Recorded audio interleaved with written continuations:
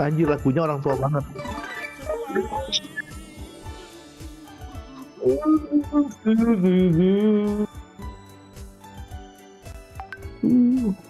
Ada kucing. Kucing stupid. Kita ada live ya. Hello YouTube. Live apa cuk? Ini? YouTube lah, cuk. Oh lu mau tryhard siang ini? Oh aman. Bisi dah anjing. Tuh. King ada belisinya King. Lah, gua mah nggak perlu beli sih, gua perlunya kucing. Lu nggak dengerin? Gua nggak perlu beli sih, gua perlunya kucing. Gimana? Jadi ini cat ini siapa? Camila. Iya, dia nggak bisa ngomong. Kenapa nggak bisa ngomong? Sedang sibuk. Nggak tahu. Mungkin lagi pacaran, nggak ada yang tahu. Oh iya juga, bisa jadi. Ada yang ngobrol sama om cuk, sedih. Lah, yang om malu bukan gue. Gila. Gua koko anjir, gila lu. Rumah om anjir lah. Gua koko ya, gua masih muda Lu ketemu sama gua bandingin gitu, suruh orang lihat juga gua lebih muda cuk. Pala kau. Iya kalau iyalah orang yang lu bayarin semua, gimana nggak ngomong muda anjir. Ups. Kan inlander kan emang gitu cara main. Gua nge-gym aja sama Roy bisa cuk, main bola juga bareng masih kelihatan muda. Kalau lu nggak bisa. Main bola. Kaki lu udah asam urat ngomongin main bola. Banget. Paham Roy. Orang tua kok kayak jadi gitu ya. Gue kan kuat ya tinggut. Gue sih selalu gendong orang tua di sini tinggut. Mau dari jadi. Mau dari apa? Enggak gendong pala kau. Mau dari lu sampai Wadeli juga gue gendong. Gila, gue di modus anjir. Harusnya gue sama Hajikat tinggal nyari support, ternyata King masuk gue ditendang. Gila. King lu luar biasa. Lu tuh kayak DPR anjir. Mirip gue kayak Gus Dur. Bangsat. Gila ya, ya. Gue pas ajak main aja bisa main, gue bilang bisa main aja langsung dibilang scam, terus dia ajak yang lain cuk, langsung min satunya padahal gue ada di situ. Gue kayak aduh. Gue mau sakit hati tapi ini orang harus tapi nggak bisa. Akhirnya ya udahlah gue harus emang orde baru perlu digeser lah buset. Gue gila. Memang untung gue udah di tahap yang sakit hati yang gitu-gituan anjir. Kata gue langsung oh ya udah lu gue kasih lihat scam beneran itu. Kalau gue kasih lihat jalur independen tim orang tua gue injek anjir. Orang yang percaya kucing bisa main jam 8 itu terlalu goblok menurut gue tuh. Ya Allah. Mau bilang Hajikat goblok. Gua kasihan sama Hajikat cu, terlalu percaya inlander kayak dijajah aja kayak Venezuela cu. Kasihan cu Hajikat ya Allah. Gue sih udah siap sih ntar. Jelas. Aduh cu, lu nyuruh dia main jam 8. Jam 8 aja dia nyetir, setan. Mana ceritanya? Udah ready, gue udah ready. Tiba-tiba ada min 1 di tempat lain. Wah emang gue goblok cuk, buset. Terus gue kayak, aduh kayak gini Gus Dur anjir gue bilang. Dikudeta anjir. Emang kadang-kadang emang orde baru itu perlu digusur emang gak bener ya. Tenang, gue akan mengembalikan kejayaan jalur independen. Gak bener, kasihan gua kasihan cuk sama orang-orang yang di scam sama kucing anjir ya Tuhan cuk. Menurut keyakinan gua dan fakta yang terjadi hai. Iyalah. Mulai Roy itu si King suruh main, katanya Glaceonnya jago, tier god.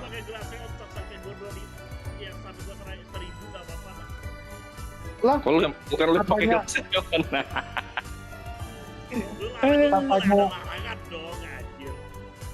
Katanya jago. Ya emang jago lah. Hasilnya kan lu bisa Glaceon. Lah, lu suruh gua apa aja kecuali Mew juga bisa gua. Jangan si King main Mew main sendiri aja lawan bot. Gila cuk. Masih mending Mew gua daripada Sarina lu anjir. Gila banget. Banyak orang tua banyak scam anjir ya Tuhan. Tapi bagi yang belum daftar dulu, ayo daftar ya. Daftar Di luar gua ngapain cok? berhadiah Minimal di promosi berhadiah gua ya Tuhan. berhadiah di cewek-cewek cute aja. Ya hari ini ada share gitu. Ada apa? PWCL. Oke, oh keren. Gue sih malas nonton ya, udah yakin gue. Menurut keyakinan gue. Gue di-kick cok. Gini kan rasanya di-kick. Mana? Ini kan rasanya di-kick ya Allah. Makanya gue beli.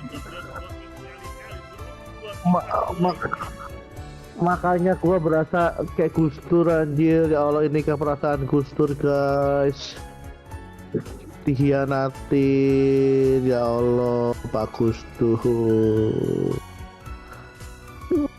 Dihianati wakil presiden, bukan maksudnya, nggak boleh ngomong gitu. Menurut keyakinan gua.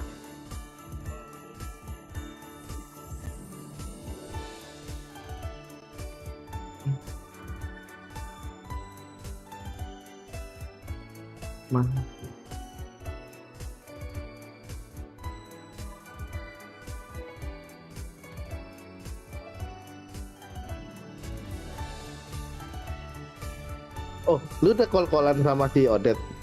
Tingdut. Oh, tingdutnya hilang anjir. Wah anjir, tingdut ngilang cuy. Gua kena scam tingdut kan. Tim 1, tim 2, tim 3, tim 4, tim 5, tim 6, tim 7.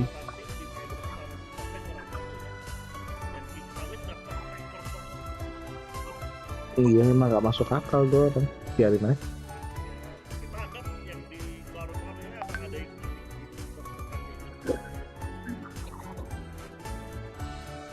Betul sekali.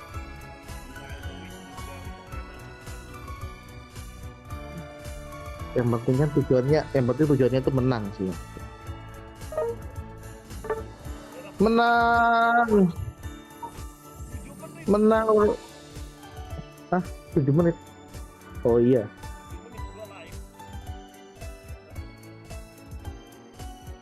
Parah sih.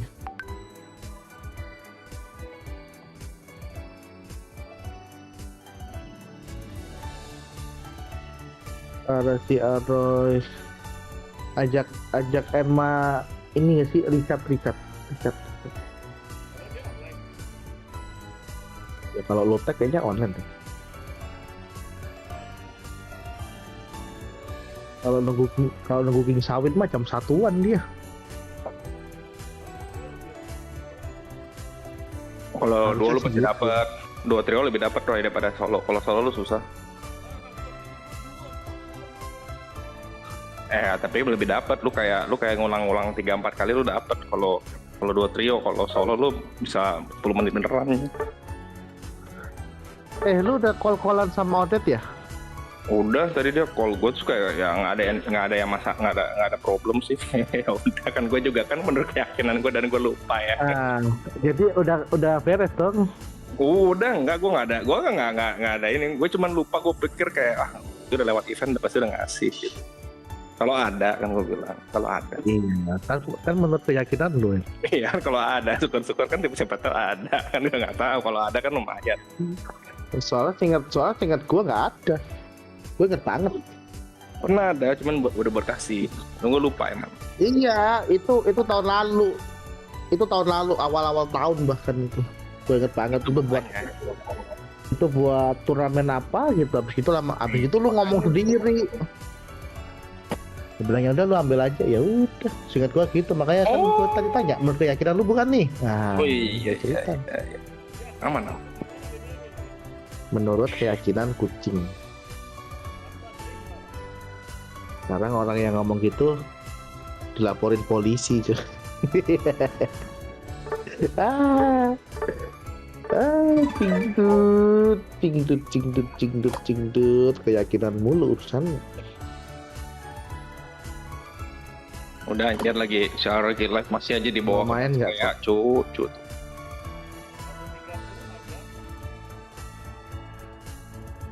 Main satu trio digendong tetangga Seki. Ini boys.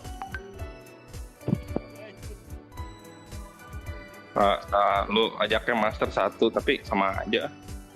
Gue kemarin sama King lagi itu kita juga dapatnya legend juga pas legend. Ini Steven mau ikut. Nah, Cancel. masuk DC, suruh DC.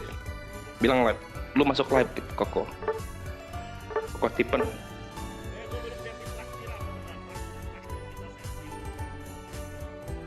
Oh ya udah siapin aja.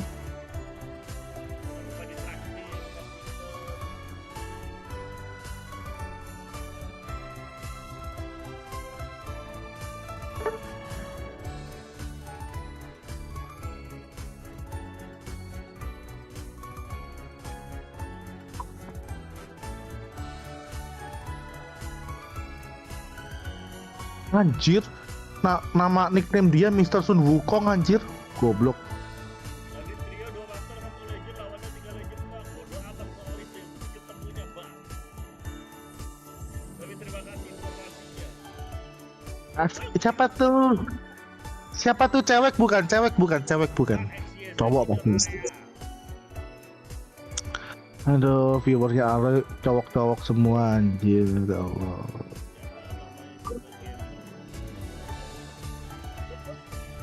Oh gitu.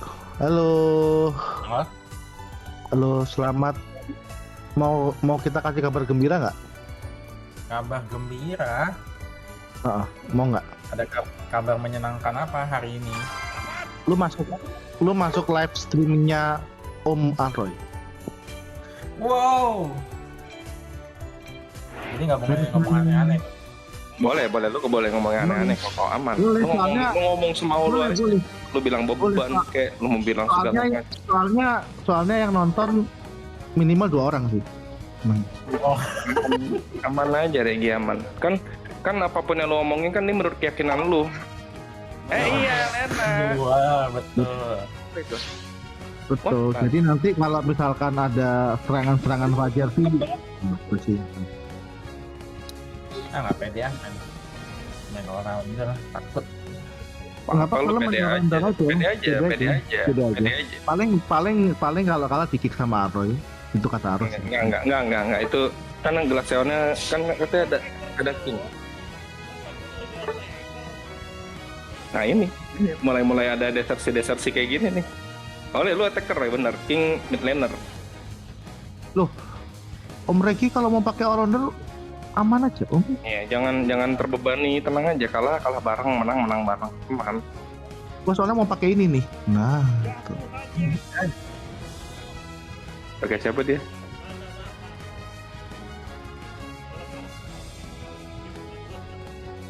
Lu pakai apa, King? Hero kesayangan kita lah. King sih kalau pakai Garde mendingan main quick battle dulu.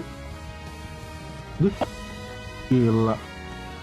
Lu ngajarin gua ganti, buset, cingdut gua pakai HP Poco kayak sampah zaman ganti gua bisa.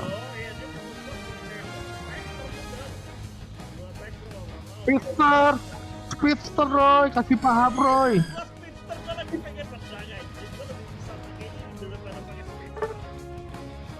Oh, meskipun gua gak yakin sih. Patch yang sekarang ini masih pakai EXP share, cuma kepake movement speed doang ya sama HP berarti. Iya, betul.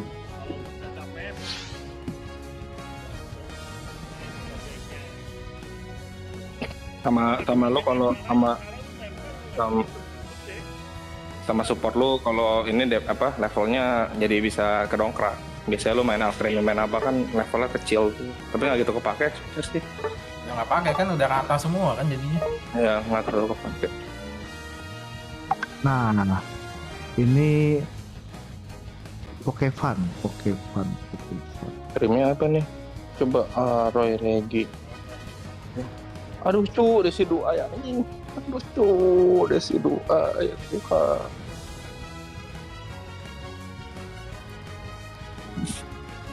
Si King pakai desi 2 cu. Kadang-kadang berpikir ngapain ngabisin waktu 10 menit main desi 2 ya. Pikir-pikir lagi ya. Mabar sama yang gituan. Nanti kalau Anjir, nanti ini kalau on mic ternyata cu, gua mau off mic kedengeran jadinya tuh. nanti kalau dari situ ego terkenal diam aja ya. Nggak Ya ini aja lihat. Nah, gue sih jadi netizen yang baik gue kan. Gue sih lumayan gini. Gue nonton YouTube-nya kalau ada yang kepleset gue screenshot. Biasa kan netizen kan bisa potong-potong, gampang.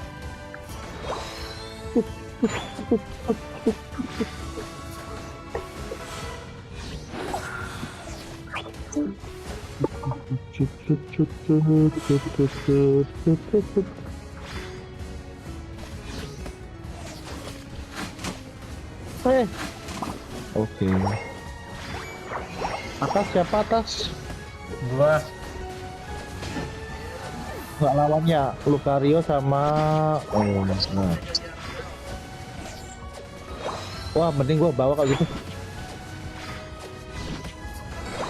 Tapi kalau atas nggak, ini kalau temen gua gak jadi juga repot din. Atas aja nih. Charmander kalau nggak jadi unyu sih ini.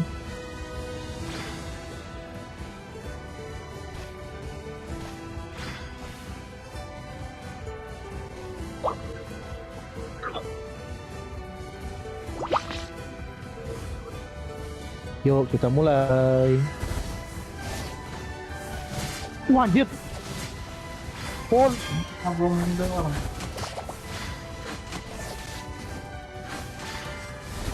Udah. Oh, sakit kok.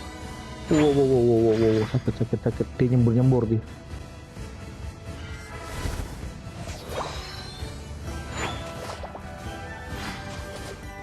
Menurut keyakinan gue. Bentar ya, baru belum dapet tusuk.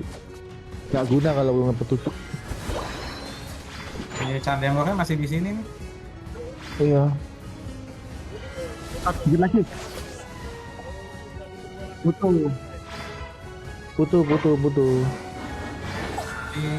Onoko Dondai. Yukioh, mampus lu anjing.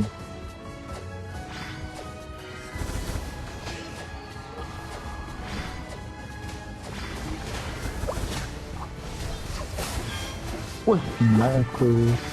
Gua datang lagi. Menurut keyakinan King.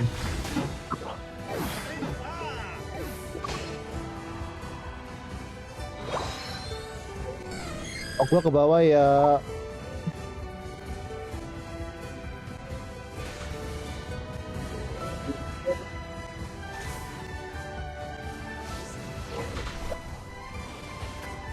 Candangnya ke atas lagi. Hai.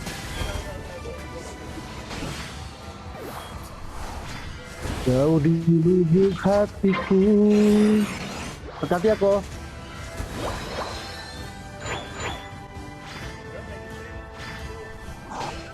Oh, di base aja kok, di base itu. Jadi sing benteng. Oke.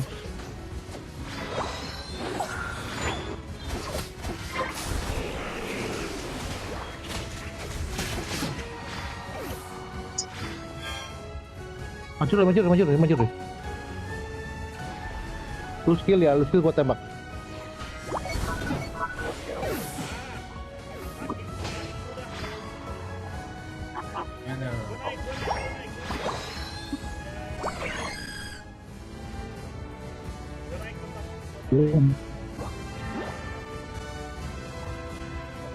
Baru bisa naik.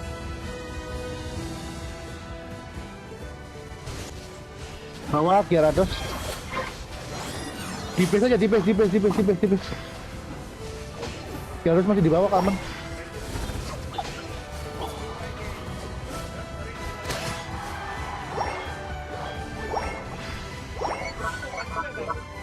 Stacking gua.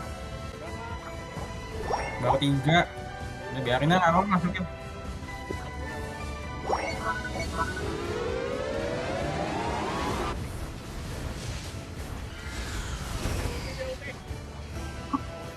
Oke, nice.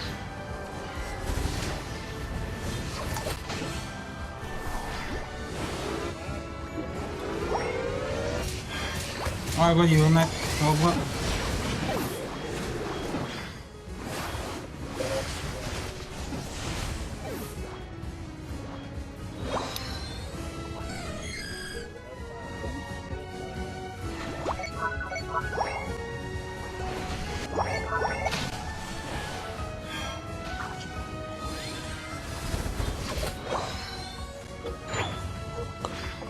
Mau ditubuh.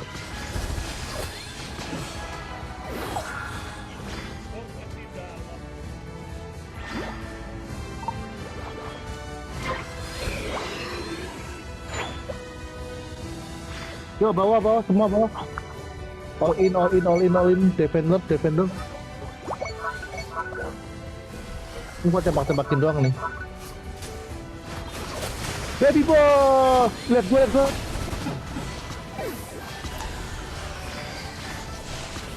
Ih, untung. Dan. Aja bentar ya.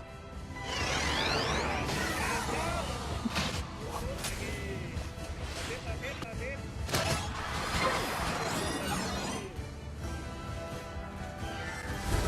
Pecat. Gila. Malah. Hati-hati kok. No kok.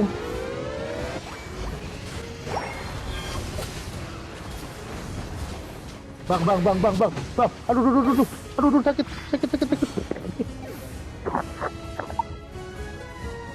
Aku paling benci anjir Mega Galaxy kalau berubah, aduh tuh kayak polisi anjir. Ngejar mulu. Dia dikerjain atas, dikerjain. Bentar gua tunggu defendernya aku. Pasti ketek dulu aja dikit-dikit. Iya. Siap Plasit.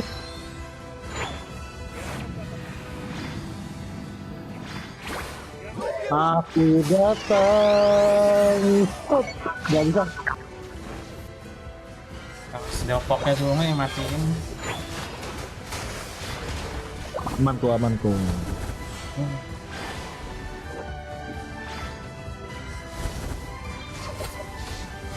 Level 4 sekitar biar rebotnya bisa.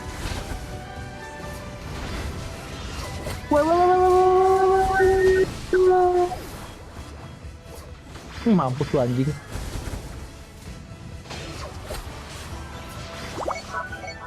Scoring di atas tuh, gak apa-apa kok.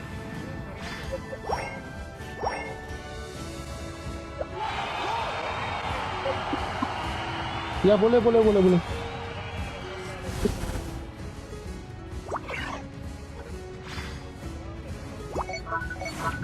Level upgrade, ada yang level 13 dan oh, koreksi kurang. Bentar. Di mana kah mereka? Kagak ada. Kosong.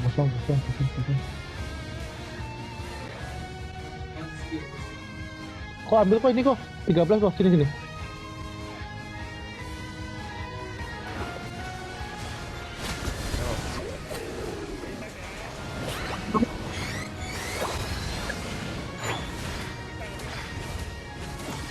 Anjir dia ngajar gua mulu tuh. Baru unit langsung mati. Gila si Tina ngejar gua sampai ke ujung bumi tuh, udah lari tuh. Loh, ngapain curen? Bisa Lagi tuh. arang. Parah.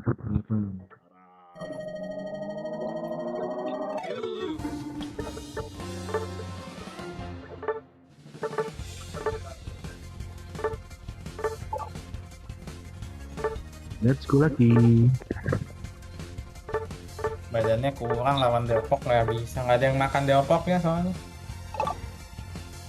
Ya susah sih.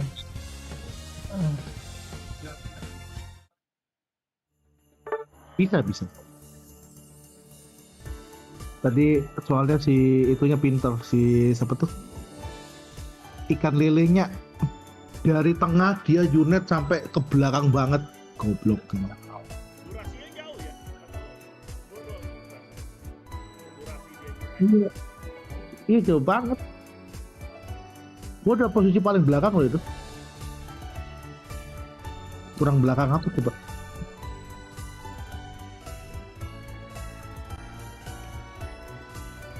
Jauh di lubuk hatiku. Bukannya kok Regi bisa ini ya? Bisa pakai Gyarados kan? Nggak ada gua Gyarados biasa, Meganya nggak ada. Bukan, aslinya bukan pemain ungu.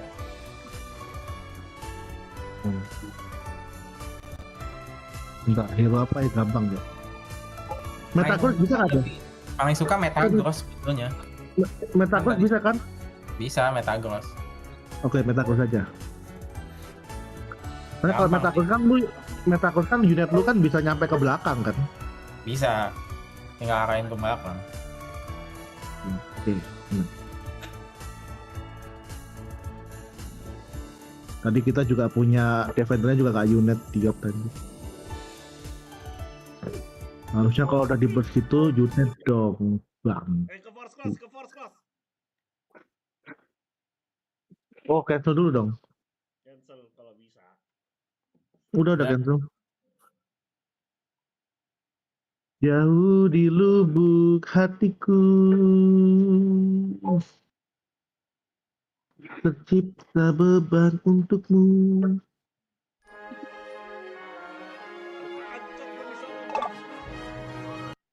Nah lo kayak gua kemarin nggak bisa login lagi. Kita harus sensor dulu, guys. Andi.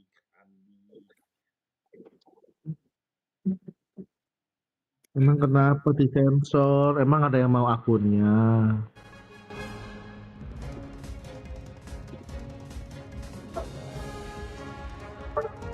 Roy, emang ada yang mau akunnya, Roy?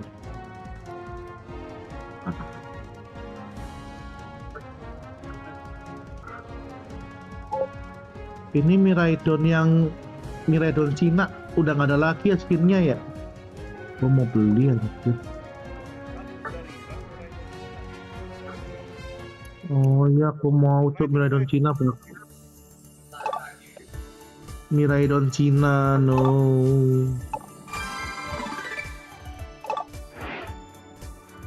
Tuh, aku.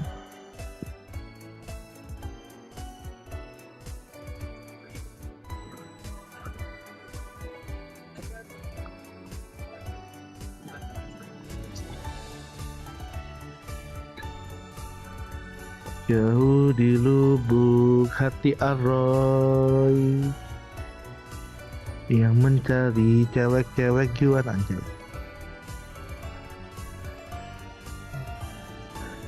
Ini gimana, Roy? Apakah benar kamu lagi mencari cewek-cewek juan, Roy?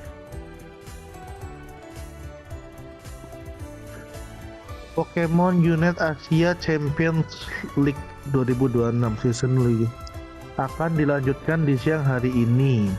Match antara Onyx versus rival esports. Ayo kita tebak siapa yang menang, Onyx atau rival esports. Parah lu, nggak ini parah. Sekin gitu-gitu tetangga lu lo ya, parah lu. Rival. Oh ya, tapi kan dia kan sekarang kan gitu Bu Onyx ya, gimana sih? Parah.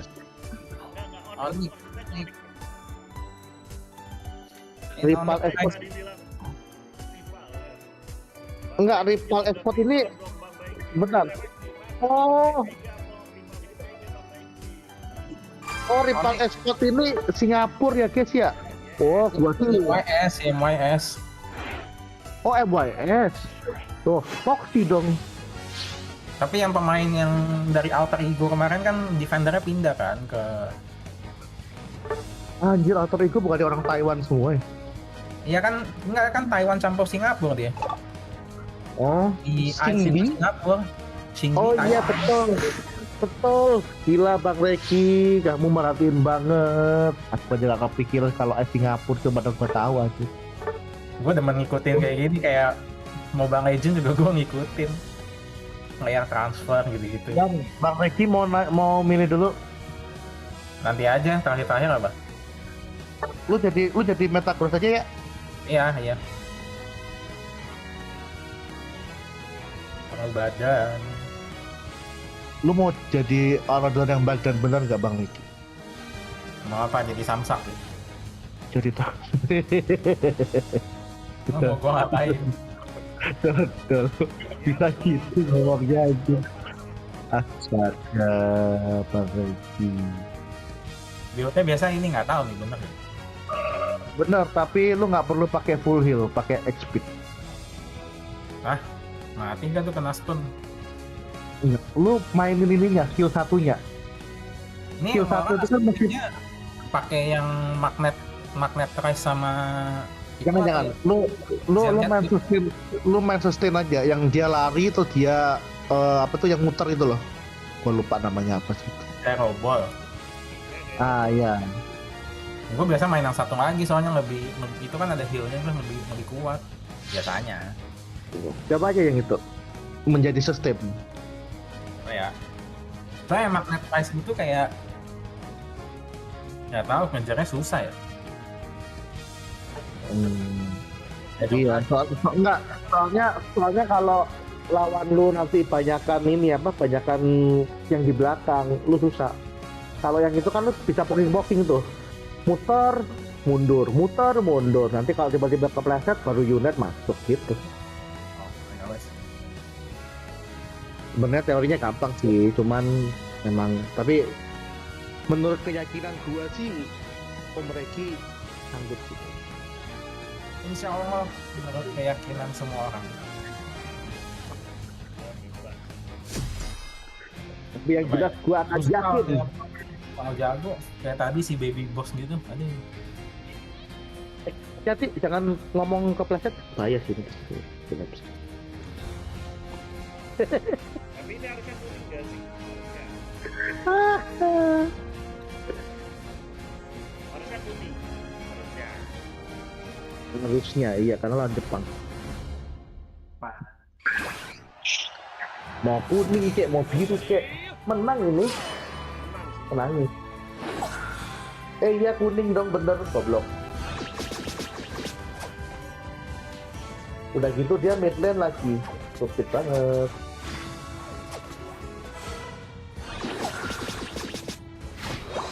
Gua lagi ini ya cosplay jadi Yontam.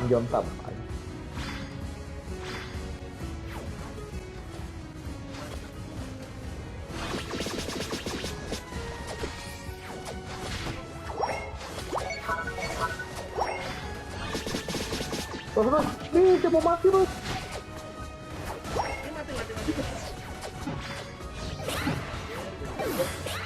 No, you dead lah yo.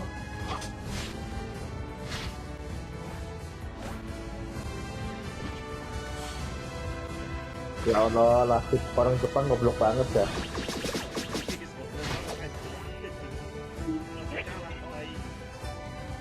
Perasaan gua.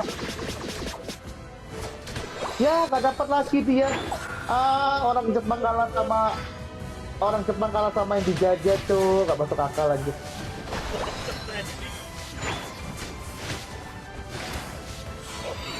No, gua dapat terus.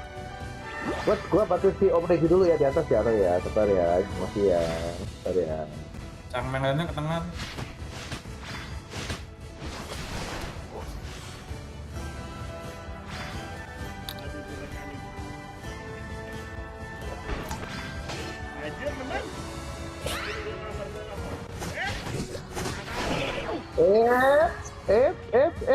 Gitu dong.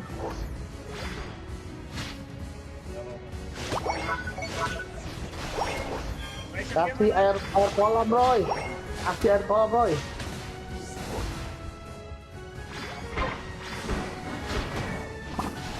Oh, Gua nggak gerak.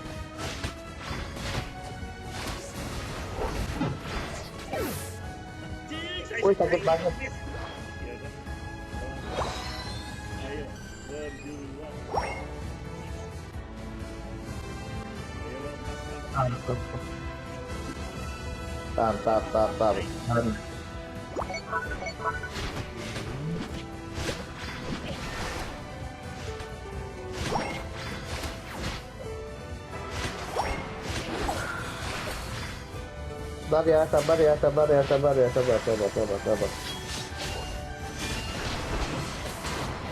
Nah, gitu dong. Kita mulai bawah. Roy, lu sounding. Sorry.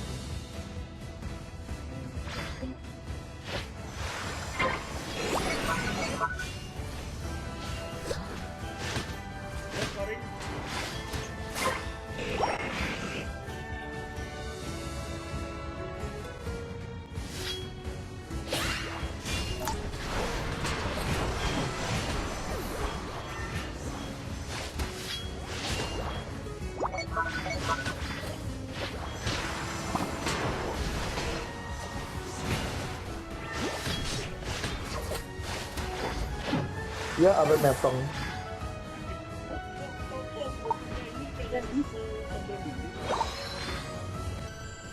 Kan di knock ya, ngomong-ngomong ya.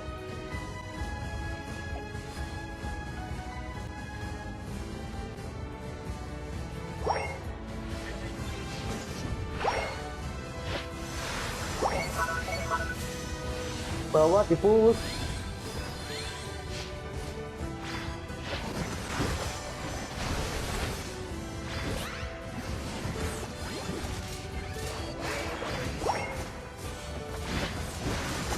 Mereka ke atas. Hati-hati.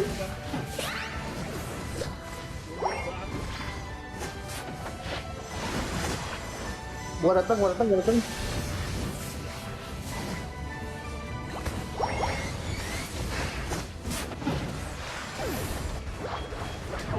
Apa United kemarin? Iya.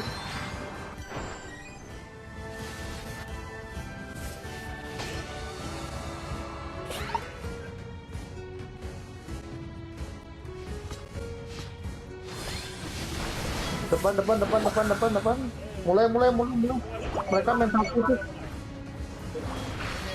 Belakang gua ini ya. DP. Oke.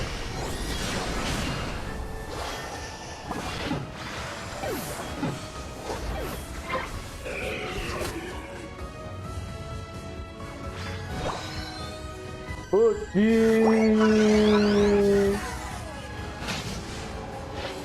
Mati nggak sih? Ayo nggak mati temen gue. Gue nyari jalan dulu ya.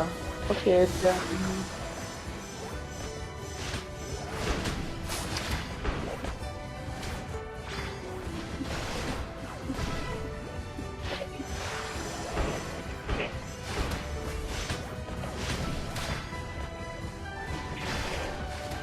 Ayo Om Regi udah punya jidat nih.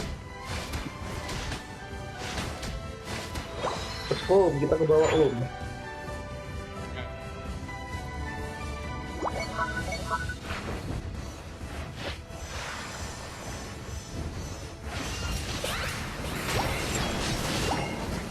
Anjir, dia jidat kuat dong.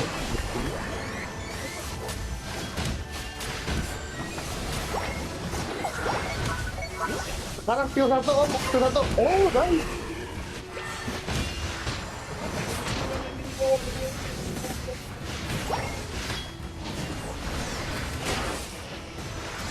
Gak bisa, balik, gak bisa.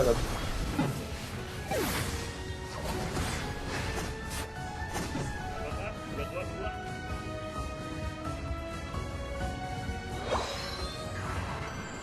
Jangan gue United. Ini gak dapet cok. Gak ada. Tapi Dia lewat samping dong.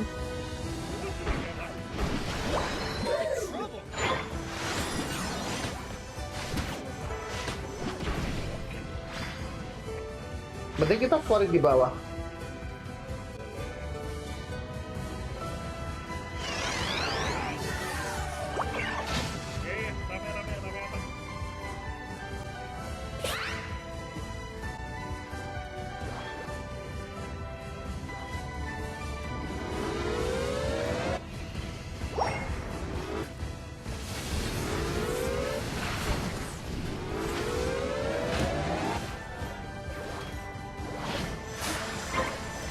Udah balik. Balik.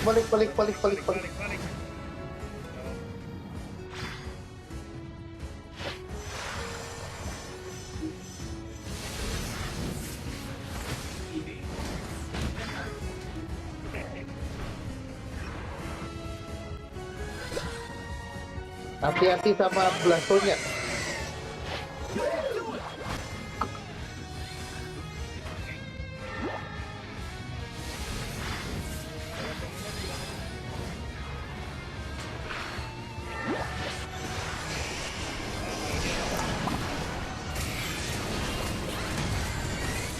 Oh, nice. Wah,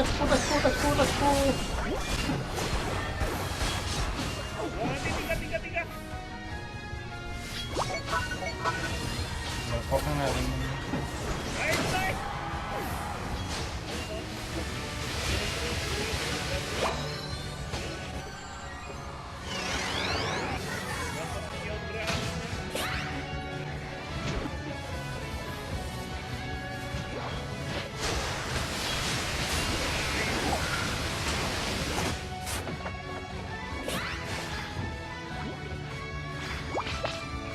Nice. Atas ada blastong di Yugioh ya.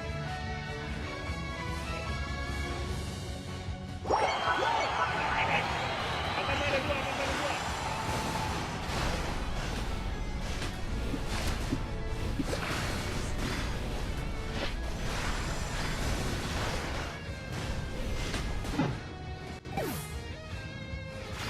Saya ke atas kuat. Sorry. Terusin kuat. ada ini habis.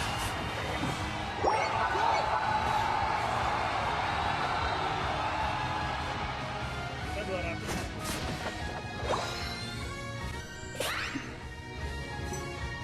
Jangan sampai scoring Roy, dia Roy.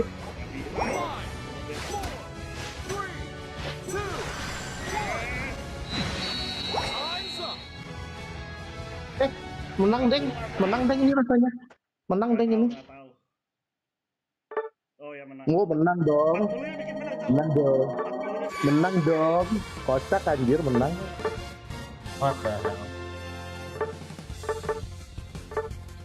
aman Mas Reki. Aman.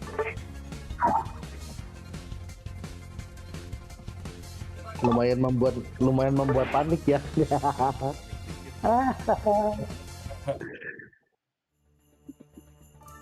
Ya gimana ya, lawannya orang Jepang ya.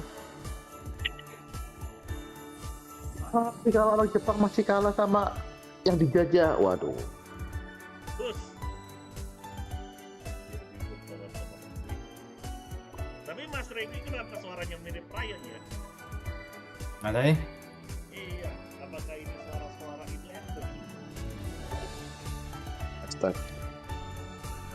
Inlander.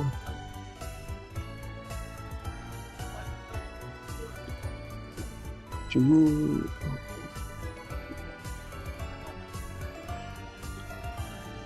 Ada yang main Zero West guys, Zero.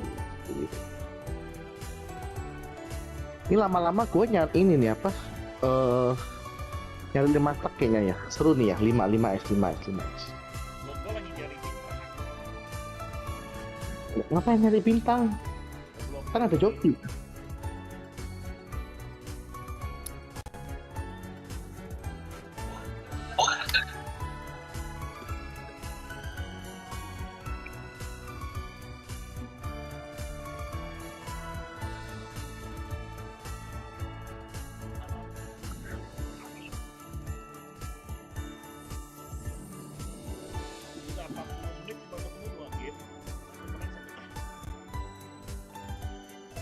Yang tadi kalah nggak termaafkan dia tadi, bisa kalah itu. Kita lawan yang gampang kalah, lawan yang susah menang. Oh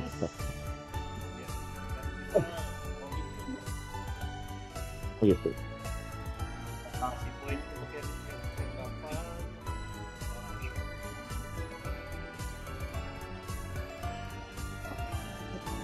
Gimana Bang Reki? Unitnya pas banget tadi. Apa? Unitnya pas banget. Hoki. Itu lagi mode panik atau emang gila nih gua pegangan gue nih. Apa tuh meta gue? Aku udah ngomong. Kalau mau Yuran, Momen. Berarti suka pakai hero-hero momen berarti. Pas Wall bisa main dong berarti. Nah, nggak tahu deh. Gue bukan pemain ungu soalnya. Ya coba-coba aja bisa sih. Oh. Ready, woi cok. Siapa nih belum ready? Wah, Oh, udah. random kalau.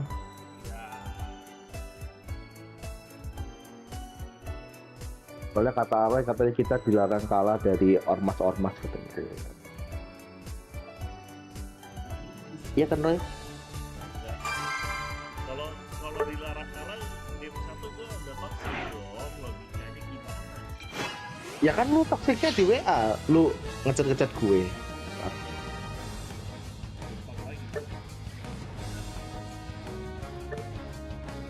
Mega Gyarados sih goblok sih. Gue lebih mending ke band ini.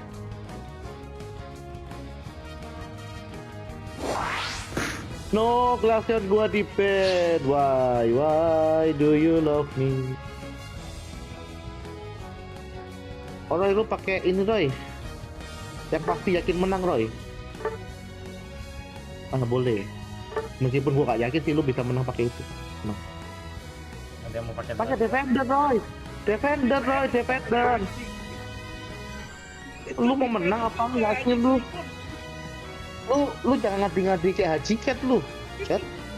Itu juga defender, Oh, lu kalau mau jadi core lu main sama cewek-cewek duan aja tuh.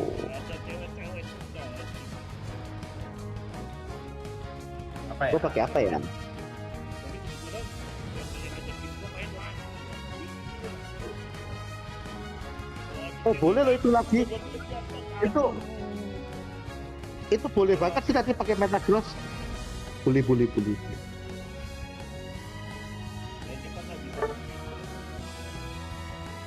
Pakai Metagross, emblemnya ini, mau gedein di HP-nya, di SP-nya. Tebel sih.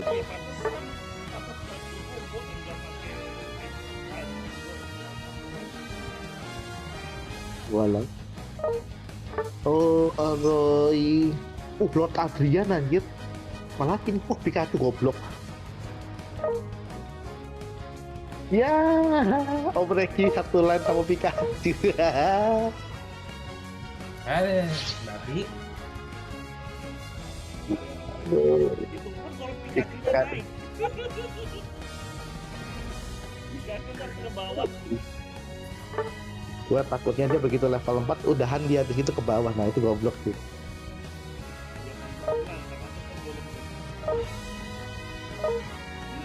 Tapi sih mid-lane kita bahasa Jepang ya. Kalau goblok ini kebangetan sih harusnya. Babi, sejak kapan gue pakai Vaporeon ya?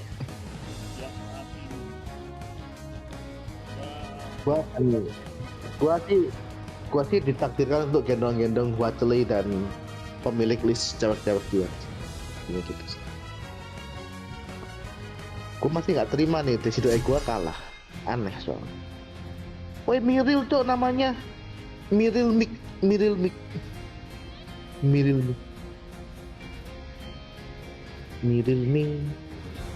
Pikachu-nya juga belum. Boleh nanti pas lu main sama Angga tapi. Ya kan gue cuma bilang doang anjir. Boleh sih boleh. Kalau lu perayaan misalkan 3 tahun aro YouTube gitu, lu pakai Dewi support boleh. Nah, 7 tahun sama kalau 7 tahun anjir langgeng banget sih YouTube-nya, gila gitu. Langgeng juga langgeng juga ini ya. Langgeng juga ya yang jadi viewers lu ya. Lu live cuma 2-3 orang mulu.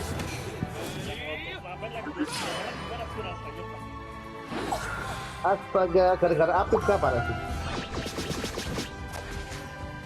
Lu segitunya kah sama apip? Ada Mas Izu. Roy. Mas Izu dan Mas Wasili.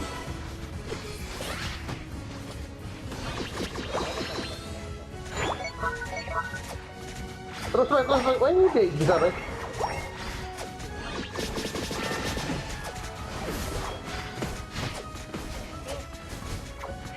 Nice, gila, play-nya tuh.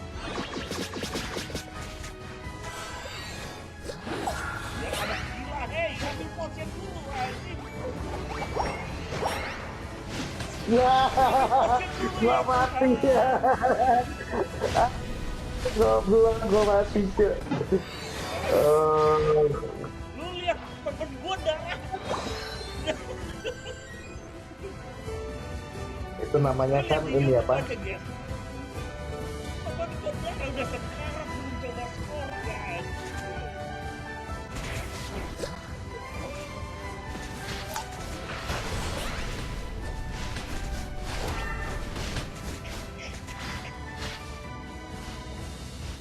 Ayo tabrakin.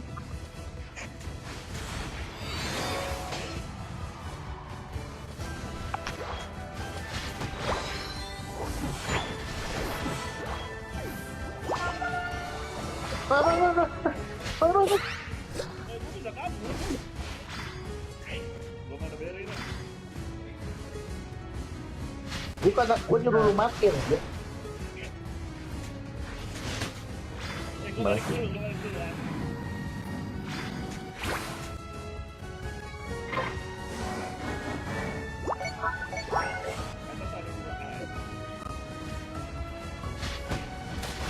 Oh, sarendum.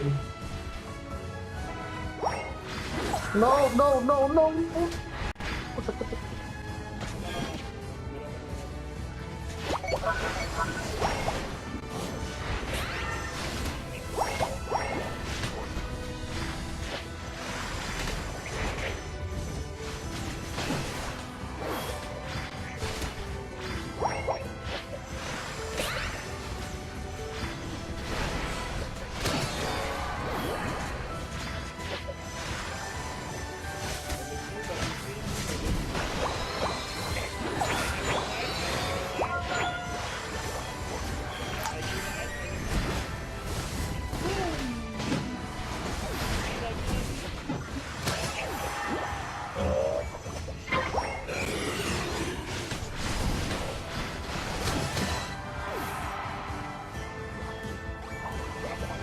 Kok jaga atas ya kok?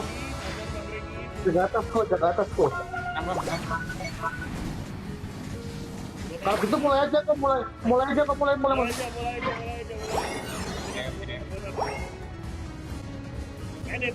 Pede. Apa memang lu pede kan?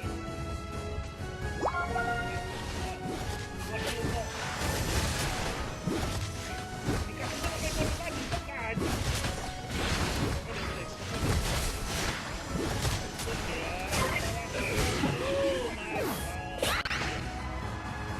Matematika 30.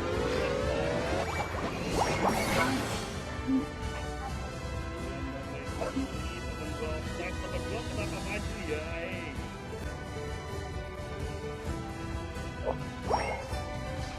Menang ya atas ya?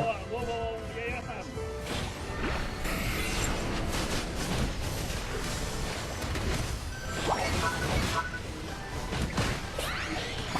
No.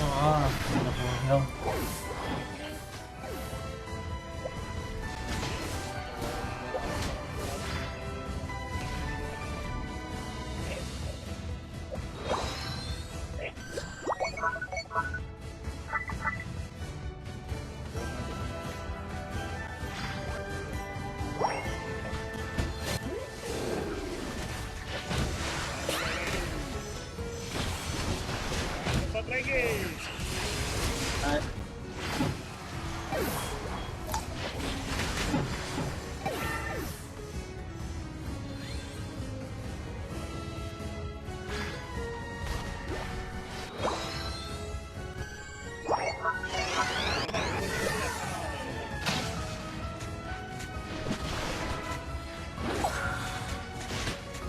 Farming.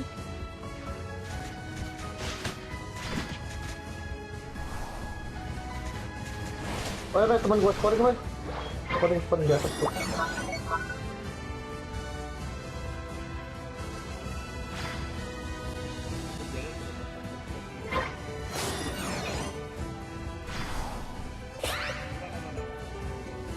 Balik ke base aja kok. Ih, sakit banget.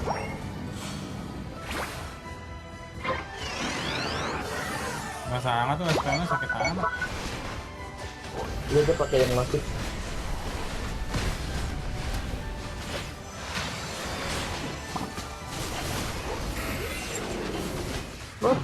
Terus nice. Ke atas, sekarang ke atas.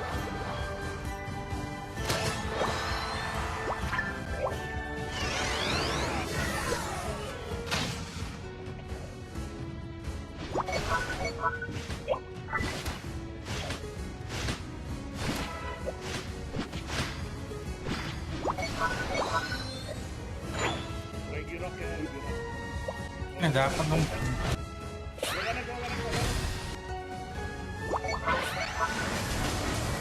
Kejauhan.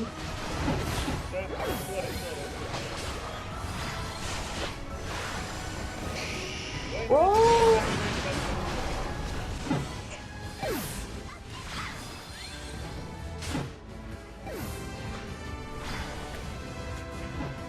Anjir, sakit banget lemparannya cantik.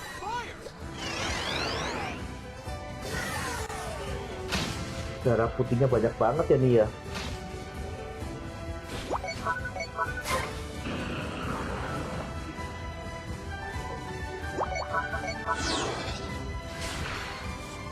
Mari kita farming, hey.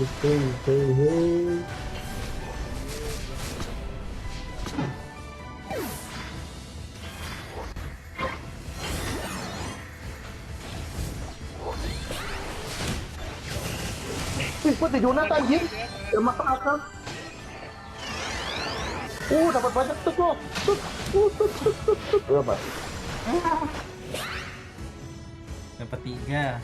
Cuma.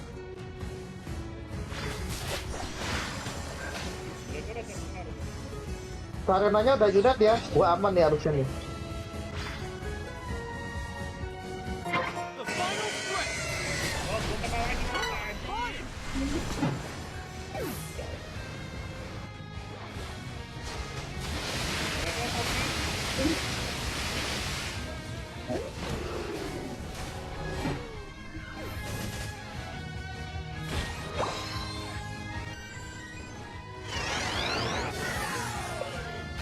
Dragon Knight-nya sama SPL-nya kalah anjir. Tapi dia harus recall. Coba udah mau habis. Boy, lu di mana, boy?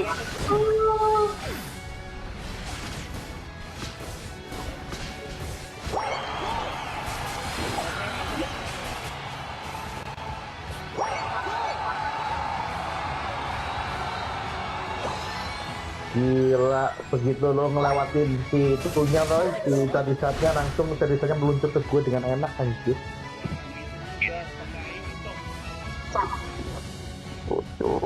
Kok dibanting-banting jadi shot mulu. Sabar, benerin emblem dulu.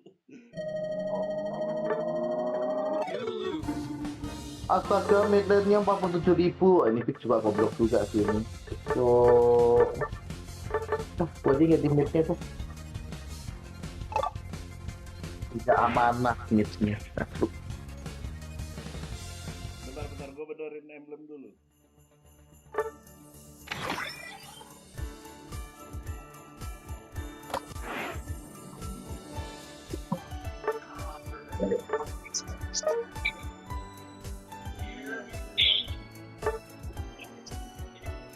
Ayo, ayo.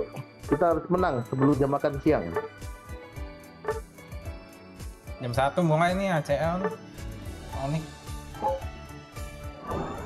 Apa bisa nge-lab nanti? Onyx lawan rival. Gua mau ngomong rival tapi ntar gua di ini. Oh, parah. Ternyata lu yang ngomong rival dari tadi ya. Iya, gua mau ngomong rival soalnya kan gua di PM sama Aroy, dia bilang, "Lu omongin dong King, rival aja gua nggak enak sama Sheki gitu." Ya. Nggak ada.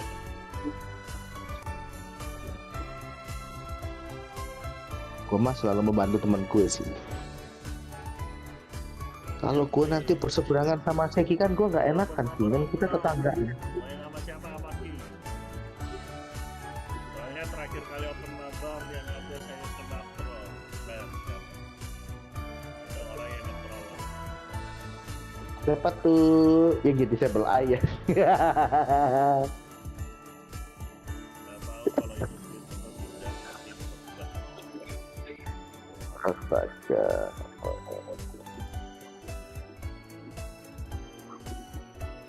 Turut berduka Alroyno.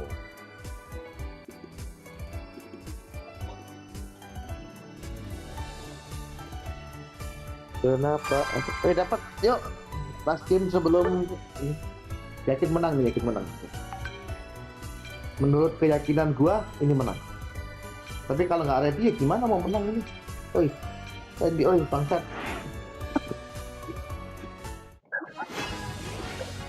Wow.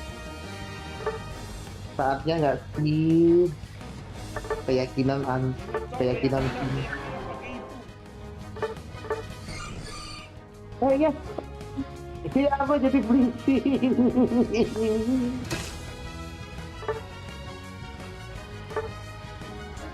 Tuh, gue udah versi ini apa? Versi siapa tuh? Demon Slayer.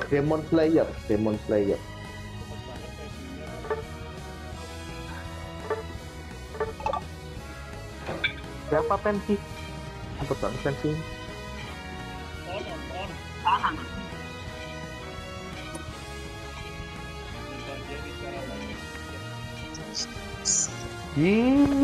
Ngajarin main exhibition nggak tuh? Kira ada defender. Coba. Itu defender beneran. Enggak, itu all-rounder. Percaya nggak? Aja Begitu tulisannya percaya. cocok. Ada badan yang kenceng gitu maksudnya dari tadi.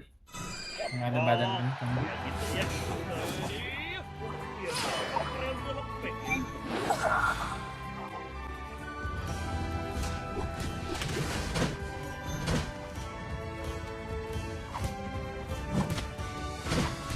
Aroy yang dicintai oleh cewek-cewek jual.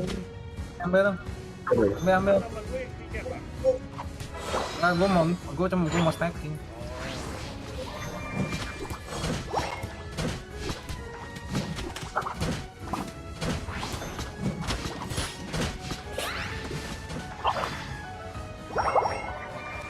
Gue mundur ya, gue nggak bisa. Ya.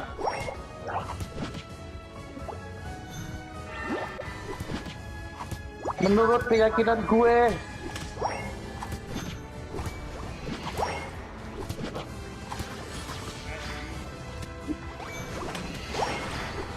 Keyakinan gue bisa sini. ambil. Stacking. Dekat.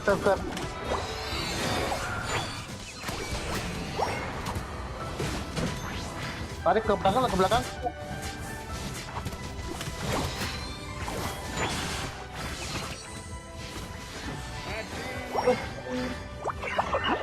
Oh, kurang dia. Gak seru mainannya.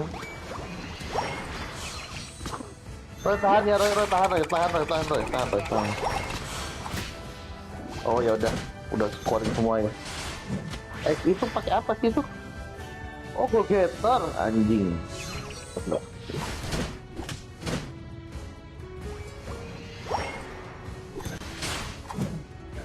Menurut keyakinan gue.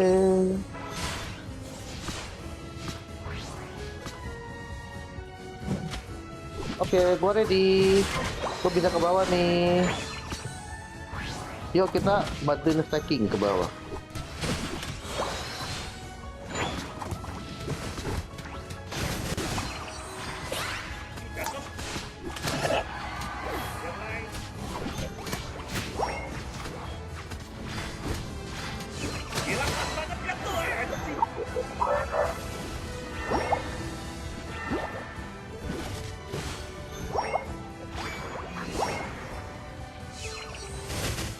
Gua push ini ya tengah ya.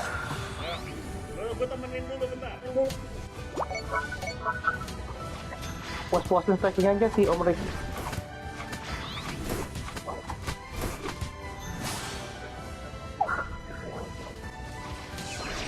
Gitu mas.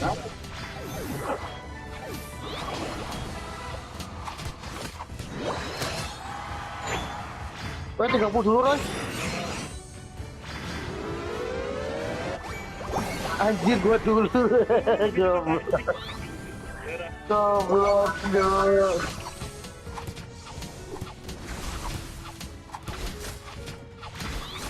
Gue backup ya. Ya. Alroy moment. Mampus Alroy moment lo ada orang nih. Mau nggak Roy? Lo udah inget nggak?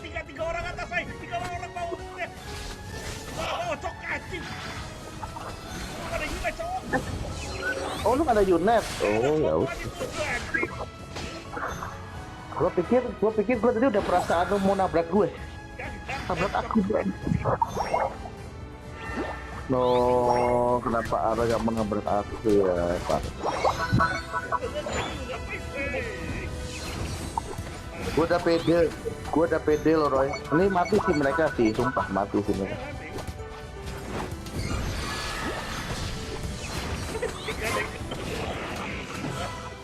Iya, kan.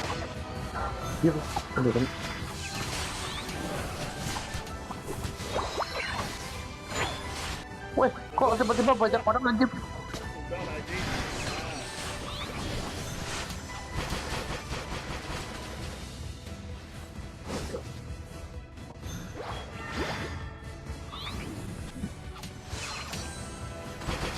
Kalau mau tabrak boleh ya.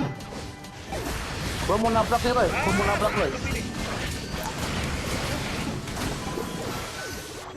Oh, kita tabrak kita yang kalah. Udah, sorry. Enggak deh, nggak bisa.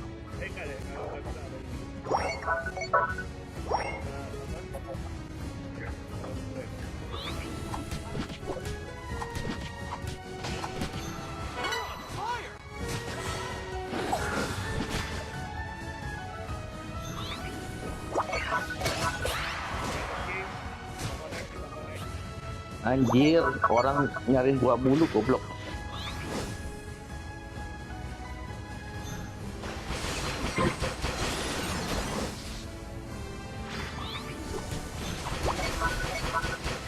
Mati tuh. Dapoknya mati. Nice.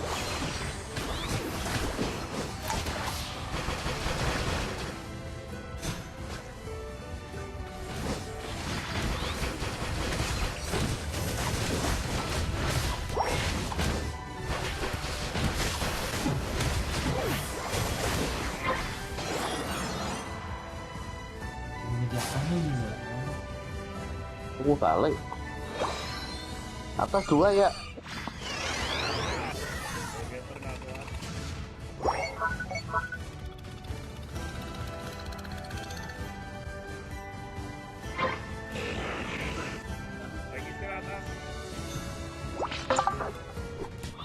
Gua datang Roy. Ke atas deh bang.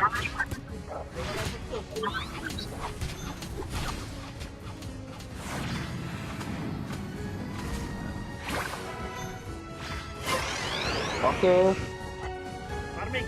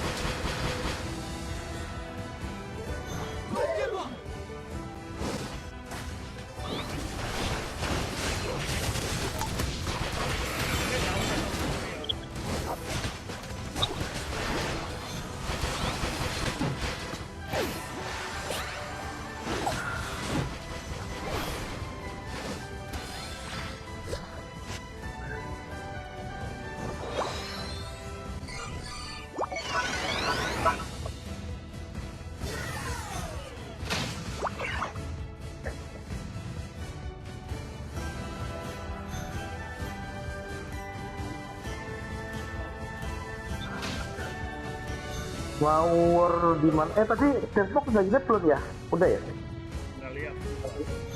Oke. Ngeliat.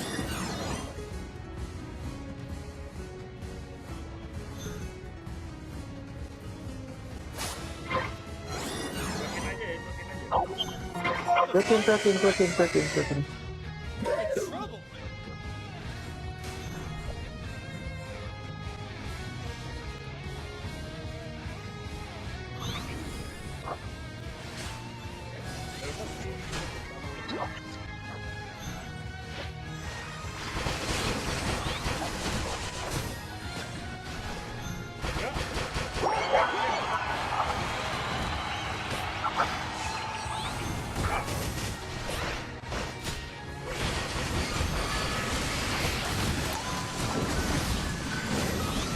Oh, nice.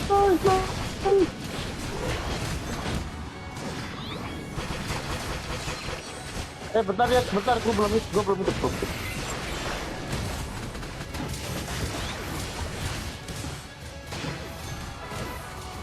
Come on Bang Regi, oh nice. Nggak penting. Gue penting.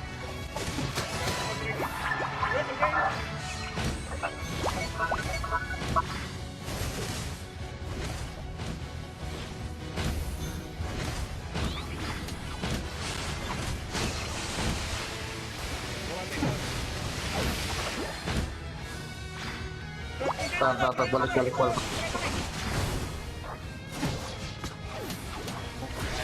rocking. Oh no.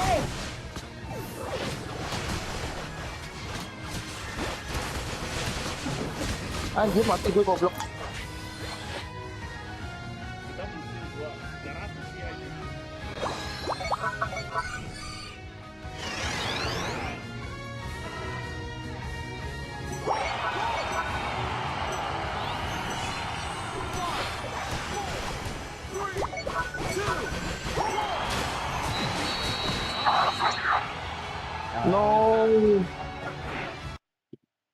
No, kalah ya kita ya. Kalah. Anjir, padahal Om Reki udah menggendong-gendong gitu. Dak. Mana ada? Sekali lagi. Ada sekali lagi. Oh, udah selesai ini. ACL. Oh, ACL. Oke. Nonton kah? Nonton. Boleh. Nonton. Thank you guys. Yo. Thank you.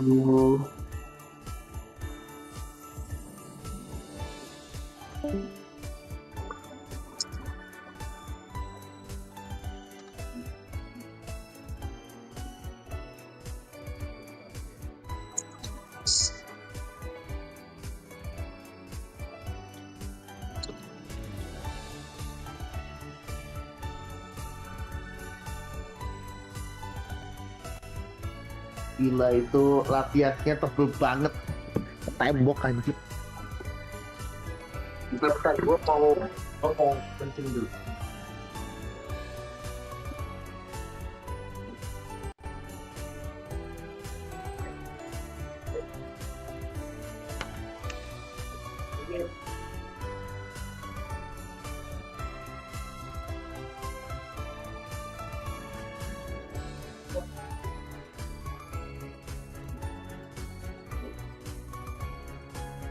Hey.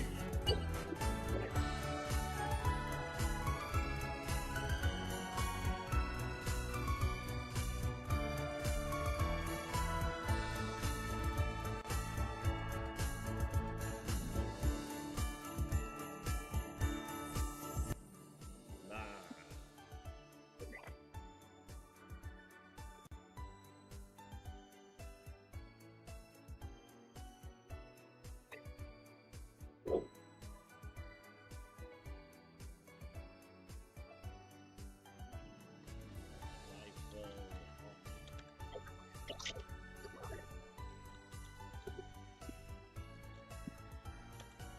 Roy, gue makan dulu ya. Yo.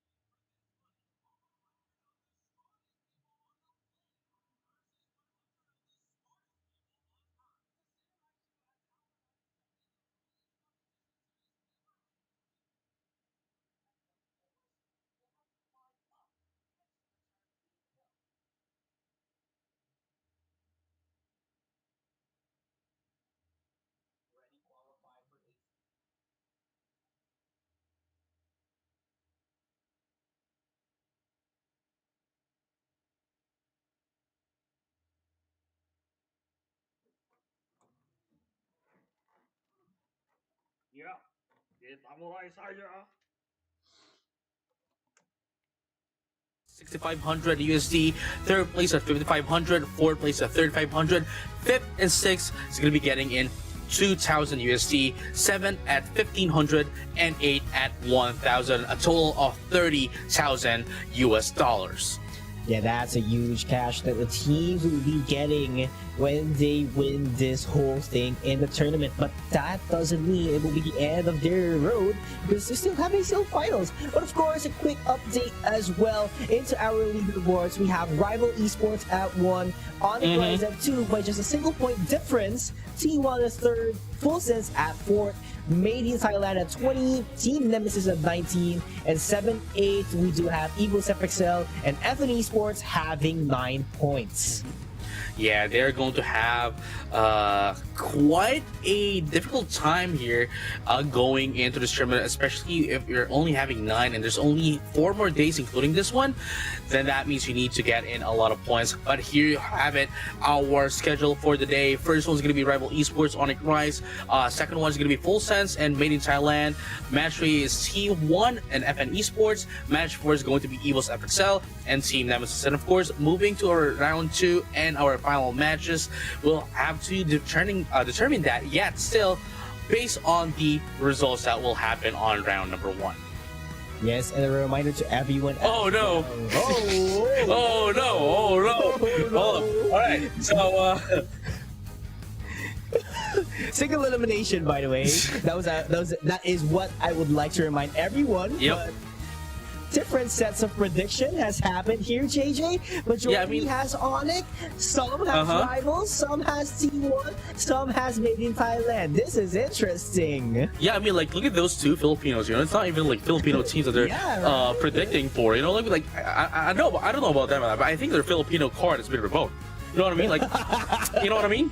Yeah, but it's really hard to predict who's going to win because we're only allowed to predict one team. Here That's true. out of the That's 8. true. And by to tell you guys, we are just predicting on their performance last year, but it's a different story right now because of Kyogre, and at the same time, these teams had a huge amount of time for them to prepare and have a break right after that 2 days.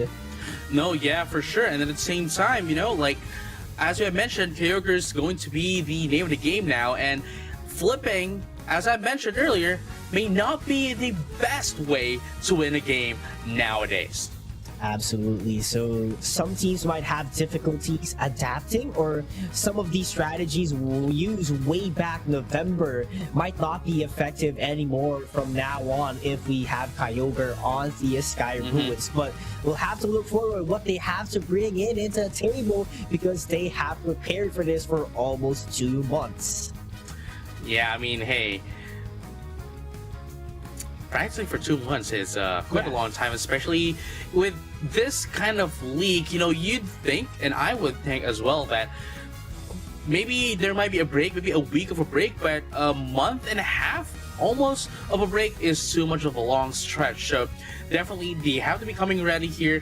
The only difference is that their points has been stuck since day number 2, but anything other than that, we might as well treat this as a reset. Absolutely, but this will be a whirlwind for them. This could turn the tides, change the air or the flow of the tournament because, some teams might have an awesome chemistry, some teams might be good at flipping, but it could change a lot right from now on since maybe a lot of things had happened. They had their holidays, maybe, there was some time wherein they were not playing, they were not practicing that a lot, so we're not sure what happened behind the scenes for these teams, so just have to look forward to it, JJ. But for game number 1, really exciting to see because somewhat this is 3/4 of the casters' prediction, right? Esports and Onyx, man. So this would determine the fate of the caster prediction, 3/4 of it, because I believe there's one T1 and 2 Made in Thailand prediction. Yep. I mean, everyone else, including me, we were going in for Onyx, and then there's you, Rival Esports. So it's definitely one caster out of like 5-4. Yeah. So Yeah, it's 5.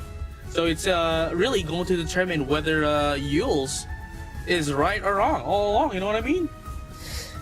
Yeah, we'll see. But one of our featured player here, we have HD, the guy who has been using all-rounder for the team, Mimikyu, Scizor, and Urshifu. We've seen how efficient that Water Bear and Scizor way back in, but together with the Mimikyu, with the Trick Room. But I have to tell you, Mimikyu was tweaked down a bit, so we'll see if HD goes for it later on. I mean, there has been quite a lot that has been tweaked out as well, and especially we haven't seen this Pokemon. Vaporeon is now available for play, but before we even see it at the Asian Champions League, it has been watered down a lot across the board. Across the board, man. But hey, it's Vaporeon. Mind to tell you, we're not sure how these teams would perform with it. That's true.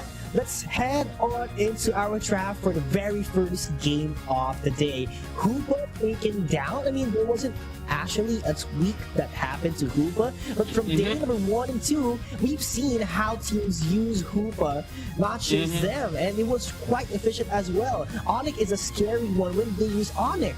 When they use Hoopa, rather. No, yeah, I mean, it's really... what I would be able to say about these Pokemon is that it doesn't... I wouldn't say it doesn't really matter as much, but at the same time, what they really needed from these Pokemon are the tweaks. Sorry, not the tweaks, but rather the utility that it brings to the team. So even if it does get some tweaks here and there, if the utility is still there, they would still be able to play it, and they would still play it nonetheless. Absolutely, but Mega Gyarados is actually banned here. One of the brand new Mega Pokemons as well since November. So this is actually the first time that we might see it in play, but not quite for this game. But Mega Gyarados is a scary Pokemon in terms of firepower, JJ. No, yeah, for later. Oh, wow! I just said it, but Vaporeon may have been watered down, but it's not stopping Onyx. They're still gonna be playing Vaporeon. Yeah, I mean, just like what I told you, like we're not sure what's up with the teams competing, and at the same time, you've mentioned that split might not be the best strategy in the game, and Vaporeon definitely has that capability to zone out his or her opponents by using Hydro Pump, using the flip turn as well. So there's a lot of things that Vaporeon can do for a team, especially being a defender with its ability as well, which is the water absorb. So there's enough shield, there's enough capabilities for zoning out your opponents. What more can you say? That is true, but here you have it though. Moving forward, we have the double defender into the side of Onyx Rise. That is the Blastoise and the Vaporeon, along with... This is a Pokemon I haven't seen quite a lot. Mega Mewtwo X. This, I believe, is going to be the first time that we're going to be seeing in this league, at least for 2026. We all know that Mega Mewtwo Y has been used a lot, and Mega Mewtwo X actually is a strong Pokemon as well, but in quite recent patches, there's a lot more Pokemon that has been more valuable than this Pokemon. But again, we are going to be seeing this, and it's going to be Onyx Crisis using it.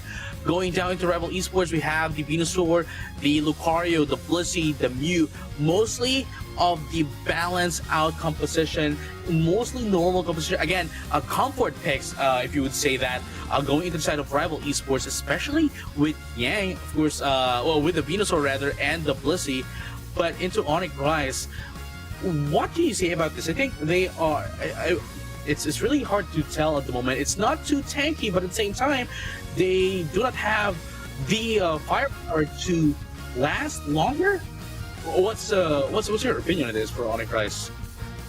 I think they just want self-sustain. I think that's the only thing they want here, because definitely Blastoise and Vaporeon has their sustain, and both of them can zone out their opponents. And with self-sustain with the Mewtwo X and the Mimikyu, I think that's the goal of this setup. And that the Cell is just going to be there flanking, taking out the priority targets that they need, such as Yang and maybe HT. So I think that's the game plan here. Others can stay on their own, while Cell would just have to take that key Pokemon at the side of Rival Esports. Oh no, yeah, I mean, that could be one way to put it as well. I mean, knowing the fact that they can zone them out, they can dish out the damage, coming in from the back lanes inside of a rival esports. As long as they can be a taunt, then they can defend their team. But the thing is, there's a lot at stake here, especially that Mimikyu is mostly a single targeted Pokemon alongside Mewtwo. It's not single targeted, but it doesn't really have a lot of those what's the term here, the AoE of its attack. But then if they can push them out, I think they would be able to do a lot of damage. But Rival Esports nonetheless has a balanced out as a balanced composition here, I guess, with the exception of the Zoroark. But then it does have the mobility. Yeah, and I think Cell using the Talonflame together with a Zoroark on the other side, I think both of them has identical goals, just like what I've said a while ago, which is setting the priority targets. But well-rounded, it's ideally at the hands of Rival Esports. We're not sure what's in the minds of Onyx Price. Yeah, maybe that's a possibility, just like what I've said. Maybe they just want to self-sustain themselves, and they won't collapse even though someone is taken away from them. Compared to Rival Esports, let's say that Blissey gets taken away, it will be hard for them to sustain and continue the fights later on. Well, I guess that could be a point of contention, but then again, we can say as well that the Venusaur does have some self-sustain here. We do know that we also have a Steadfast into the side of the Lucario, so they could definitely last down into team fights as well, even without the Blissey, but the Zoroark, I guess, is going to be the one that is in the detriment once the Blissey goes out. That actually made me think right here. What could be the game plan for Onyx? But yeah, we've taken the pause here. Trainer who's watching aboard or wherever you are, pause has been requested, and that's very much understandable since we do have just the start of the game, so there's nothing much of an impact, and we're just waiting for the admins to give a go signal for this game to start. But of course, reminding everyone, make sure to register already to Winter Tournament if you want to shoot your shot for you to represent your region for the ACL finals. Right, and again, it's already in just a month, 3 weeks to be exact. It is going to be on February 1st, for when the qualifiers for the Winter Tournament is going to happen. And again, we just want to reiterate that Mega Charizard Y Meowth is still not allowed to be used. Umbreon is also not allowed to be used as of the moment. And Darkrai with the move Dark Pulse, there you go. And using any of those will result on an immediate game match loss, actually, not a game loss, but rather a match loss. So, and again, 30-day ban is something that's new that we haven't really heard of in this game, in any of the leagues of this game. It's always been 2 weeks, but now it's 30 days. Yeah, I mean, that's absolutely I think it's a new way as well for our competitors or our trainers here competing in the tournament, for them to get a full grasp of how to use those Pokemon into its maximum potential. So there's actually a good and maybe a downside for the teams. Maybe some of the teams might actually want to use it immediately, but at the same time, teams competing might actually have a longer time to study the Pokemon itself. So, there's just maybe an advantage or disadvantage. It depends on how you look at it. But I think it's actually better for you to have a longer time for you to study the Pokemon in order to determine how can you use that Pokemon into its maximum potential. No, that's true, because a lot of not a lot of the times, but there are times where there may be teams that are relying on cheesing it, because it's a new Pokemon that nobody else has still has has studied the Pokemon. But then again, I mean, it's a legitimate strategy nonetheless, you know. So I'm kind of on the fence into that, me personally. But hey, I mean, hey, you just need to follow it as well. Yeah, absolutely. You know, just have to follow the rules nonetheless.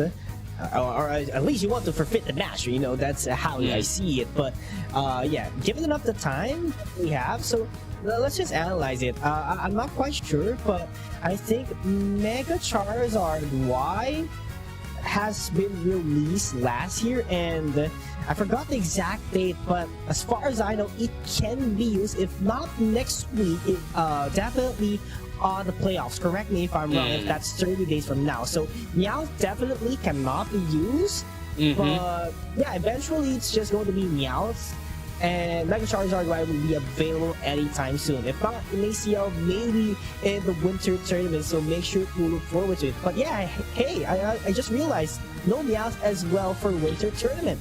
No. I was about to say that as well. I was counting on the days, and since Meowth was only released 2 days ago, even if you do add up to 30 days, it's going to be beyond February 7th. So we're definitely not going to be able to see that, not even in a winter tournament. If, and this is assuming, if we are still going to uphold the 30-day limit rule for winter tournament, because for all we know, it might just be for the Asian Champions League. And I just checked the calendar. So December 19 was the release of Mega Charizard Y. So I think because it will be January 18 on day number 5. So Mega Charizard Y is not yet available by that time, I think. Or wait, my math is not mathing. Wait, let me compute it. All right. So there's December 31. So does that count? I'm not sure. 30 days. Yeah, it's only it's 30 days after December 19 is December. Is January 18, but that's the 30th day. Yeah. So we're still not going to be able to see Mega Charizard on the next week for the final. So yeah, at least we get it for playoffs. That's the interesting thing, and it might be actually a shocker as well for the teams competing here, because it will be a surprise. Yeah, maybe they've used it on their practices, they've used it in the ranked games, but what if they see it in the actual tournament? It could be a culture shock for the teams, but at the same time, again, give them enough time for them to prepare on how to use and go up against the Mega Charizard Y. No, yeah, that's the first time we're going to be seeing the Mega Charizard Y is going to be on the winter tournament, at least for the for the qualifiers. Not even the playoffs, but just the qualifiers. We're going to be able to see that immediately, if they're going to be using it, of course, if the teams are going to be using it, and then the playoffs as well. But as of the moment, we're still waiting for our some of the updates as to what happened into the team for the pause and all that. The last time that we went into the game was that everyone from the side of rivals are staying at the base. But other than that, it seems as if they are having some technical difficulties, but we have still yet to know, rather. We're still waiting for an update as to what has happened. Yeah, and it's just a matter of waiting, and we'll make sure to keep you posted on the official statement or announcement that has been forwarded to us. So for the meantime, JJ, I want to take a look back on the draft that happened as well. If you realize, way back November, Delmice was actually banned as well. But right now it's available for use, but it's not banned as far as I can remember. But at the same time, it's not going to be used for at least game number 1 if the same set of Pokemon would be picked in game 1. So no Delmice, no Mega Gyarados actually banned. But what do you think of Delmice not being used immediately, at least for a game at least? I mean, I think, because I'm looking at the draft right now, right? I think our teams right now are still trying to experiment, especially as I mentioned, Vaporeon is this is the first time that we're seeing Vaporeon and at the same time Mewtwo X, Mega Mewtwo X. So I think they're still in the phase where they want to try out some of these Pokemon against if it would work in the competitive set. Obviously they've already practiced this, but of course in a high stakes tournament is a totally different matter. So I think they want to do that first. And even if Dhelmise, even when Dhelmise got worked out just a little bit, again, as I mentioned earlier, what you really need from it is its utility, and we cannot deny the fact that its utility is just so great. If not, yeah, it's just the same as Hoopa as well in terms of utility. Although they they both do different things, but nonetheless their utility is still quite great. But then again, with Vaporeon and Mega Mewtwo Y now, I think they want it to be more of a rush now, especially with the change into our map as well. It's going to be Kyogre, which would definitely put us more into a team fight. Again, flipping may not be as viable as an option. Maybe it could be the last moment, but then again, it's not really the flip that you'd want in this map. Not with Kyogre. What you want is to be the one who wipes out the other team for you to get the Kyogre, in comparison to Groudon, Rayquaza, and the first one, the OG Zapdos. Yeah, and I think the best would be, or the ideal setup would be, you know, just trying to zone out your enemies as much as possible, prolong the team fights, because just imagine that your goal zone would be defenseless for 45 seconds, which is actually almost a minute. That's actually wrong. And if your team was completely wiped out and the opposing takes the Kyogre, then that would be really difficult for you to, you know, defend things out, because that's a whole 45 seconds. Maybe you would respond with the last 5 to 10 seconds, I guess, of the Kyogre buff, but what's next? Can you come back into it? That's going to be very difficult now. Right. Going back into the game though, it seems as if we just got our update as well as we transition into the draft. It seems as if we are going to be having a remake of the game, except this time we are only going to have the same Pokemon bands.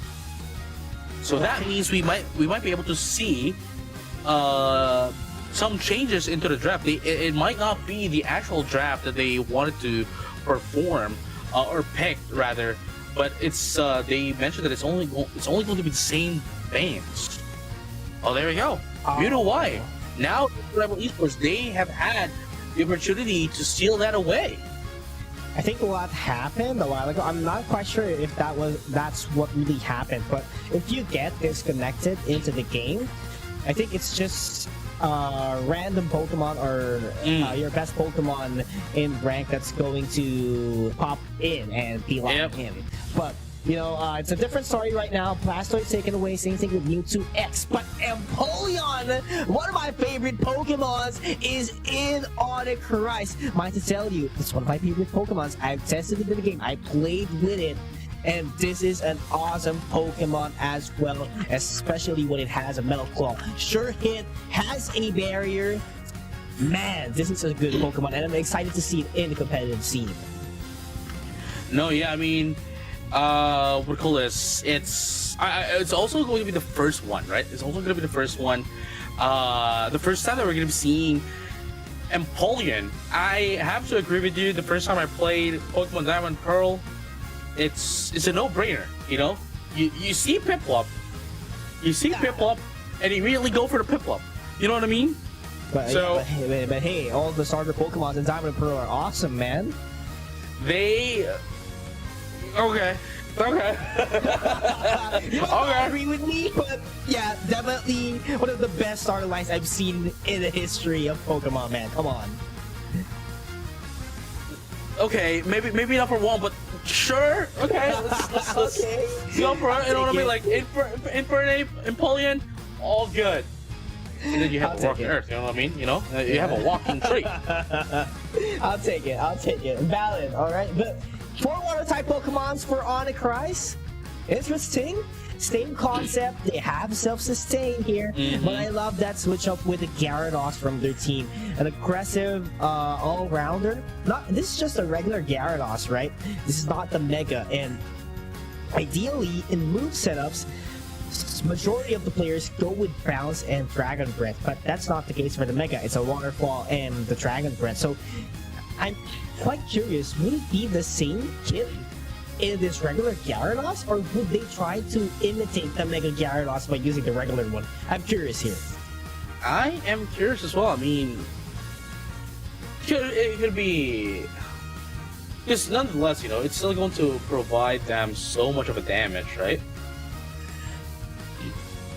Yeah. So,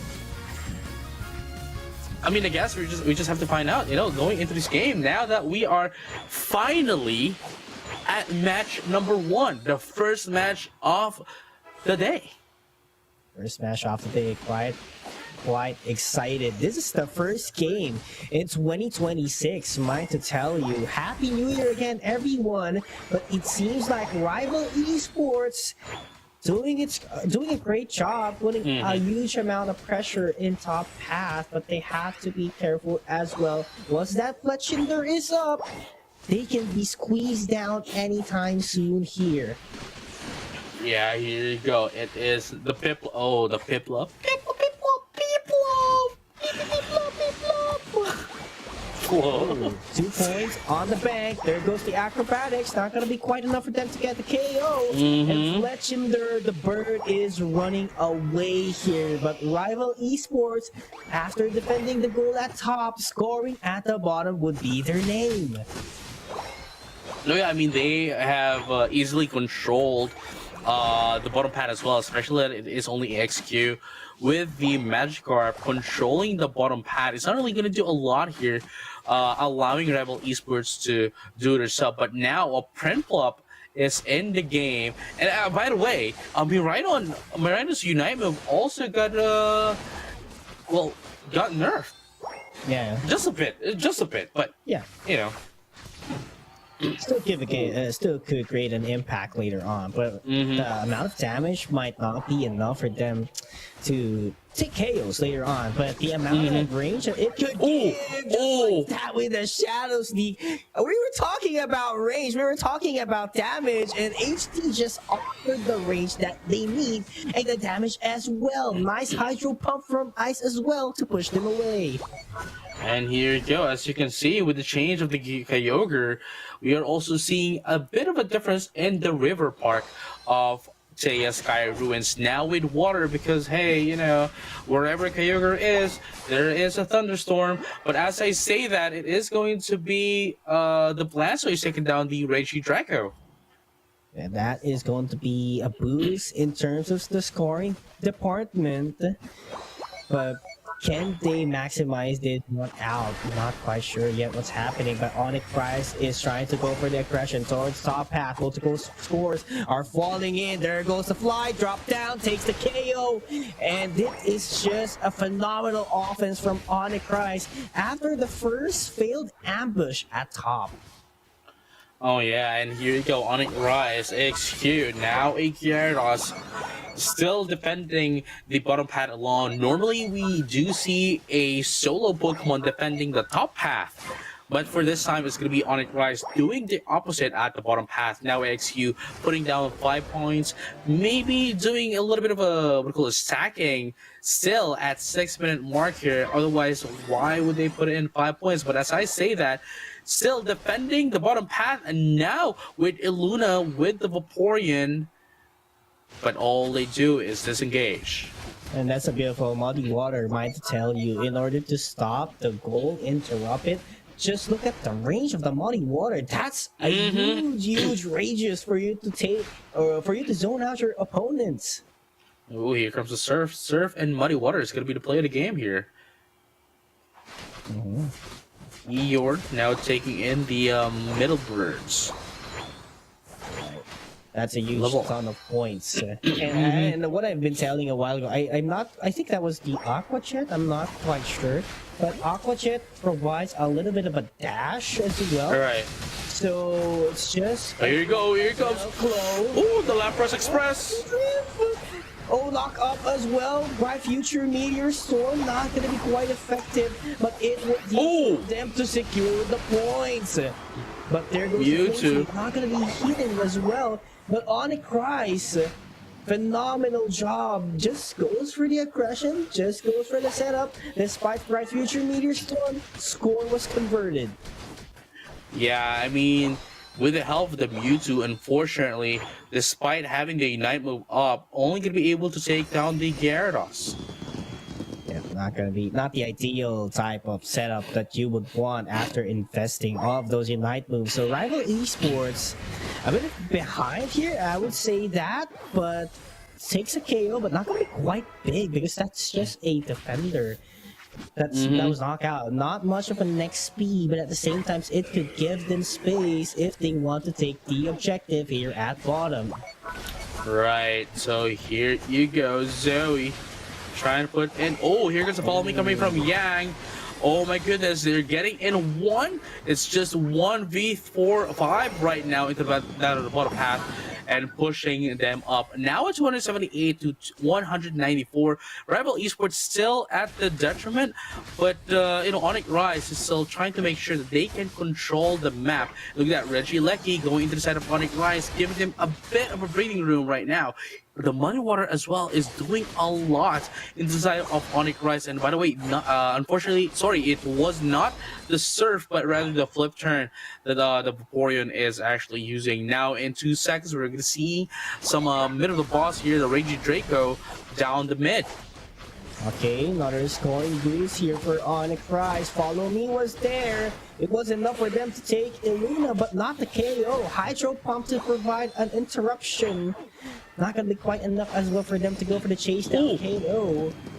That was close. Barely missed the Shadow Sneak, yeah. Yeah. That's what I said as well. Like, that was very close as well. At least Illuna was able to see it from a mile away. But look at this, 1v3 is going to be playing the game here for Rival Esports, and they're going to be able to take down the Lapras. No more mobility, no more, no more taxis for them, unfortunately.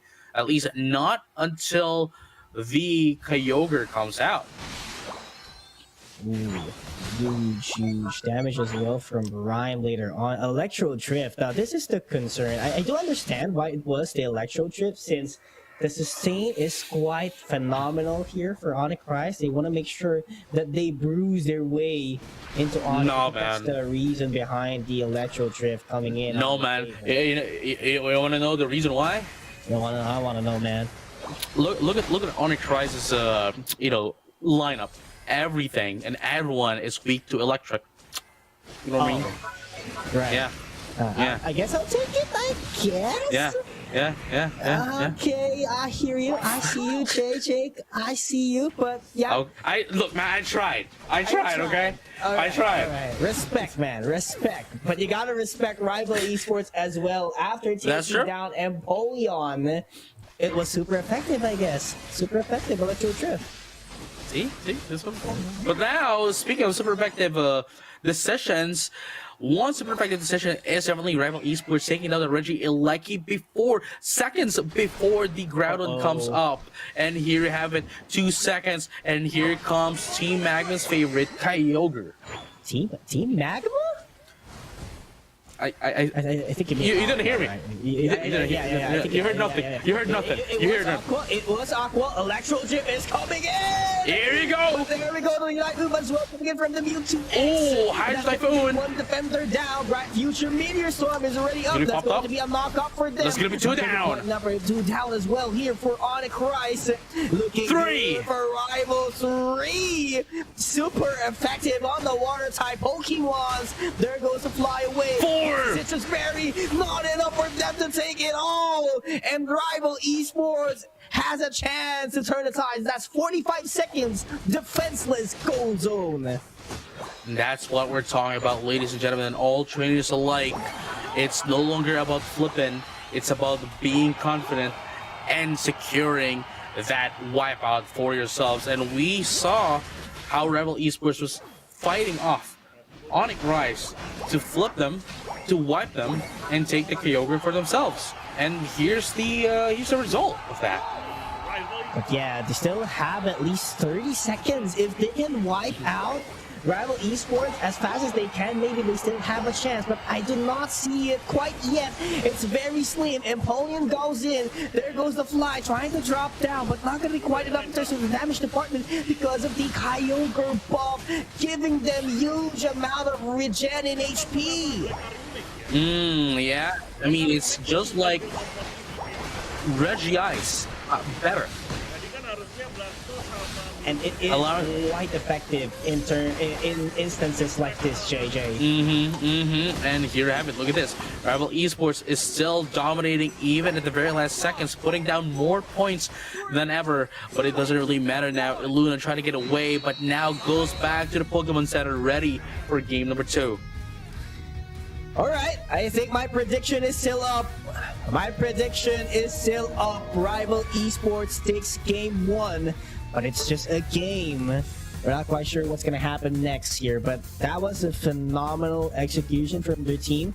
And I highly agree on what you said a while ago, JJ. Onyx Rise, they do not have the most ideal lineup, the most traditional ones. So maybe it could have worked.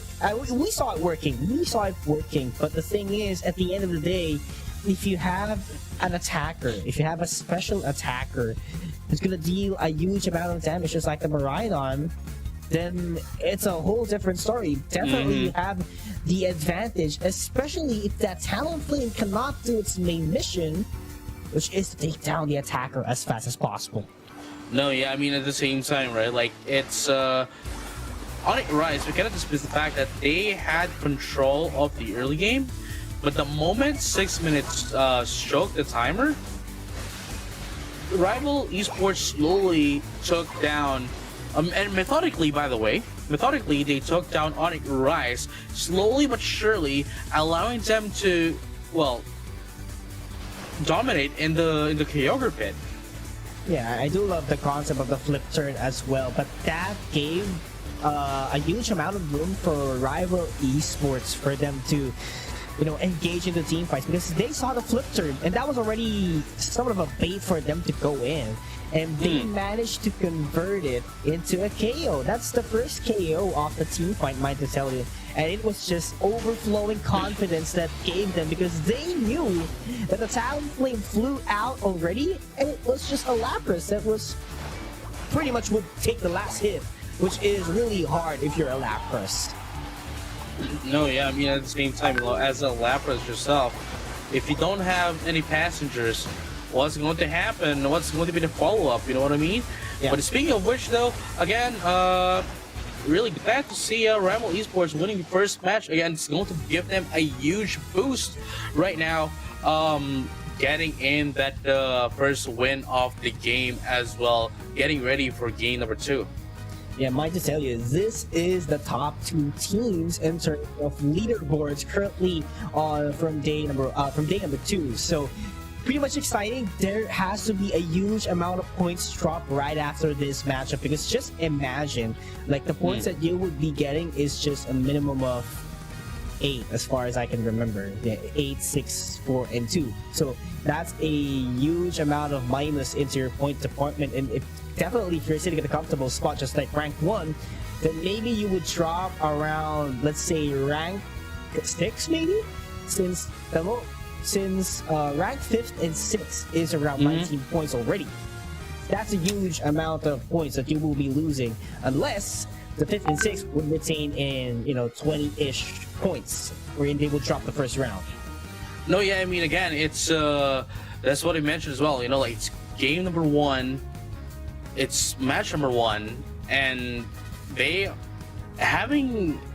being second, well, they're currently on tie top 2 in terms of the points as of the moment. So definitely that is something that you want to hold as much as possible, because if you're going to be taken down immediately day number 1, there's only like 3 more days. Well, no, actually 2 more days. Yeah, 2 more days to get back up. But even then, there's another team that has the same points as you at the highest points into that of the ranking. So really, it is going to be a detrimental if they do lose this. And at the same time, there's 5 people rooting for Onyx to win today. So it's only Yules, that's going for Rivals as well. Excuse me, Rival Esports, I knew from the start that they would do an awesome job today, but let's see if that extent of awesome job would convert them into a win up against Onyx Rise, because Onyx Rise has been one of the most consistent teams all throughout day number 1 and 2. Just imagine, day number 1, they were able to reach it in the final, the same thing for day number 2, man. So what more can you say? Well, I mean, it's still game number 2, and again, it's just day number 1, and immediately, game number 1, and immediately we had to remake the lobby as well. So, hey, we're still waiting for the 1 to happen. We're still waiting for the next one to happen, and knowing these teams as well, they are not going to let this slide. They're going to make sure they do some flip turns or game number 2. It's Onyx. By the way, it's Onyx nonetheless, so they are one of the biggest, if not one of the strongest bruisers of a team in terms of this league. Absolutely. It's just when you hear Onyx, they won like a top podium before in Worlds. They were one of the best in Asia.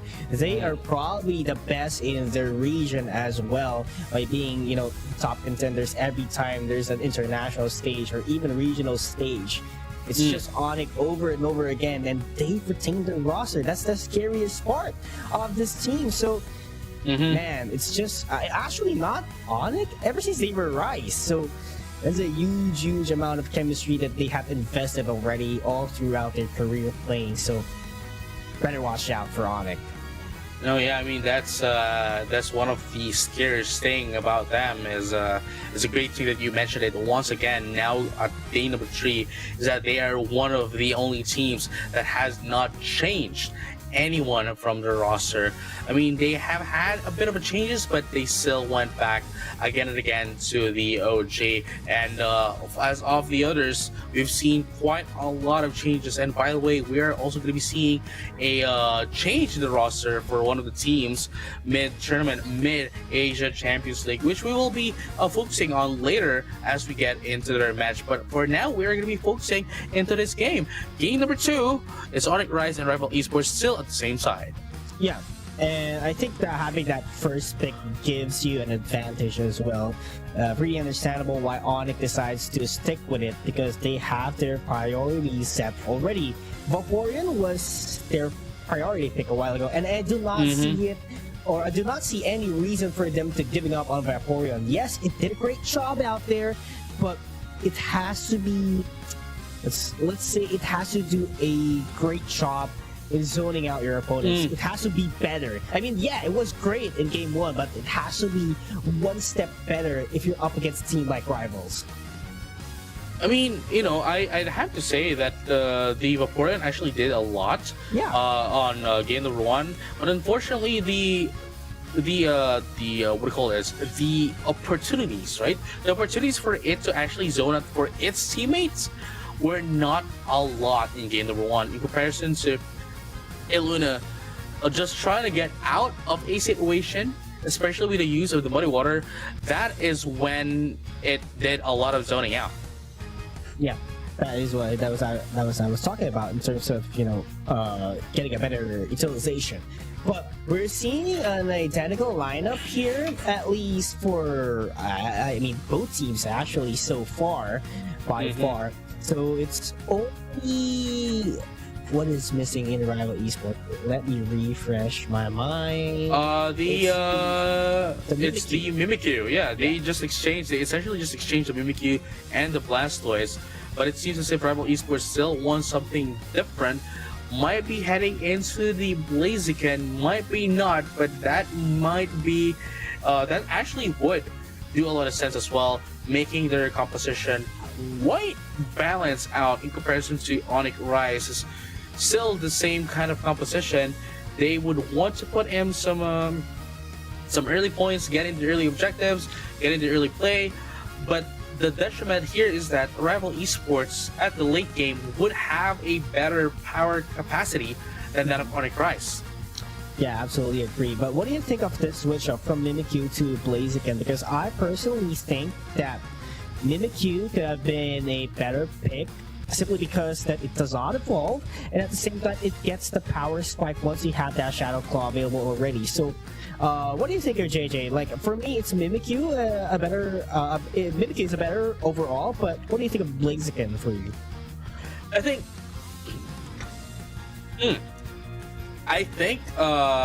Mimikyu against the current line of Onyx Rise would have made more sense, and I think they would have had picked the Mimikyu once again if Onyx Rise did not take that away from them. And I mean, especially that it might be a single target, especially with your Shadow Sneak, right? Single targeted, but that mobility alone is going to do a lot for Rival Esports, especially that a lot into this composition of Onyx Rise have that very minimal HP that can easily be taken out once you are out there in the middle of the fight. But of course, with the pick of the Blaziken as well, at least they might not have the mobility as earlier, but at least there's still the hook coming in from the Psyshock of the Mewtwo, and at the same time, it would still be able to allow itself to survive longer into team fights, especially going to use Overheat. That's going to deal a lot of AoE damage against Onyx Rise. Does make sense. I do agree on your points, but game 2 on its way here, JJ. Definitely looking forward on that Blaziken with its capacity to use the AoE off the Overheat, but it's the same as game number 1 here. Level 5 Ambush from Cell is not successful and was successfully defended by Rival Esports right after converting the points at the bottom. Nothing much is happening as of the moment, and just like game number 1, there's only really one Pokemon into that of the bottom path that's defending, the bottom path, allowing the Magikarp to allowing the Magikarp to gain its level as early as possible to get its Gyarados form evolution. But at the same time, Onyx Rise up top right now having a little bit of difficulties here as Rival Esports has been able to successfully push them away. But here comes Zoe with the Muddy Water now has access to the Muddy Water, going to be able to steal away some resources against that of Rival Esports. But then again, in terms of us putting in some points here, Rival Esports still at the lead, though it's still not a lot yet. Yeah, not a lot, and it's just 2 minutes, so it's pretty early to tell who's been in the upper hand. But Reggie Draco has appeared in the middle of the map, but Rival Esports wants to bruise their way in the top path. There goes the fly, it will drop down, HT taken down, and Yang has been doing a lot of healings, but Yimu was left alone. They had to sacrifice 2 KOs for Yang to stay up. And just like that, Onyx Rise has now been able to get a bit of a control up top, and is going to be able to destroy the first Squirgle up top as well with 3 points. 3 points overcap. Yeah, and gotta give credit as well to Cell with the beautiful timing and the surprise attack on top. Once the fly was already up, he just appeared out of nowhere, and Rival Esports cannot do a single thing out of it because they were too busy putting up out of huge pressure in top goal zone. Oh yeah, and speaking of which though, we're going to be able to see the Reggie Elecki go down into the hands of Rival Esports, while Onyx Rise ear here is now taking in that Reggie Ice. As we mentioned earlier as well, Reggie Ice is basically Kyogre Light. Ooh, first Squirgle down bottom. That's quick, for less than 6 minutes remaining. That is actually quick for a team like that. Rival Esports, on the other hand, gotta put amount of pressure better here because Onyx always has an answer. No one's really controlling the game, but Onyx keeps on regaining the momentum. And here you go. Here comes Overheat. That's what I was talking about. It could do a lot of damage, but unfortunately, with access to fly, burst damage coming in from that of the Talonflame is generally going to put down a lot into that of Blaziken, especially that it also has a backup in the form of Gyarados. So 1v2 might not be the best play here against a Talonflame and a Kyogre. against that the Blaziken. But right now, at least Onyx Rise has slowly caught up. Right now at 11-13 for both of the teams in terms of their scores. Ooh, and they are taking every resource because they know that it is a tie game, so they have to make sure that they get every resources as much as possible. But bottom path, in the huge amount of pressure at the side of rival esports, Bright Future Meteor Storm invested that early to push down the offense of Onyx. And now look at this. 1v3 is going to be the play of the game here. The Mimikyu is going to be taken out. Flames is going to be played out as well. Cell tries to get away, but unfortunately, it is going to be Zoe that's going to be caught up into the side of rival esports, and they're going to be able to take down 2 in the process while making sure that 1 gets to live. Unfortunately, that wasn't quite of an exchange that Onyx Rise wanted to, because I'm sure they did not want any casualties at all. Unfortunately, that is going to be Zoe going to be taken down as well. And here you go, Registeel up top against that of Onyx Rise. Yeah, and I think the follow-up wasn't just enough right after the flame sweep happened. So I think that's one of the reasons why Onyx had to sacrifice a KO on their side. So, you know, follow-ups are really important up until this point if you want to make sure that you get up in the head in a close game situation such as this one. But I wouldn't be saying that Onyx is behind here. So just have to be very careful in terms of investing your Unite moves because you might get punished by rival esports. No, I have to agree with you, right? While Onyx Rise does have a bit of a point lead against that of rival esports, though not a lot, in terms of actual team fights, rival esports has been playing Onyx Rise to the palm of their hands. Absolutely. But look at this, they're eyeing on the goal zone, not gonna be quite enough. Electro Drift doing a lot of damage, but that is a huge damage coming in from the Mimikyu. Eject bottom with the Hydro Typhoon, able to take out the Lapras, but what's going to be the follow-up here for rival esports? Yes, they do get a KO, but they are looking for the second and maybe eventually get the third, but they need to get the Rage Draco first if they want more pressure up against Onyx. And at the same time, you know, Mimikyu has been taken out at 3 minutes 18 seconds, I believe, 15 seconds, something like that, which is still ample enough time for it to get its Unite move ready before the Kyogre comes out. And man, hey, Kyogre is really important up until this point, so gotta stack up those points, you gotta stack up your Unite moves as quick as possible, and that's just 3 Unite moves lacking yet at the hands of Onyx. They have to recharge it as fast as they could, because if not, rival esports could definitely go for a quick aggression at the team fight. And speaking of quick aggression, rival esports is making quick work of the Registeel, allowing themselves to gain some attack buffs before the Kyogre comes out. And look at that, Onyx Rise gets in the handshake, getting in the Regieleki down bottom, but does it actually matter at this point of the game? Because the Kyogre is now coming out.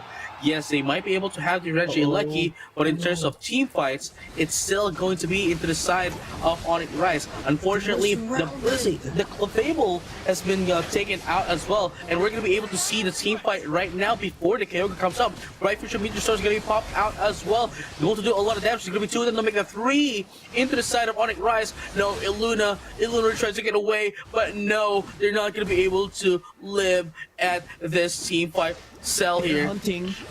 Cell trying to change in, and there you have it. They're able to see down Cell and might be able to go in for a steal. Unfortunately, oh wow! Wow! I was about to say, unfortunately, a little bit too early, but rival esports put in the damage, allowing Cell to put down its fly and take down the Kyogre for itself. But here you have it, 425 to 227. But the thing is, rival esports still has a minute left. Yes, less than 30 seconds, the defenseless goal zone.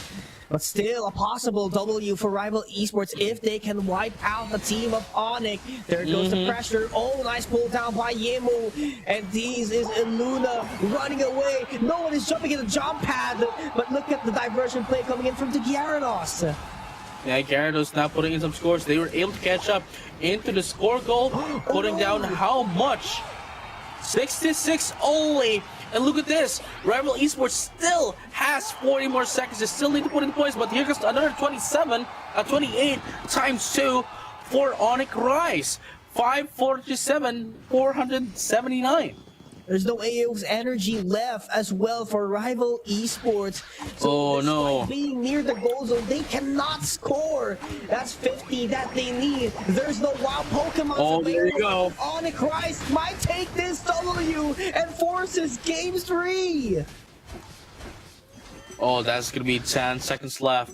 I don't think there's going to be a lot of score here. That's 60. Oh, that's 60, but they still need a little bit more to put 66. down. Another 14 into that of the Gyarados and another 6 from that of the Miraidon.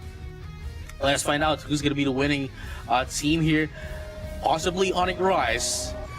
Yes, And it is going to be Onyx Rise. That is like what? 60 points. Yeah, 60 points lead from that of Onyx Rise, and that was still that was very close, honestly. And this is also what we meant by flipping the what do you call this? By flipping the Kyogre, the boss. Does it really mean 80%, 90% win rate in comparison to the previous patches with the Groudon, with the Zapdos, and most especially the Rayquaza? This could still be anyone's game even if you do take down the Kyogre. And fortunately for Onyx Rise, they were able to not only steal away the Kyogre, but also steal away the win from Rival Esports. Yeah, I mean, to begin with, right, Onyx Rise was leading, but Rival Esports does have complete control of the team fight a while ago. It was just a steal that they need for them to have a reset, because once the steal had happened, they still have a huge amount of time for them to score. Yeah, despite the Kyogre buff might not have been distributed that well, you know, the defenseless goal is wide open for them if they take a couple of KOs, and that is what actually happened. At this point, it became a point race. But then again, at the end of the day, defenseless goal is much more easier to score in. No, yeah, I mean, as you've mentioned as well, and this is something I have to agree in, you know, Rival Esports, throughout the game number 1 and game number 2 together, they have been in control of the entire map, especially in terms of team fights, forcing Onyx to do this flip. I mean, that was quite a 50-50. That was a flip coming from Cell, and honestly, if the Talonflame wasn't able to get it, it would have been a 2-0 already. But then again, Luck's on their side, and they just have to make the most of it going into game number 3. Yeah, I think the Mimikyu did a lot as well for the side of Onyx. You know, those Shadow Sneaks were quite on time, taking down KOs as well for their team, putting the pressure. Gotta give credit to the team as well. Same thing with the Lapras. You know, it might not have been on the spotlight, but that tankiness of a Lapras, those bubble beams, definitely created a space as well. They were one of a team competing head-to-head with Rival Esports during Game 2. No, yeah, I mean, just going to Game number 3, they cannot just, they shouldn't just wake up. They need to devise a plan to go up, toe-to-toe against that of Rival Esports, because again, Rival Esports has been in control of the entire map game number 1 and game number 2, and I don't think it's going to be any different for game number 3 as well. So with the kind of composition that Onyx Rise is doing as of the moment, as they're playing as of the moment, they're playing more of the scores, but Rival Esports is playing a bit more Western, where they are enforcing and forcing down the issue against their opponents, and they have been winning with it. They have been winning for it, but you know, they need to win this game in order for them to win the whole thing and advance to the much more difficult stage of the tournament. Because mind to tell you, this is just a single elimination, and if you drop your first set of match, definitely you would be sitting in 5th to 8th place at least for the day. Oh yeah, I mean, again, this is just game number one of this is just game number one of day number 3 of the Pokemon Unite Asia Champions League 2026, and this has already been happening. There's a lot of stake here. Again, it will determine your placements for the playoffs next week. Not yet next week. Not yet. I'm getting ahead of myself. I'm sorry. End of January is how I would say it. You know what I'm saying? Because next week there would be two days of our format. You know, not eliminations, because no one would be eliminated. I have to say group stage. There we go.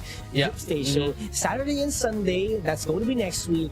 That's day number 4 and 5 of the tournament, and probably the last set of games that you would see, at least in the group stage. And definitely, it's really hard to determine yet on who's going to be sitting at the first seed, because the points are pretty stacked. It's really, even though you came up short on the first 2 days, definitely could still take the top spot, at least for today.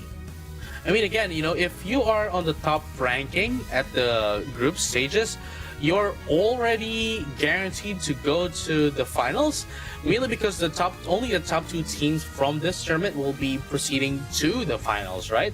And if you are the top seeded team for the playoffs and playing at the King of the Hill, right? That means you're only going to be able to get the first place if you do win your one and only game for the day, or if you do lose, you go second, and you still secure that Japan finals slot. Yeah, and everyone wants to definitely to be in Japan, the home ground of Pokemon. That's how I'd say it. And some of the teams here are not quite new already. We do have the guys from Nemesis, the guys from Rival Esports, the guys from Onyx, and was it Made in Thailand? Yeah, and Made in Thailand, the guys from Made in Thailand who actually made it into the finals last year.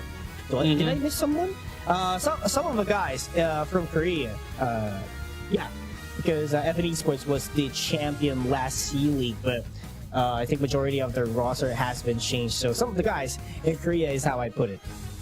I mean, right now we are currently at the same time just waiting for game number 3 to be ready up, so we can finally find out who's going to be proceeding to round number 2 of our eliminations for day number 3. Again, still it is Onyx Rise going up against Rivals Esports. Yeah, and for those trainers who's watching they're sitting comfortably out there, make sure to register already for our winter tournament qualifiers or open tournament that is going to be in February, because top teams from APAC East and APAC West would be granted a slot with flight and accommodations already shouldered. So it's just trainers.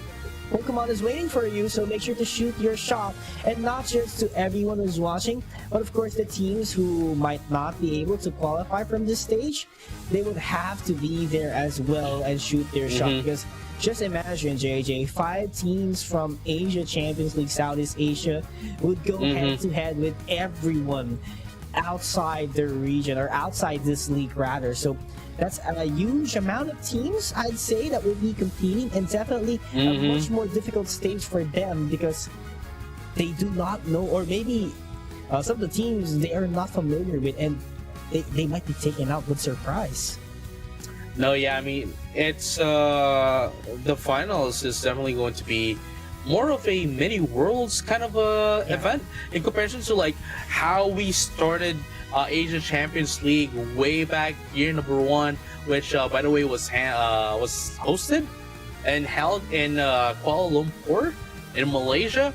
It's now no longer just the Asian teams, but rather the entire world. So after the qualifiers for the Asian qualifiers, Asian regions, the league is going to be inviting up teams from the rest of the world to play over on the finals as well. So that's how I would put it, a mini worlds of sorts for Pokemon Unite before the actual World Championship Series ever happens, the WCS. Yep.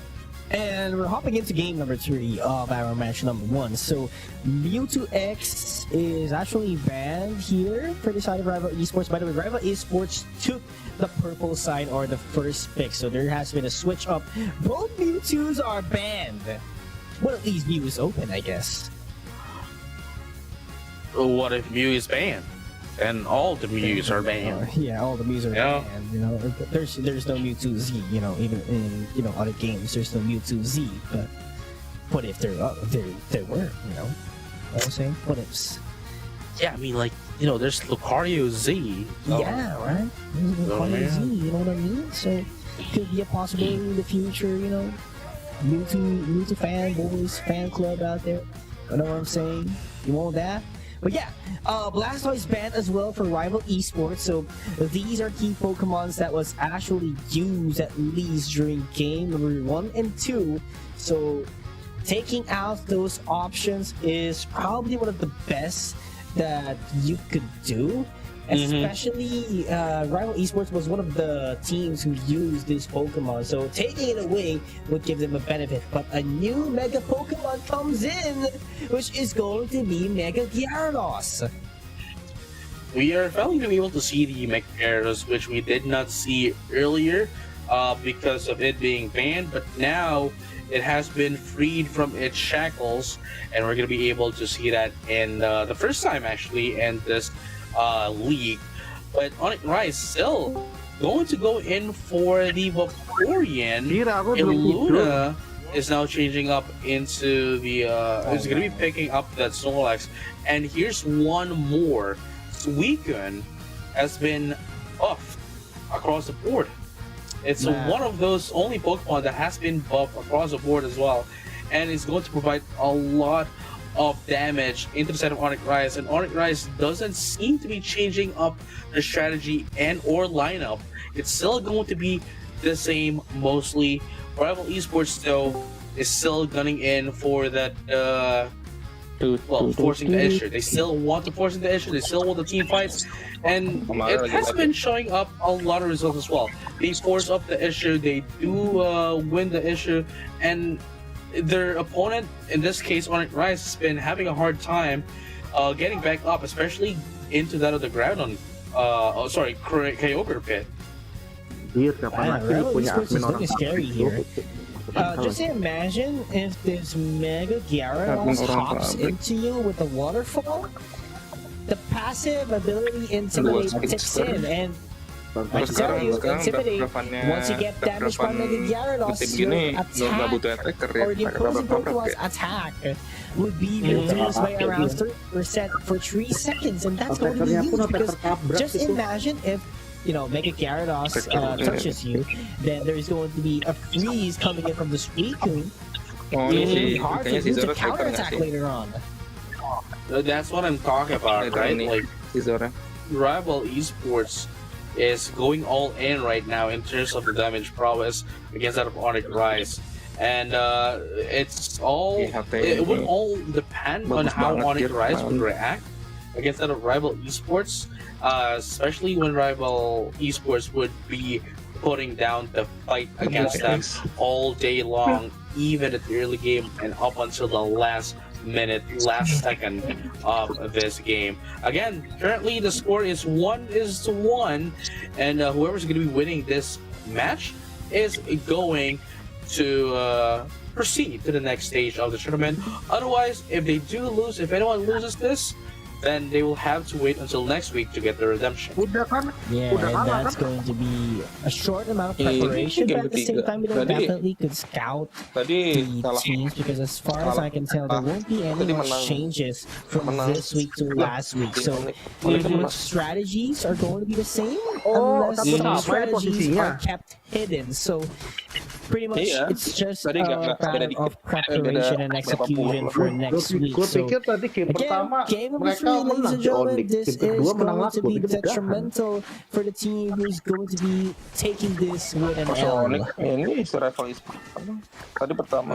Man, force the 4 right now. Rival Esports having actually changing up a little bit right now. It is going to be the Magikarp going up top in comparison to Rise's, ini ketik you know, Magikarp at the bottom half. rival But, you know, Supporter build, I think is how Mhm. to put it.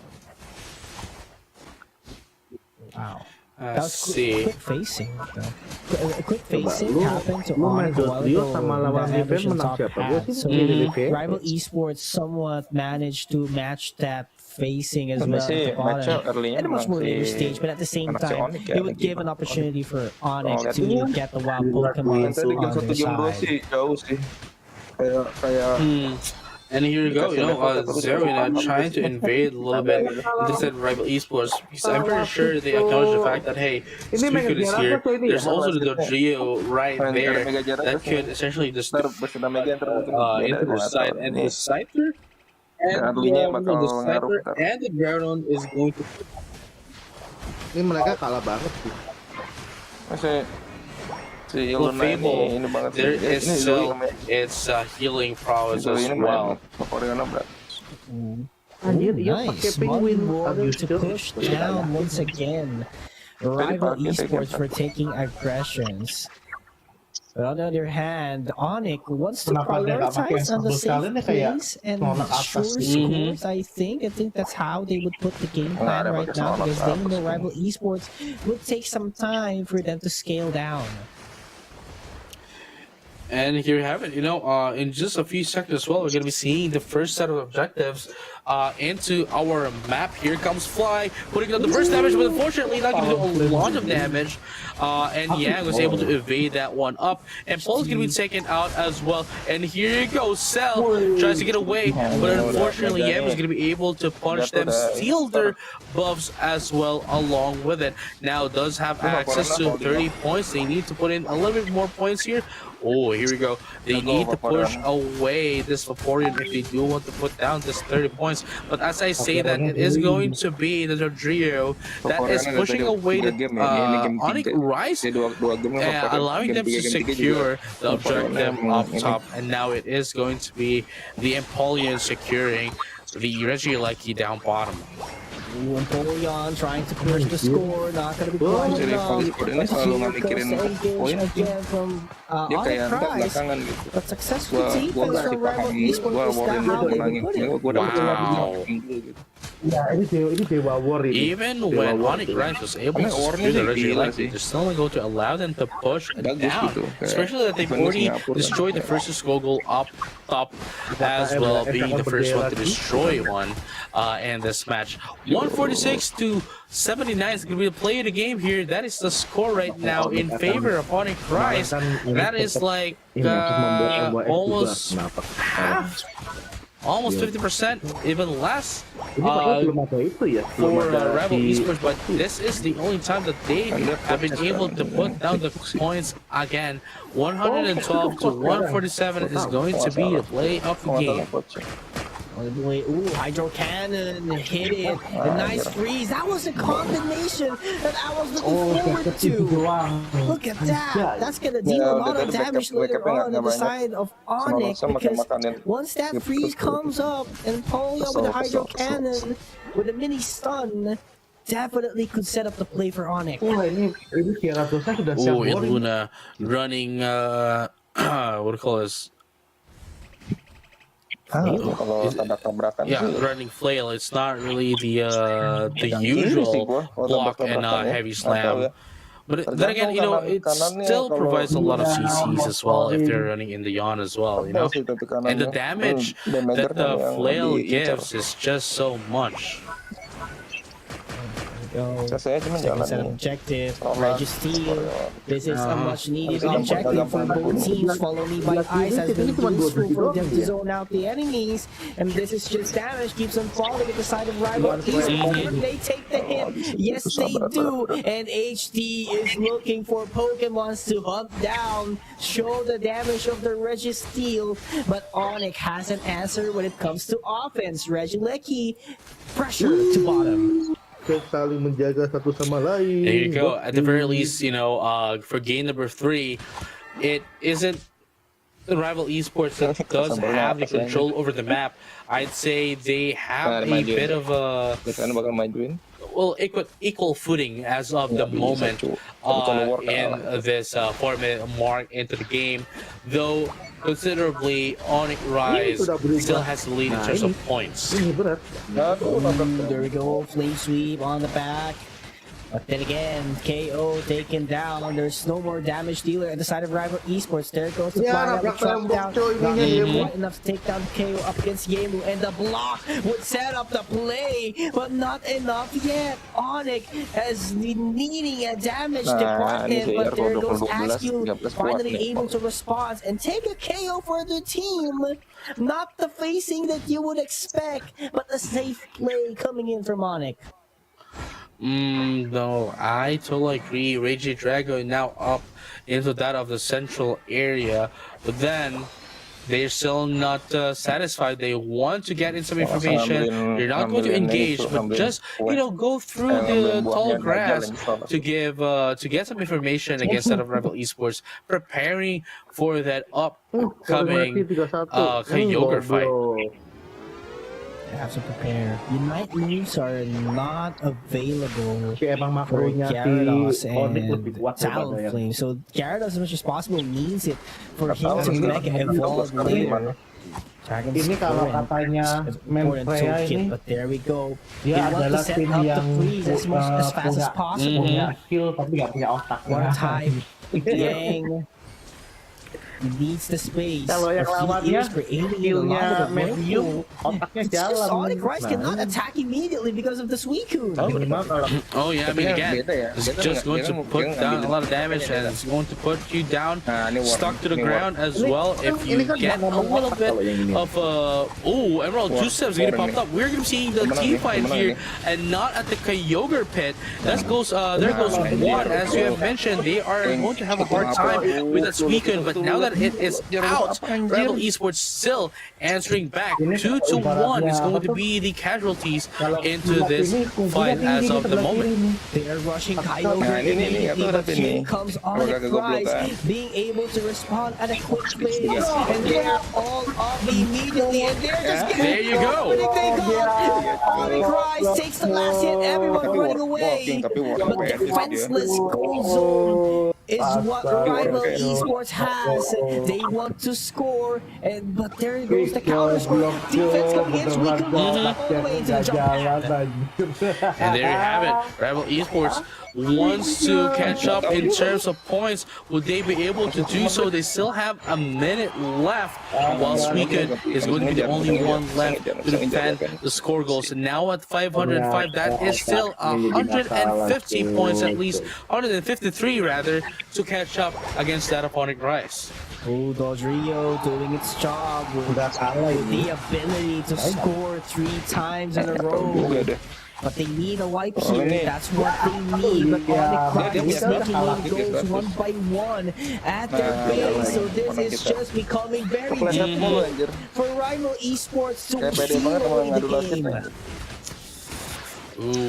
At least we were able to see Onyx Rise able to adapt against that of Rival Esports, especially in this map. In this first game of the tournament, they were able to wake up and show us what they are capable of. Now at 655 to 552, you might be able to see this gap still get even bigger. But Rival Esports doesn't have a lot of points as of the moment, unfortunately, and they're not going to be able to catch up in terms of points, getting the win into Onyx Rise, and they are going to be the ones proceeding to round number 2.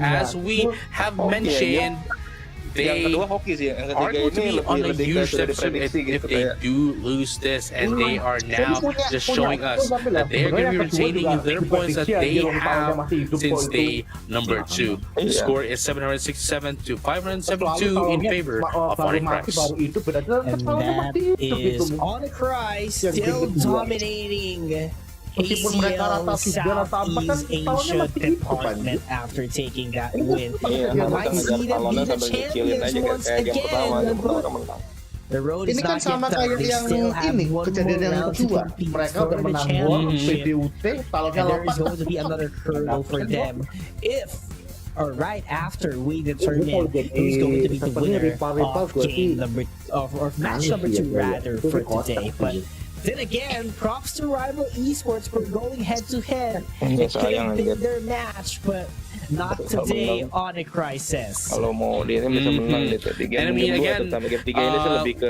even with ya just udahlah, one win for Onyx Rise, they would at least be able to secure,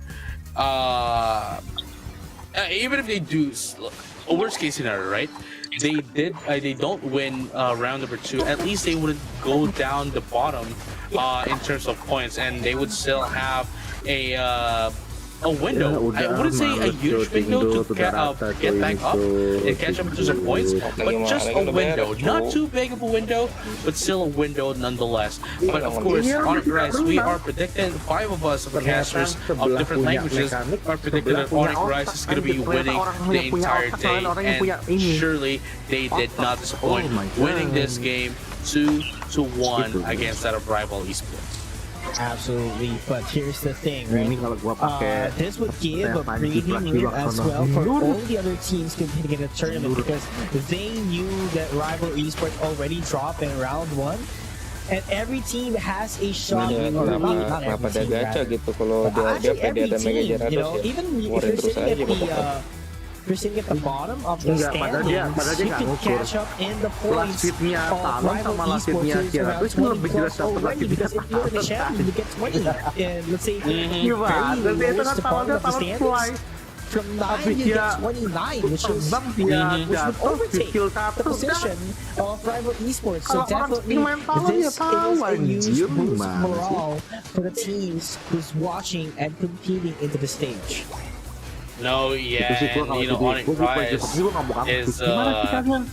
they still have some more matches to go through before they can definitely say that they're going to be at the lead in terms of the leader points. But here we have it, you know, that has been game 1. It is the first game of the day, and immediately we went to game dulu number kalau 3. ngomong nih, ini kan Yes, ibaratnya and definitely rival ini kan I'm konsepnya kan looking bocil forward ya. and excited for orang our tua match diomain number bocil, lu 2 goblok for banget sih. today. That is going to be made in Thailand versus Full Sense. That's going to be coming up later on. Kalau But of ini course, apa? before that, and Kalau di we'll on be kan analis taking kan di Dragon. a Masih short orang tua break. masih. So trainers watching, please don't go away. We'll be right Itu back kalau right ini after. soalnya kalau war tadi gue yakin sih kayak menang sih kalau war win itu.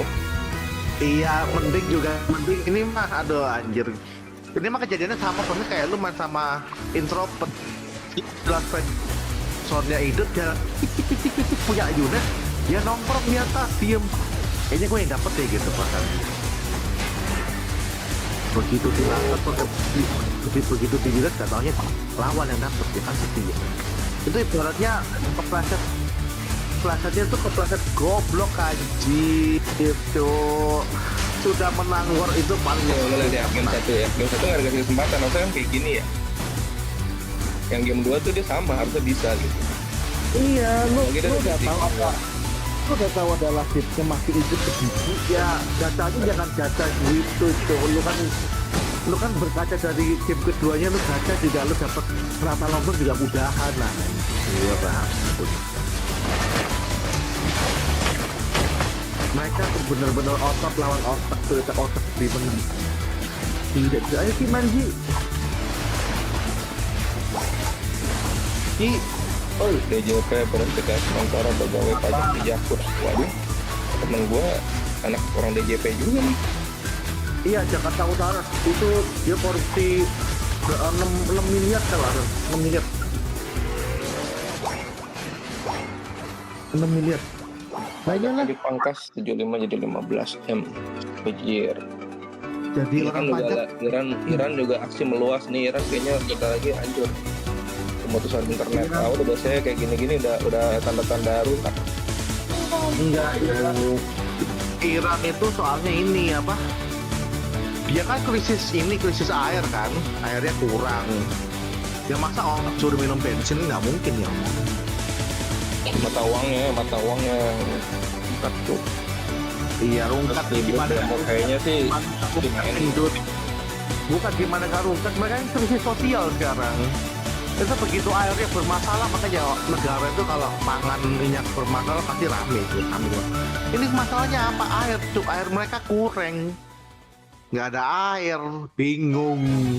Kalau Padahal banyak kalau diajak pergi ke Iran, gue mau main ke Iran. Ke Pakistan juga mau, gue mah hajikin, ayo.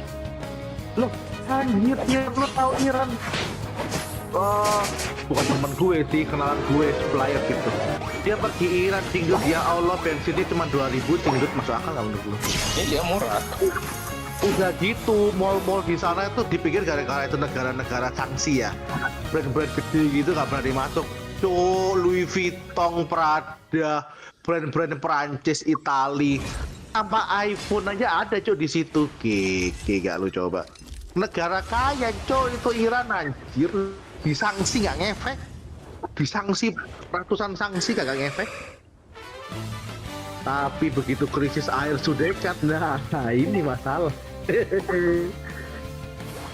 Begitu krisis jadi masalah lu. Apalagi Venezuela nih, lebih besar lagi nih Venezuela. Mana itu jelas-jelas Venezuela tuh musuh apa? Aspirasi sih. Main.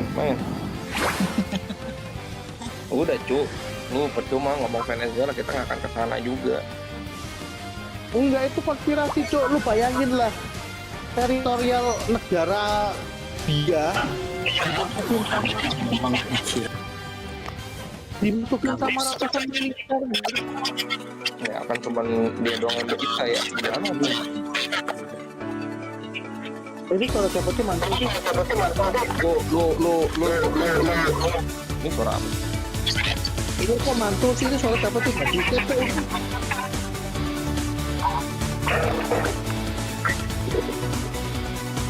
Iya, suara tiket tuh ini mantul. Sedikit Apa? Suara lu mantul.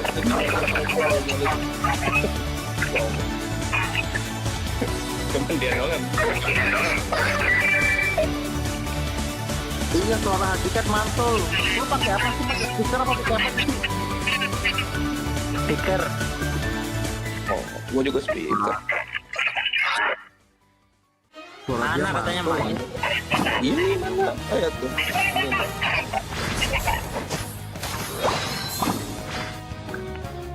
Lobby. Oh, kurang keren apa ya? Jadi, habis kurang apa?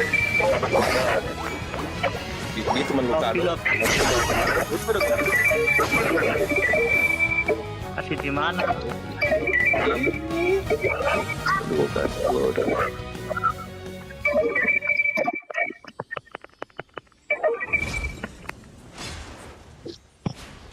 Mending lu ini deh, mending lu keluar terus lu masuk lagi deh. Suara gua kok mantul ya, tepat tuh ya, aneh banget. Teneng. Terus mana ini ininya? Ini 34577. Kalau di WA kocak asal gua tuh. Sedikit kalau disuruh operasi pusing juga dia. Culik. Nah, presiden Vietnam. Wah, pusing. Ctdt. Ini udah. Presiden. Nih. Di mana? Gua tulisin. Udah. Stop. Nah, gitu dong. Orang tua tuh.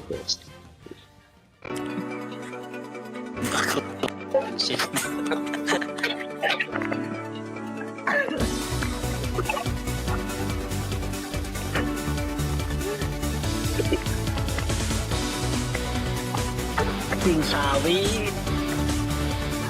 Bukan sawit,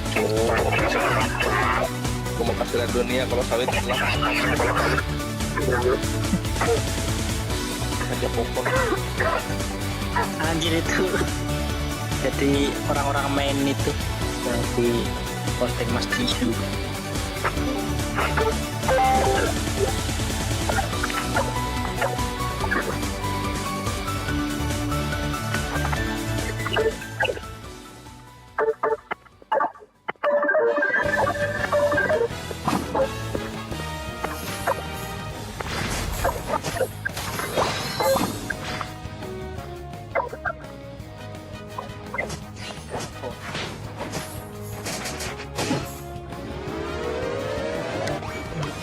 mau main di mana nih ada Alroy sama si Scott?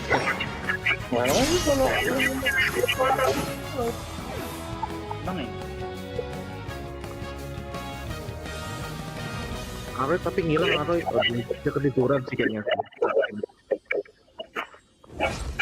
gila USD 16.800 naik lagi. Lu jangan lihat USD lu. Welcome back viewers to Pokemon Unite Asia Champions League for Southeast Asia. Again, my name is Picky together with JJ and we saw how game number 1 or match number 1 rather commenced its way by Honor Prize taking the victory 2-1. Right now, it's a different set of teams again. It's going to be full sets going up against Made in Thailand. Orangnya hakikat mantul sih. Enggak. Ya. Gara-gara lu load pick up. Nah ini sekarang udah mulai nggak nih? We've known Made in Thailand to have been flipping, you know, days 1 and day number 2, but then again, it's a different story now, especially with the Kyogre. So let's I wonder how they're going to be changing up their playstyle with Kyogre and Mine, especially that we've seen earlier that hey, it is going to be the team fight that will determine not the flip, but would the team fight would determine whoever's going to be winning matches starting today. Absolutely, but again, they are sitting as well, both in 4th and 5th place, and they have 20 points in both. So full sense, and Made in Thailand, just like what happens right with esports and Honor Prize, this would be a huge game for them because it will be a total shutdown in the points that they would get at least for today. Whoever loses, they will drop into the leaderboards. And might I tell you, from the places first to 6th, man, it's just way beyond limits.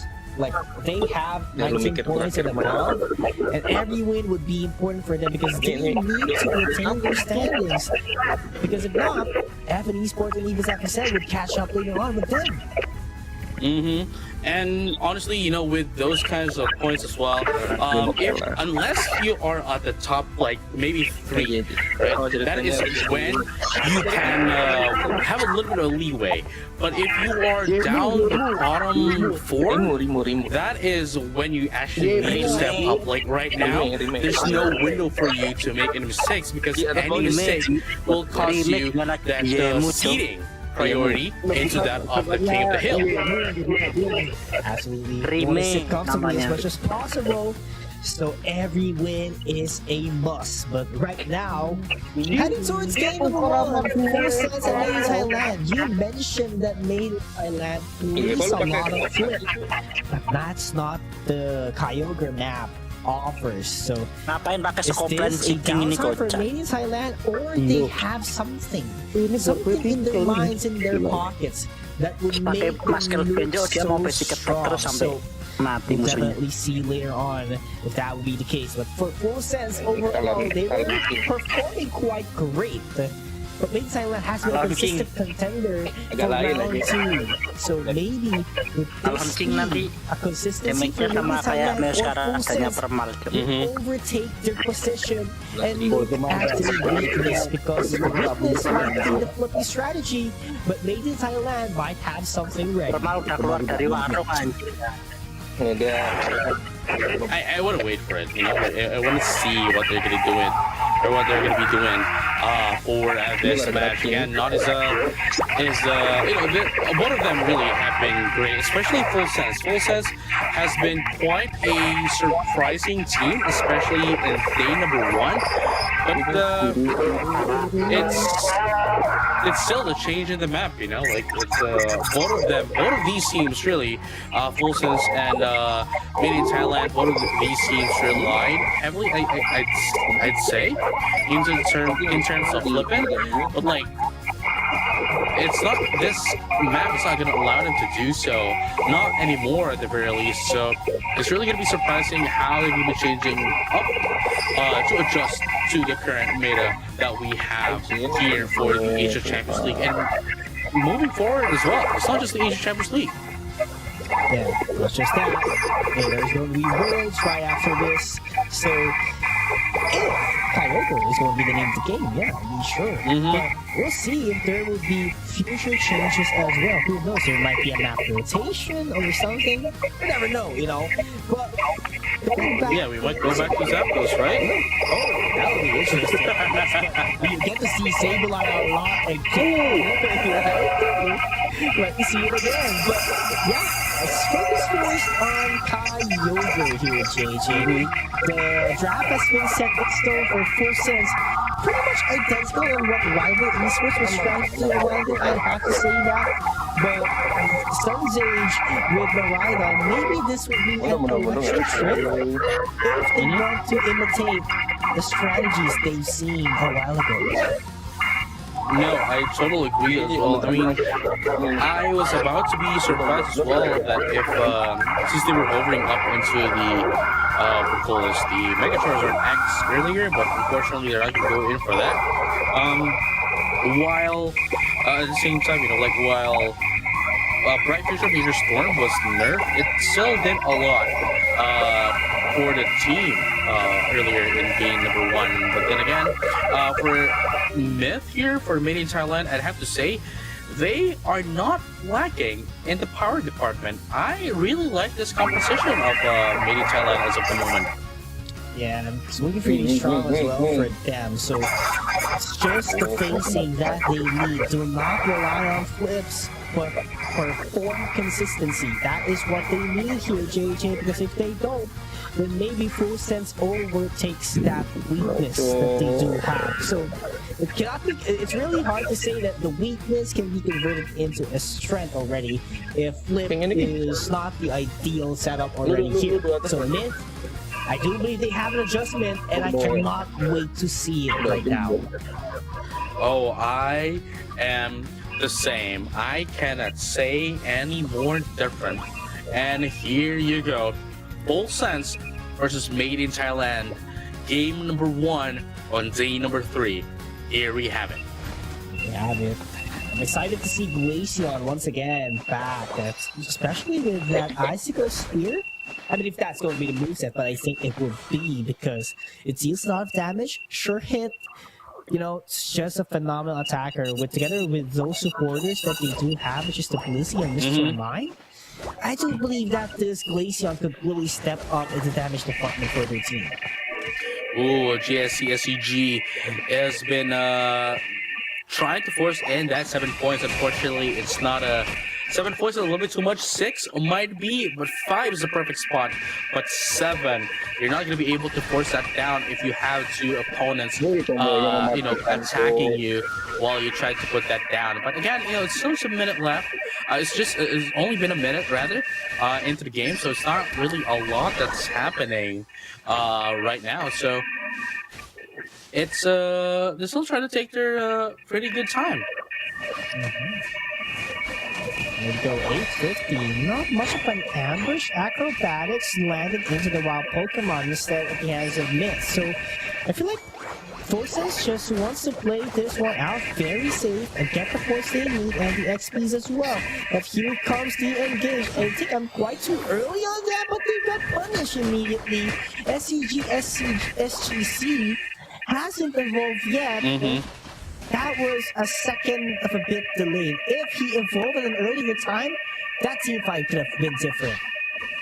Oh yeah, but hey, there's still plenty of times for them to catch up right now, and even then, you know, it's not like they have to catch up either because they are still in the lead in comparison to Made in Thailand. And quite unfortunately, despite it only being like 2 minutes into the game, I've been seeing quite a bit of similarities to how Made in Thailand played previously to how they're playing right now. So again, if they are going to be hoping for the flip, they would have to go full sense, if you know what I mean, before they can even get into Kyogre. But even then, even if they do get the Kyogre, it's not really going to provide as much of a prowess or as much of an advantage against them if they do have Full Sense. If they do allow Full Sense to gain and put down a lot more points before the Kyogre. Just backing over the points. Gyarados already scaling those attack with stacks that they need. Look at the muddy water again, setting up a lot of distance, but the Glaceon, oh, what a shield! Barely not enough for them to get the KO. The Icy Spears were there, but the shield from the Vaporeon was enough for it to sustain the fight. Ooh, here we go. The current coming in from that off the Gyarados is going to put down the Blissey side of Made in Thailand and make that 2 right now. With the help of this weekend, going to be able to take them out as well. Now, it is going to be Mr. Mime and the Blastoise going to try to defend the top half, but, you know, they already disengage, goes in for the Regice, and there you have it. Going to be able to secure that as well for themselves. Unfortunately, not going to be a handshake as nobody's taking down the Regieleki down bottom as of the moment. Yeah, but you gotta respect the defense as well that's happening at the bottom. But the top, it's going to be a full-blown trade of Pokemon moves. The Flame Sweep has been used. Mr. Mime nowhere to run. And this Charge Beam has been creating the distance for them. Oh, wow. For full sense to take out the goal zone. Here comes the handshake. It is going to be Made in Thailand. It's going to be securing that Regieleki, and at the same time, right, like the utility that this Vaporeon is given, any team that gets it is still a lot. Flip turns going to be popped up as well, not gonna, just to seal away some resources, but look at that. Not only a pushback, but also a little bit of a stun right there. A little bit of knock up rather, as they push them away. Again, even if it did get watered down a bit, get nerfed across the board, it's still powerful as it is, especially in a competitive setting. Back away. He's a little bit in danger here. But look at that response from Made in Thailand. Full blown, but the Dragon's Current will be there. Hydro Typhoon to set up the crowd control as well. SCG running away. Gets the Citrus Berry for regain. But no one is answering for the call. But still gets the 2 KOs. Made in 3. 4. What a clutch performance. That was 4. No one was SCG. I think we have been butchering his name, you know what I mean? But it doesn't matter because they are butchering Made in Thailand. Absolutely phenomenal execution. Just imagine, it was just 1 against 4 and managed to win it right after the reinforcements came in. So this will give them a lot of breathing room because the level has stacked. Objectives wide open, while Pokemon's open as well. What more can full sense ask? And this is what I'm talking about. Made in Thailand has played similarly to how they played on the Groudon, right? And if they are going to hope for the flip, then they're going to have a hard time, especially now that they're already having a hard time going up against Full Sense, even when it's only the Gyarados. What more if it's a full-fledged team fight? It's going to be hard for them. They need something. They need a fight that they would win before the final stretch for them to get the XPs that they need. And it's just the Glaceon that would do the damage for them. But what if there's a Vaporeon tanking every damage? This is not the ideal setup for Myth. Oh yeah, look at this though. Already 3 level 12s into the side of Full Sense as well. That is such a huge power spike. No, make that level 13 for Full Sense. That is the Gyarados SGC. Yes. Yeah. Yes. It's still quite a mouthful, but nonetheless, what's another mouthful here is going to be Full Sense bringing about a turnabout into that of Made in Thailand with just a minute left before the Kyogre comes out. And look at this right now. 1v2, Mr. Mime trying to put down some points still, but it's just going to... Oh, wow. That is just going to delay the inevitable, which is its downfall right now, as you can see right there. And this is quite scary for Made in Thailand. Yes, they do have a level 13, but it is an attacker. What if the attacker gets taken out? Who would be the next power spiker for the team? That's the biggest question. That is the Blaziken, you know? Yeah, that is a Blaziken, but even then, Full Sense does have a lot of crowd control as of the moment that can essentially withstand the attacks of both of these Glacian and the Blaziken. Level 14 right now. Oh, it's going to be hard. Ooh, there goes the Bliss Assistance. Bliss Assistance. Stage. The barriers have been used already in Charge Beam. Oh, Hydro Typhoon. Oh, Hydro Typhoon. No follow-up though. They get Talonflame out of the picture. Money Oh, Vaporeon's down. Distance. Right Future Meteor Storm on the other side as well. Made in Thailand. Oh, but they are low. They are low. Gyarados still up. SGC. They are low. Oh, that was too strong. The last hit goes to Made in Thailand still, but no, this is still up for him to defend. And the others as well. They still have an ample time. Defenseless Gozo would mean nothing. Made in Thailand. Time is running out. 30 seconds left for the defenseless Gozo. Man, I have been proving wrong here by Made in Thailand that they might not be able to go in for the flip, but they didn't go for the flip.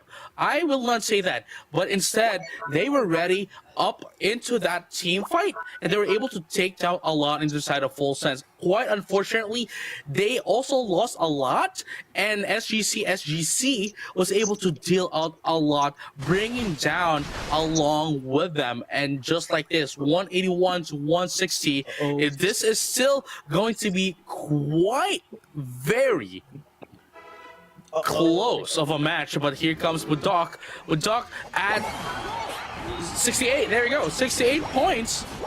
Oh, 48. There's a 90. 90 up There's top. a 90 up top. But it's not gonna be enough. Not gonna be enough though. But it is going to be the Talonflame. It's going to be quick enough to put down another points here. Oh, but never mind. They actually went down. But the Gyarados down bottom. Gyarados. 3 seconds. Oh, 18. There's the 18. Is that enough? And another 2. There's another 2. I think that's enough. Was it enough? I think it was. It was. There you go. It was. Wow. Full Sense. SG. Okay, I think, and I think you'll agree as well. SCG is the MVP of the game. Absolutely. Absolute beast. Wow, he was doing everything. Damage, objective. I mean, look at that. So, scoring. 80k damage, 58k damage taken, and 40k recovery. As you have mentioned, they have been doing everything, dude. They're doing the defense, they're doing the healing, they're doing the damage. It's a one-man team.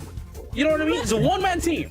Man, this guy is too good. He deserves the crown for game 1. And this is actually scary if he gets the Mega Gyarados in his hand. That's true. Man, the impact would have been so great if that was a Mega, but here's the thing, it was a jump scare as well for Full Sense. The Suicune. Nogza advanced too much in the bottom path that gave Myth a vision on what to execute. They could have just gone for a defense out there, just waited out and, defend everything. And here's the thing as well, they didn't even really need the Suicune. Just the the Miraidon alone is so much and enough of a backup against that of with that of the Gyarados, that it's just providing them so much support. That Suicune is just providing them so much support to allow them to deal out and output so much damage against Made in Thailand. But look at that, that's what I was talking about earlier, right? After the Hydro Typhoon, there was no immediate follow-up from that of Made in Thailand. They would have been able to maybe take them all out, but this was the moment that they were all low, that SGC was able to deliver the final blow into the side of Made in Thailand. They're not going down without taking anyone along with them. Yeah, and I do love as well at the side of Made in Thailand how they piloted that last team fight on the Kaiba pit, because they managed to make their opponent's counter away. And right after that, they did not go for the KO, but instead they did go for the Kyogre immediately, and there's just someone with them trying to deal a bit of a damage and eventually get the KOs that they need. So it's just a matter of pushing away your teammates, get the objective, and everything is set in stone. It could have been.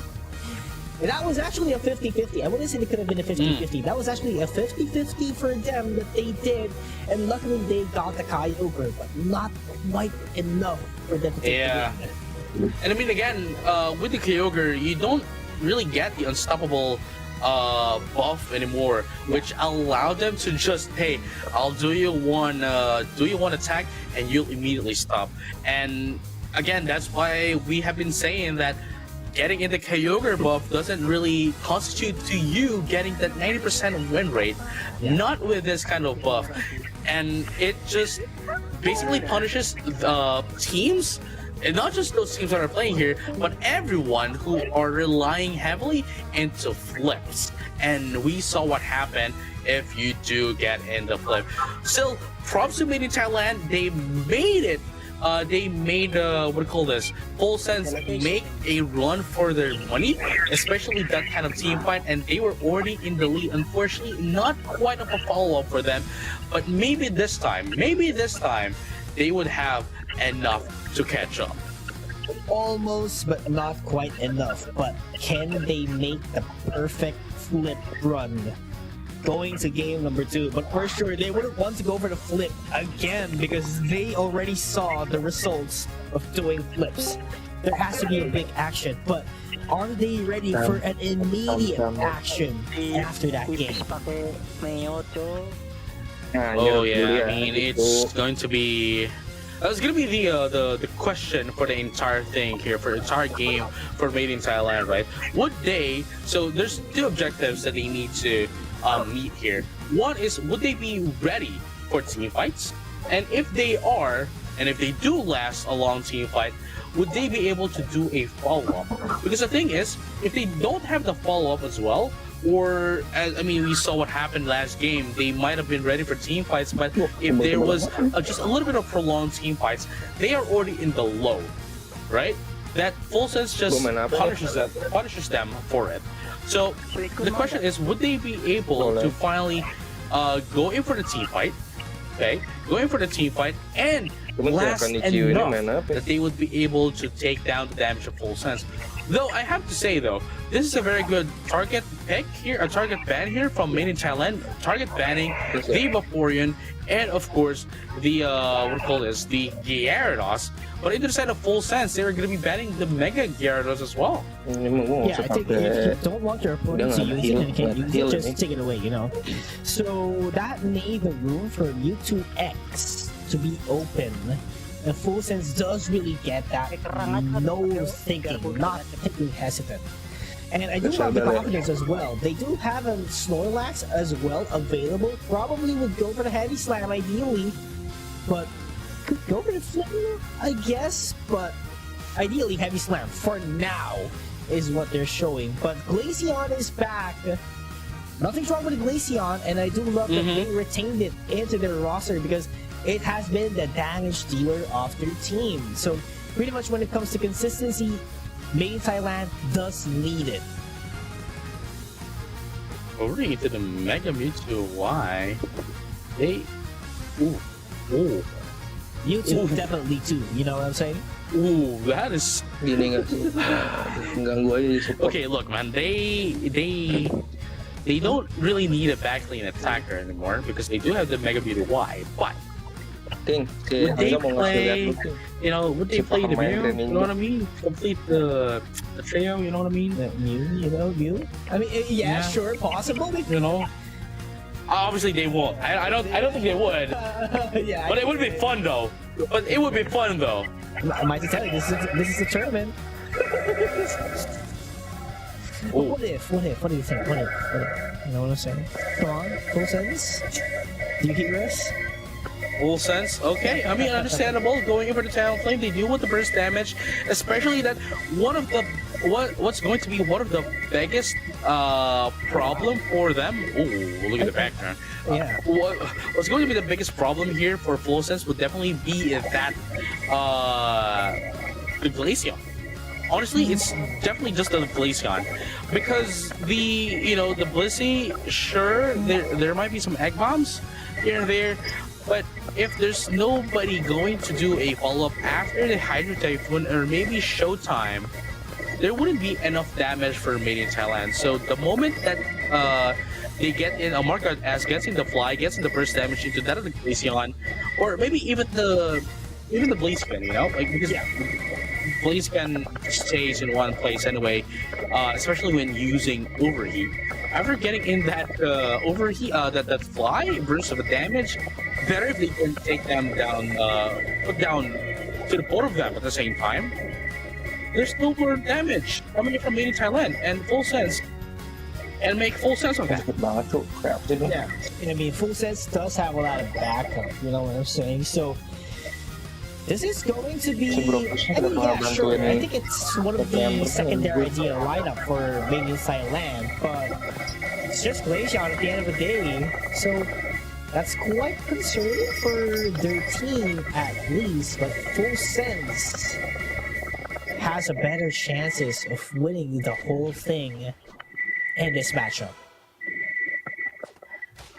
And here you go. Game number 2.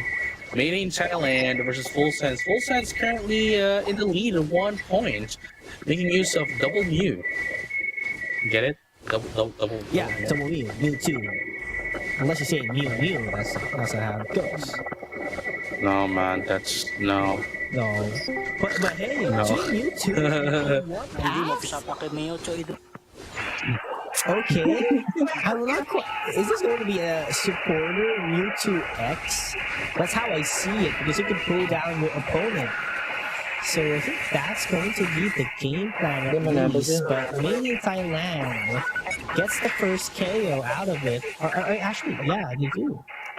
No, it's kind of weird to see Mega Mewtwo X as acting as a supporter, because you'd think that it's the other way around, right? Like, sure, we might have some damage coming from that of the Mega Mewtwo Y, but the thing is, the damage output of Mega Mewtwo X is not really the same anymore as when it was first released, maybe the first few patches upon its release.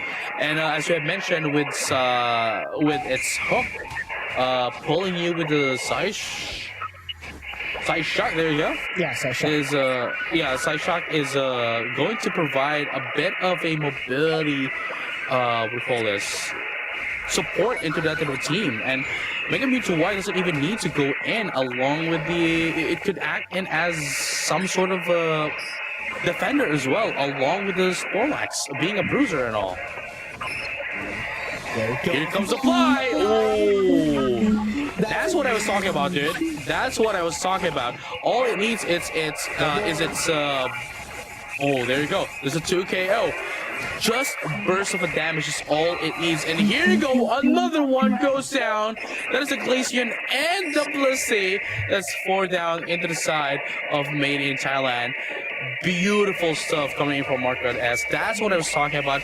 All they need to take down, the Blaziken, well, currently a Combusken, and the Glaceon, and all damage goes down. And that's so scary once this Talonflame gets ahead in the XP department, because if you're out leveled, definitely you'll have to say bye-bye and go to the Pokemon Center after getting hit by the fly, and the Flame Charge is what he has been using right now, so definitely a difficult time here. But Made in Thailand ready for the defense, interrupted Overheat with the block. That's how you do it. I'm Hong, definitely the MVP of the team fight out there. Phenomenal execution. Oh, wow, and here you go, Glaceon, Glacial Stage, gonna be able to take down the Snorlax, sure, but here comes the damage as well. They're just waiting for a fly to get back up, and the follow-up right there, Very Sad is gonna be taken down as well. Mark God as gets in the eject button, but they're gonna be able to fly away. They baited down the eject button of Z. Man, that was perfectly timed. That was beautiful. And the eject button takes some time for it to be back online. So definitely overheat eject button won't be available for quite a while. And that's going to be good, especially that Regieleki is what they need to secure. Yep, sirree, and there you have it, full sense. It's gonna be able to secure their Regieleki for themselves. They are now once again ready to finally put down a score goal. It's quite interesting as well. I have just noticed that it's already almost 5-minute mark and no score goal has been destroyed as of yet. Never mind, as I say that, there goes the first score goal down the bottom. Yeah, Full Sense is just doing some works of wonders, providing a lot of pressure.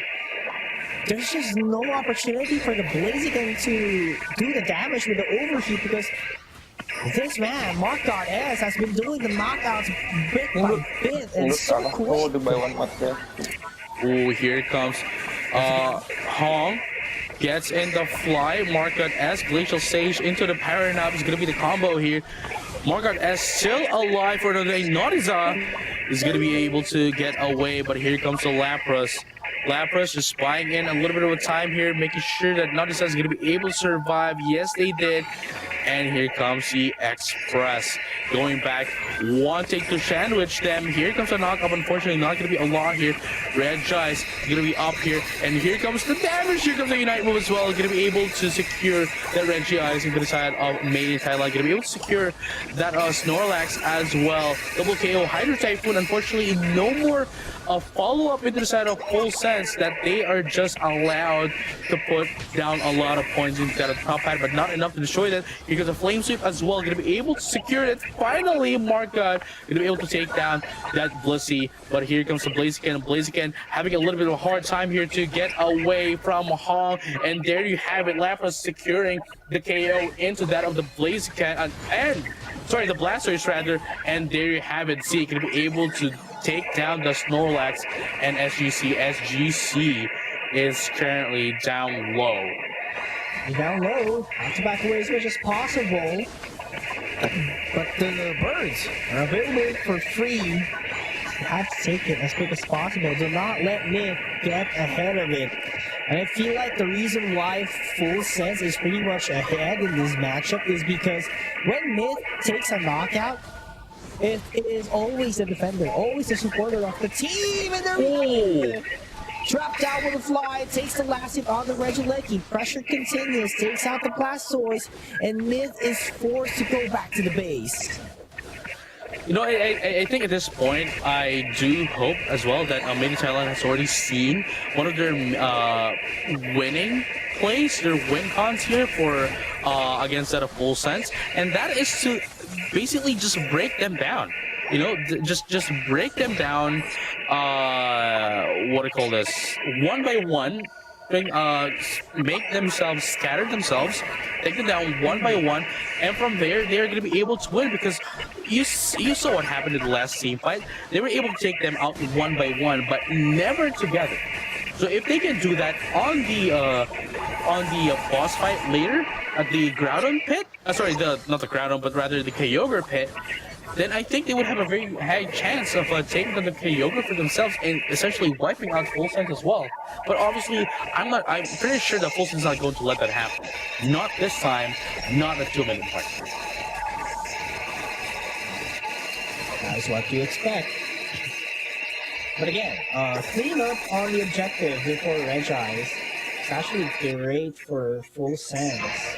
I mean, it's not that big, right? It's not that big if that's a Regice, but in this kind of gameplay, this kind of patch, Kyogre, I think Regice would be beneficial for you in order for your team to prolong the team fight as much as possible. But Myth survive more, longer. We are aggressing. Rapid spin, look at the HP burned down on the Blastoise halfway already. But his inside the pit, infinite circle twice! Because 2 Mewtwo's are available! Hydro Pop all the way, there goes the damages. 1:1 is going to be the name of the game. Rapid spin, once again the fly, gonna drop gets the KO once again. 3 members left for Made in Thailand. There goes the tanking that's gonna happen. Another fly! Drop down, wants to go away, luring down Made in Thailand in order for them to get away into Kyogre. That's what I was talking about. They were able to, you know, because they were able to search it and they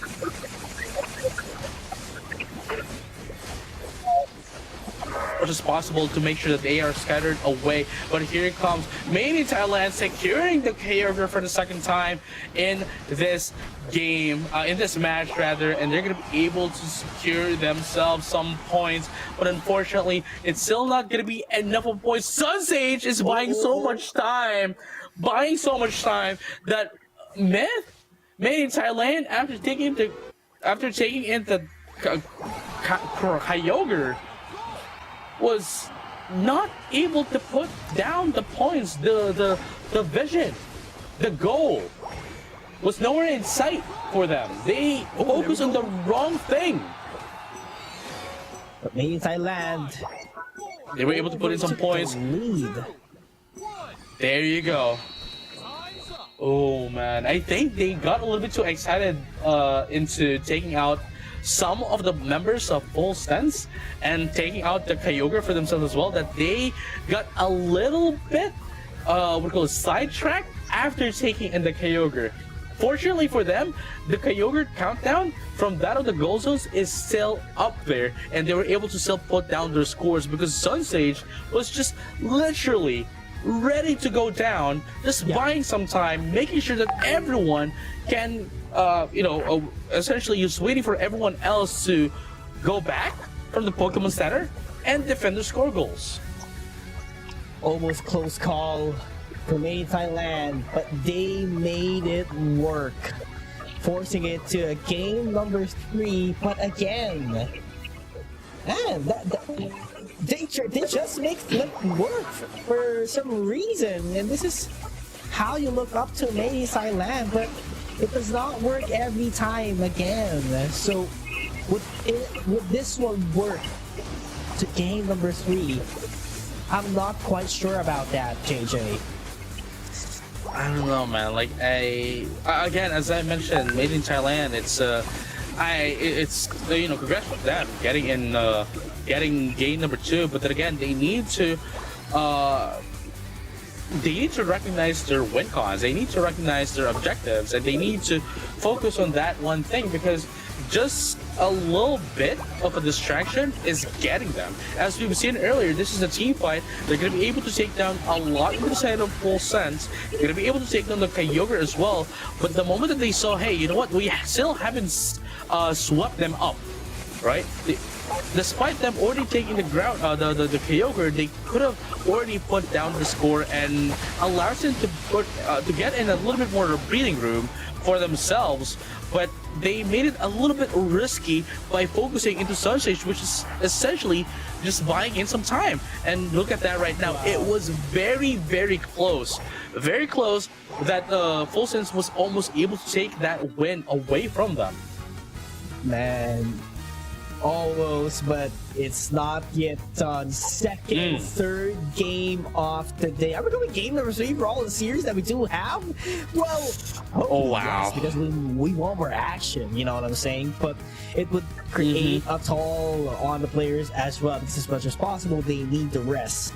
But if they play more games, then definitely that will somehow put down their own stamina and composure in their future games. But I mean, yeah, for sure, if you win, it will be a tougher road, but if you lose, definitely you have to wait for next week. But again, you want to finish this as much as possible if you're a team competing here. So definitely this game number 3 would dictate it all, because it's just a best of 3 series.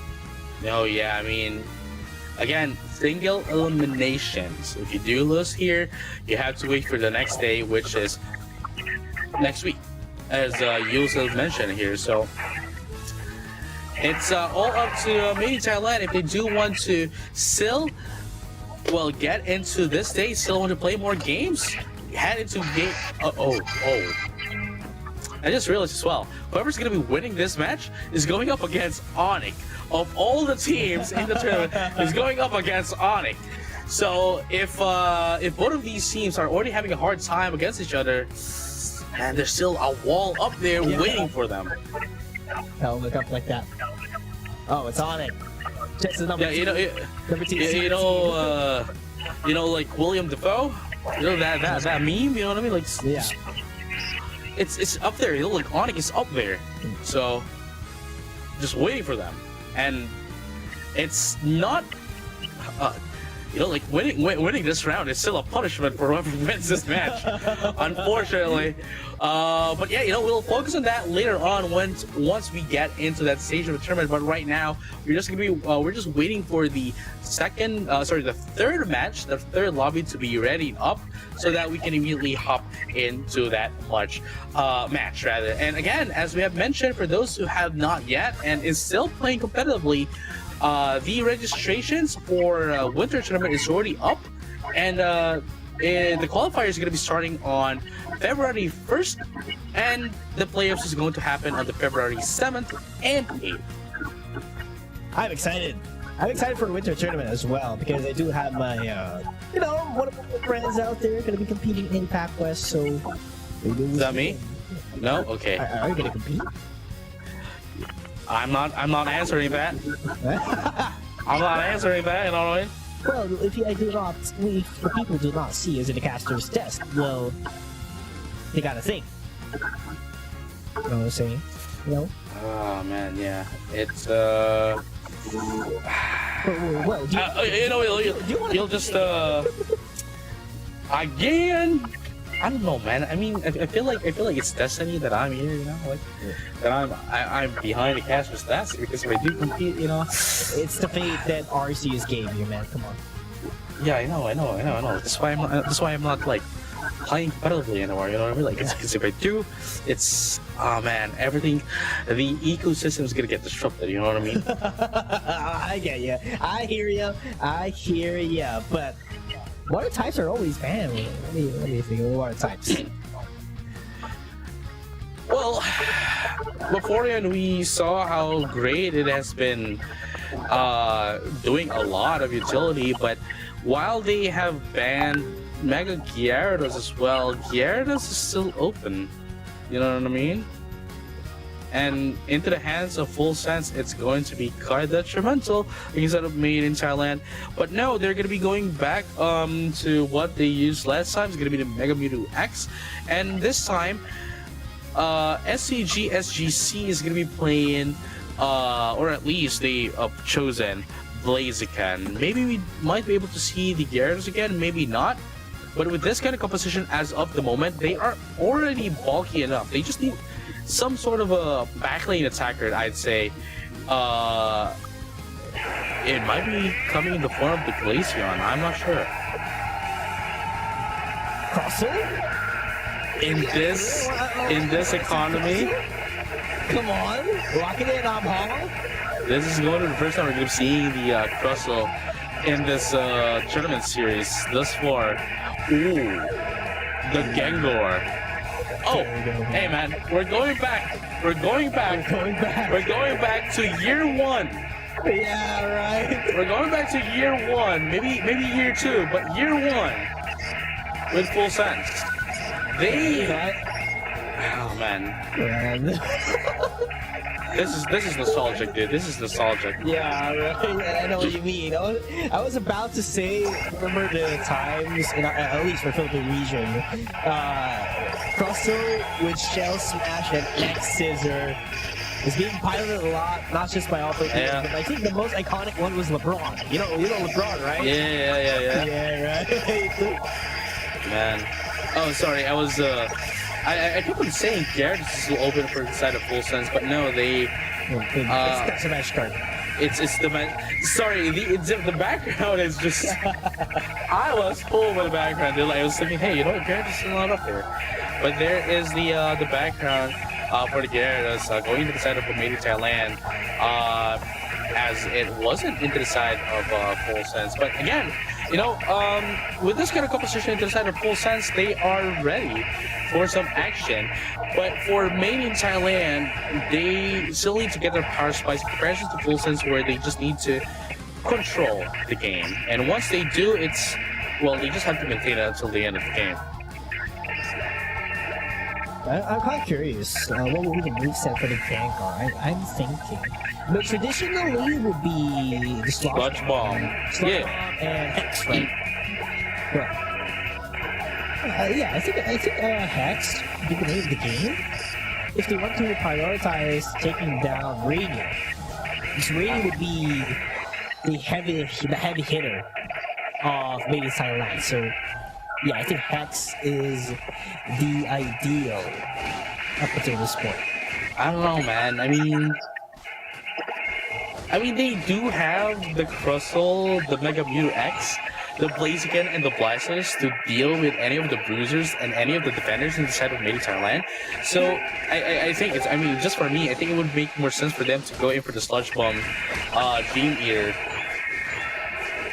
in comparison to Hex. I mean, it can take out a lot into the side of Made in Thailand. It's because if we're going for Hex, right, it's and only going to be targeting the Scyther. I think it's leaving a lot of opportunities for them. You know what I mean? Yeah, I think it does make sense. And I think, as far as I know, in the overall damage department, I think Dream Eater deals more, unless you could do the unlimited Hex.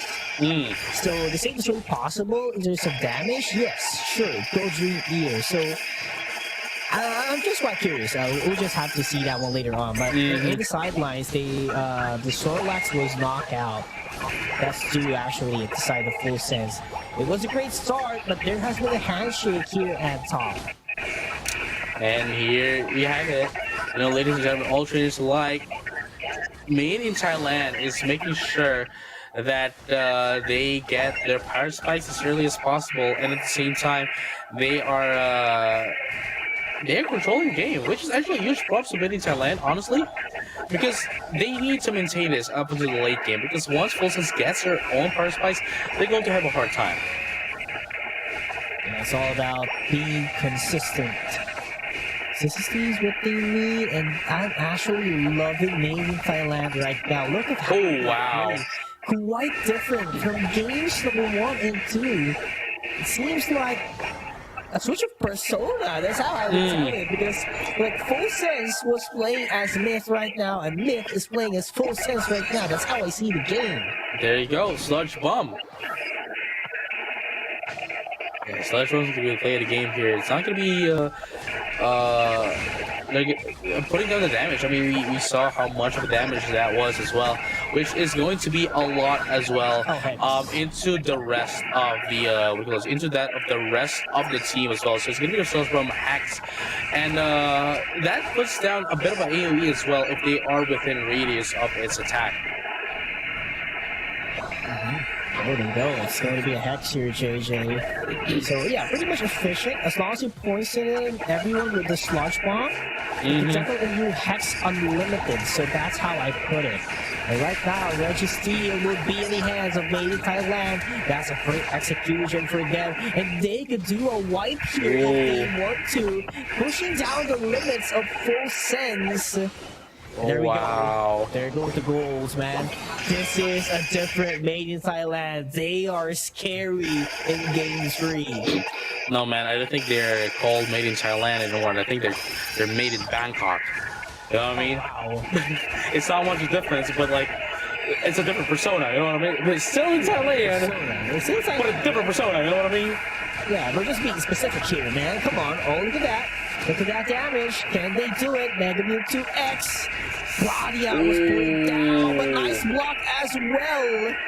They're not going to be chasing it. Oh, look at that. The Gluttony taking into effect. Gets a huge amount of HP after taking the Sister's Berry. And here you go. Full Sense gets in a little of a team, a handshake rather. Gonna be able to secure the Reggie Lucky down bottom. And Mudok tries to get away. Dragon Carrot? No, not quite. Okay. It was a small current indeed. Look at that. Ooh, not quite enough damage, but look at There you go. doing the flail. That's Green Illusion dive. Trade, Hydro Typhoon. Look at the Green Illusion dive as well. Not enough. Spawning in full sense. Maybe Thailand, I think. The Mewtwo. Overconfident. And look at Sun Sage taking it one by one. Can he go for another? I think not. No, quite. man. SGC. It had a difference of objective. I mean, they would have been able to put in the score while double teaming the Lapras as well. Taking out the Lapras and then getting the score. I think they have ample enough time to do both, but they decided to just, hey, you know what? Take your time. I'm just going to get in the Lapras. You go in for the score. Maybe they still need a sack. I don't know. Maybe they do that. I mean, that's a possibility. Oh, Rock Tomb? Not gonna be quite of an impact out there. So Rock Tomb and X Scissor, so it's just jailing out your opponent. That's the name of the game for Am Hong. But look at that. I cannot feel the damage for now of full sense because everyone is still thick. But there goes the Infinite Cyber doing some damage, but not the crowd control that they want to. They're gonna push them away. Overheat plus eject button. Hydro Typhoon invested already. But this is just made in Thailand. They know they have the base advantage. And they are trying to go for the KOs. But Naviza takes them away from the goal with his Hydro Pump. But not enough yet. Oh man, here goes. Green Illusion dive again into Sunshade. Sunshade's gonna be taken out. Here comes the double hit as well from Lady just to get away. And I think they're gonna be able to secure this Regieleki as well. Yes, they did. And Noriza, unfortunately, going to stuck themselves down bottom, allowing Made in Thailand to make them, to put them down rather. And look at this right now. Russell Rumble is gonna be popped up right now. Rumble Russell gonna be popped up right now just to be able to survive. Gonna be able to take down 2 in the process into the side of Made in Thailand. But is that enough right now for them? Because Made in Thailand definitely is on the lead right now, not only in terms of points but also on team fights. Yeah, I mean, I think in terms of everything is how I put it. But this 10 seconds left on the last objective would definitely help Full Sense if they take this, no matter what it is. I mean, so it's going to be a Regirock. They need it. They need it. You know, if Made in Thailand secures this, they are going to be hard. It's going to be ready for the Kyogre. There goes Hex. Oh wow! Maximization of Hex. They know Power Nap is poisoned. Power Nap immediately. Not even the actual team fight before the Kyogre. That's quite unfortunate. But getting KO'd only means that they are going to be able to recover like what 25-30% of their Unite move charge. But at least it's better than nothing. If they can get in some assists and KOs at this Kyogre fight, I think they would be able to get it as early as they can. Question is, will Full Sense let that happen? I'm not quite sure. Hong uses the first Rock Tomb. They are putting a huge amount of pressure on the defender for it to retreat back. So huge props to Made in Thailand coming up with that plan. Hong uses X Scissor, Infinite Cyber, and use at the side of Made in Thailand. But they are low. Dragon's Current. Made in Thailand is low, dude. Nautiza, climb up all the way to the sky. There goes the waterfall. Hydro Typhoon already. 3 down. Made in Thailand, falling down one by one. 1 HP for the Mewtwo. He has to run away, but the Crosshill keeps on chasing him back. There's no way already for them to take it. Full Sense. Team White. The score.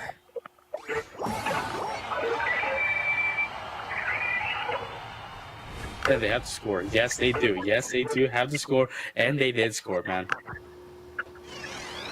Phenomenal, man. This is just one of a game for them. But again, just like what you said, whoever wins this, they have another obstacle later on, which is Onyx. But 30 seconds, this is not yet done. Yeah, it Maybe. could still be anyone's game. All they need to do is have one sneaky peeky, and that's going to be the Scyther down bottom. But not going to be enough though. Not oh, never mind. There you go. Putting in 511 right now to 267, 273 is going to be the play here. It's not going to be enough of a points to catch up, but honestly, I think, and I think that this really could have been made in Thailand's game. Yeah. Like, it's just weird to think of. Like, first two games were actually... It looked like it was a game already for full sense, but when we watched game number 3, we thought it was made in Thailand, but it's the other way around. So this really goes to show that, you know, Flip is not the ideal setup or strategy already. So I think that's a wake-up call for Myth and every other teams competing here in ACL, because again, Kyogre has a different kit. It's not the same as Rayquaza, so definitely have to watch out for that one in the future games. I'm not entirely sure that they went in for the flip either, at least for game number 3. But like, you saw how Made in Thailand was able to control the game, control the team fights as well, and everything else before the final team fight, it was all their game. I think you can agree with me on this. Yeah, it really seemed as if it was already their game, but what happened was at the final, at the last team fight, they weren't sure who to target first, and that was that led to their demise into that last team fight. Could have been their game. Yeah. I mean, especially as well that they were going in damaged, you know, going into the team fight damage very low,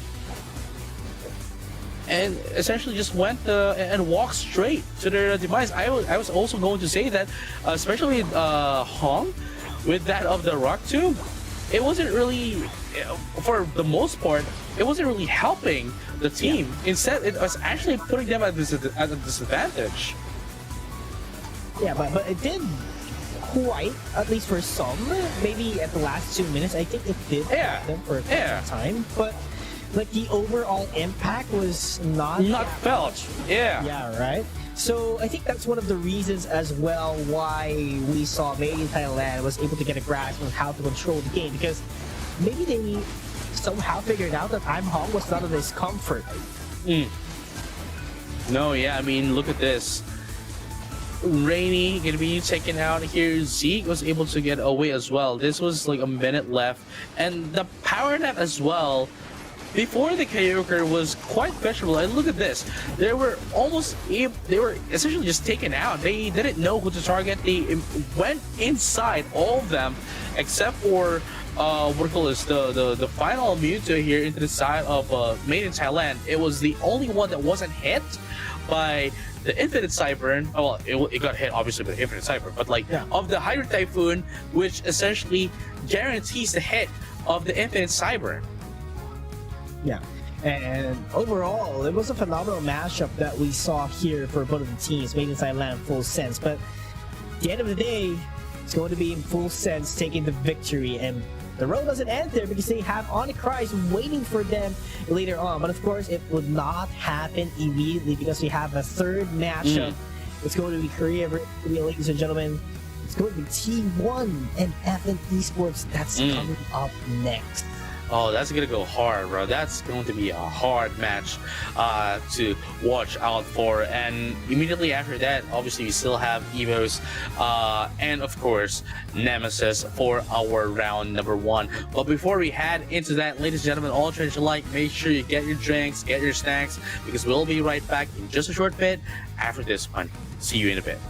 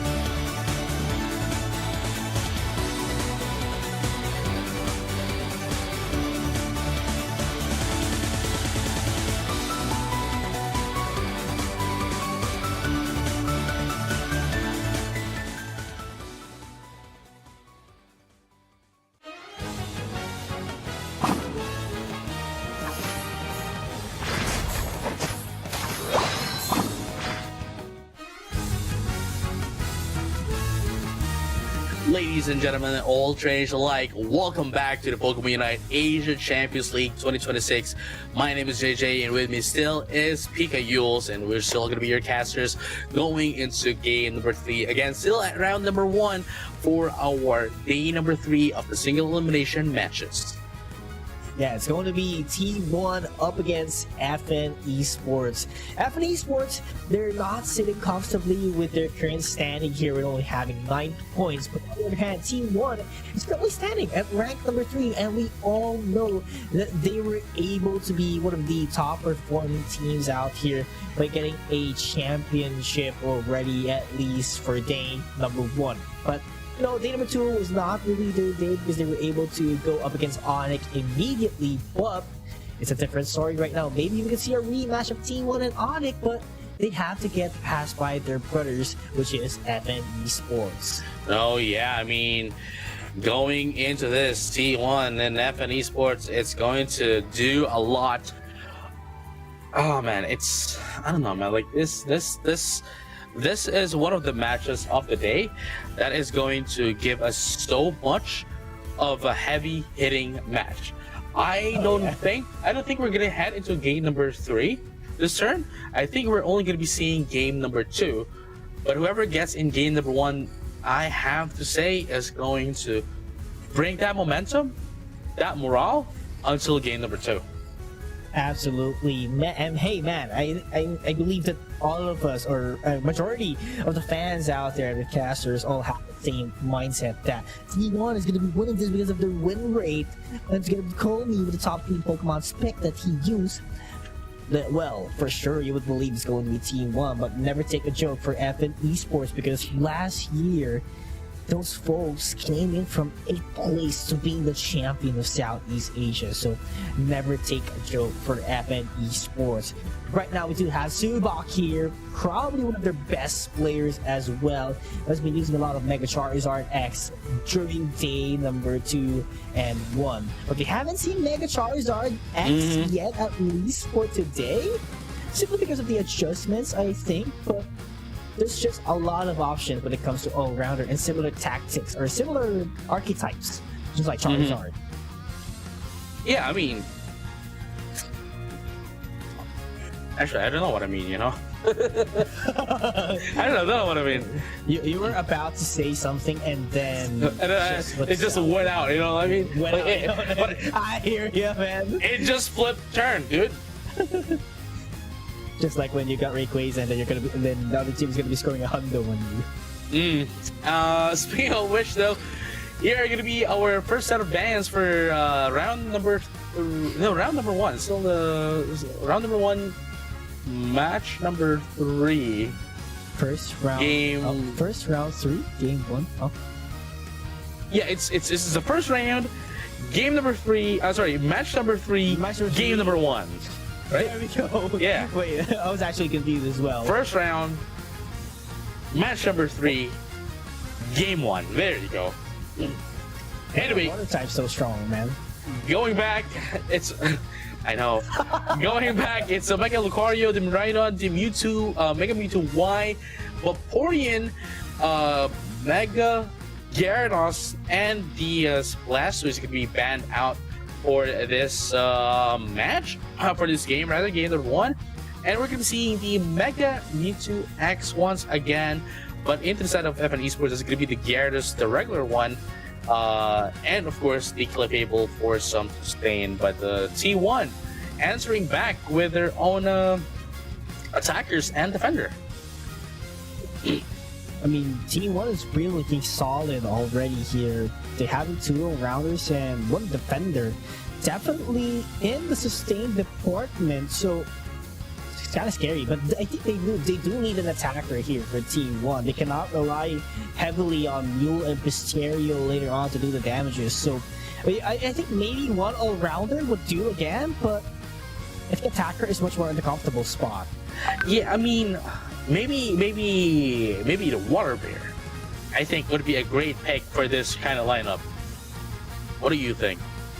Yeah, I think I do agree, but I think Lucario is a great pick as well. It's a matter of self-sustaining that I see here with Team 1, and Komi could be a great backup as well on the backline.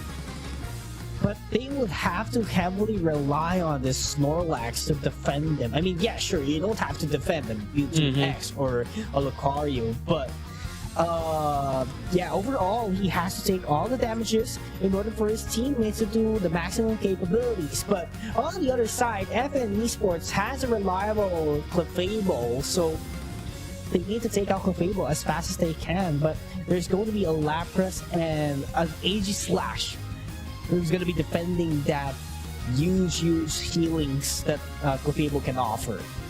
No, yeah, I mean,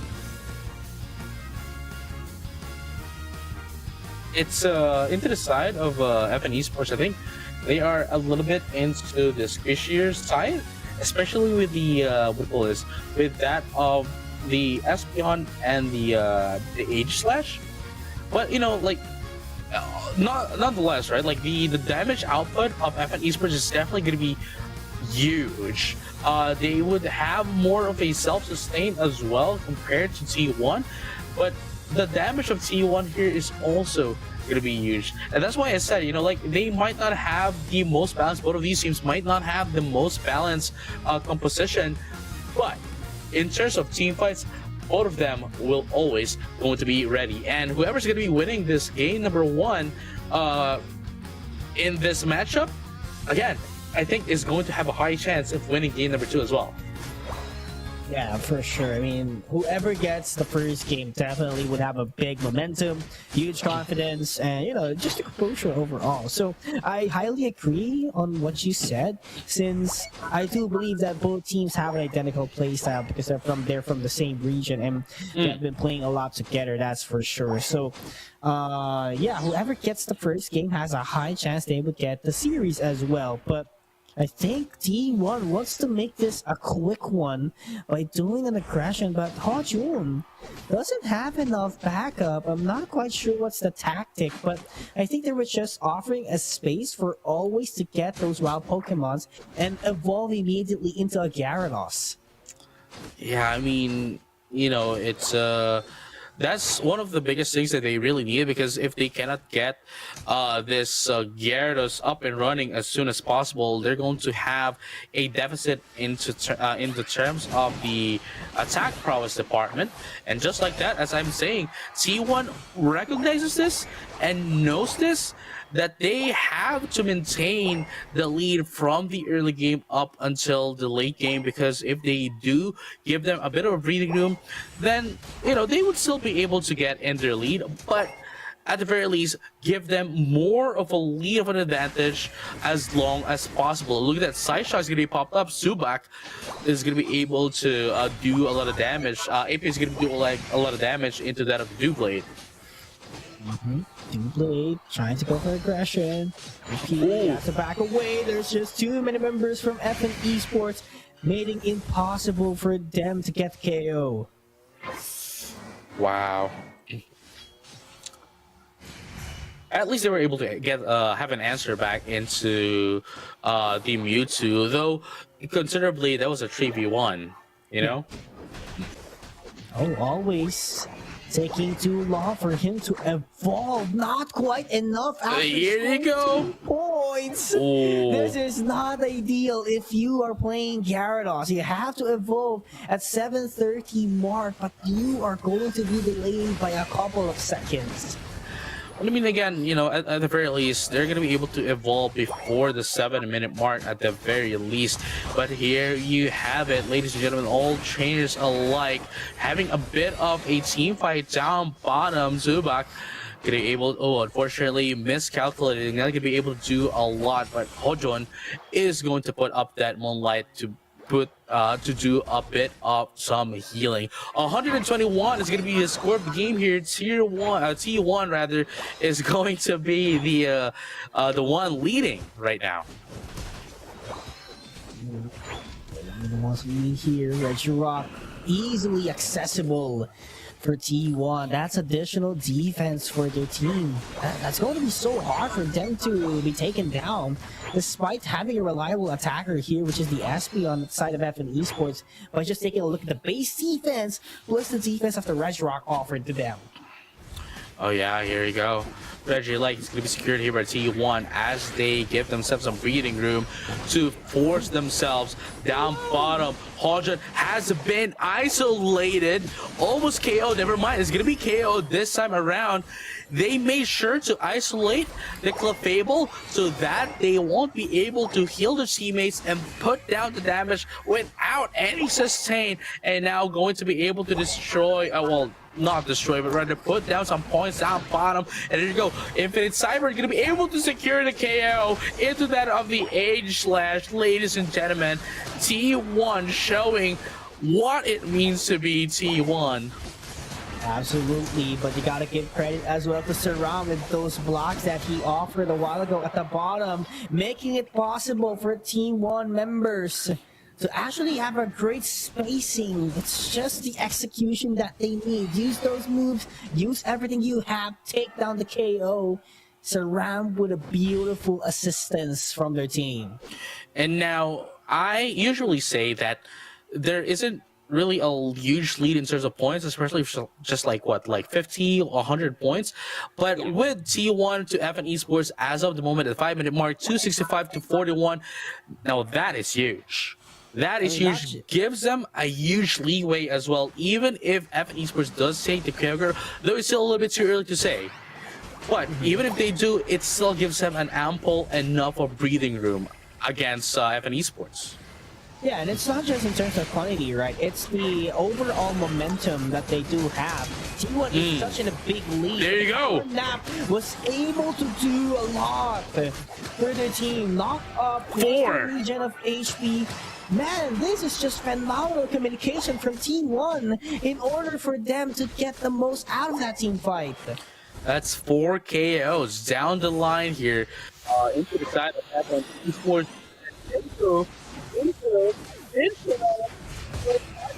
Setter goes and asks Nurse Joy to heal them up. Looking scary, T1. What a momentum. And this is not a crowd on, so definitely if T1 still has the momentum, if they can secure a 200-point lead before the final stretch, the game is looking great on their side. This is just a statement that T1 is making right now. We are T1 for a reason, and that reason is this. 282 to 103 is going to be the play of the game right now. 3 minutes and 30 seconds left into that of the game. And look at this, EP just buying in some time. 1v3 right now, unfortunately not going to be able to help you survive, but never mind, gets a teleport. Wow, that was close. That was close. I thought for sure they were able to get away. Not quite enough. But here comes 100. This is 100, right? Almost 100. Oh, that's 100, right? 100 plus. More than 100, yeah. This is a huge breathing room, JJ. T1 making sure that they would just have to zone out FN Esports later on in the Kyogre fight. They don't want to risk anything. They just want to be the defenders. And if they do get a wipe, then they just have to take it for themselves. No, yeah, and here you go, Reiji Drago. Quick work with only 2 Pokemon instead of T1. Now here's the thing, at 2 minutes 40 seconds, they can still have a bit of a detriment for themselves. They can still take some casualties because even then, they would just respawn, recover back before the before the Kyogre comes out. And this is not the time for you to put down your Unite moves. Not quite yet. There we go. 2 for 3. 2 for 3. 4. 2 for 4. And of an investment on the Mystical Mirage, might to tell you. Yeah, and here you have it.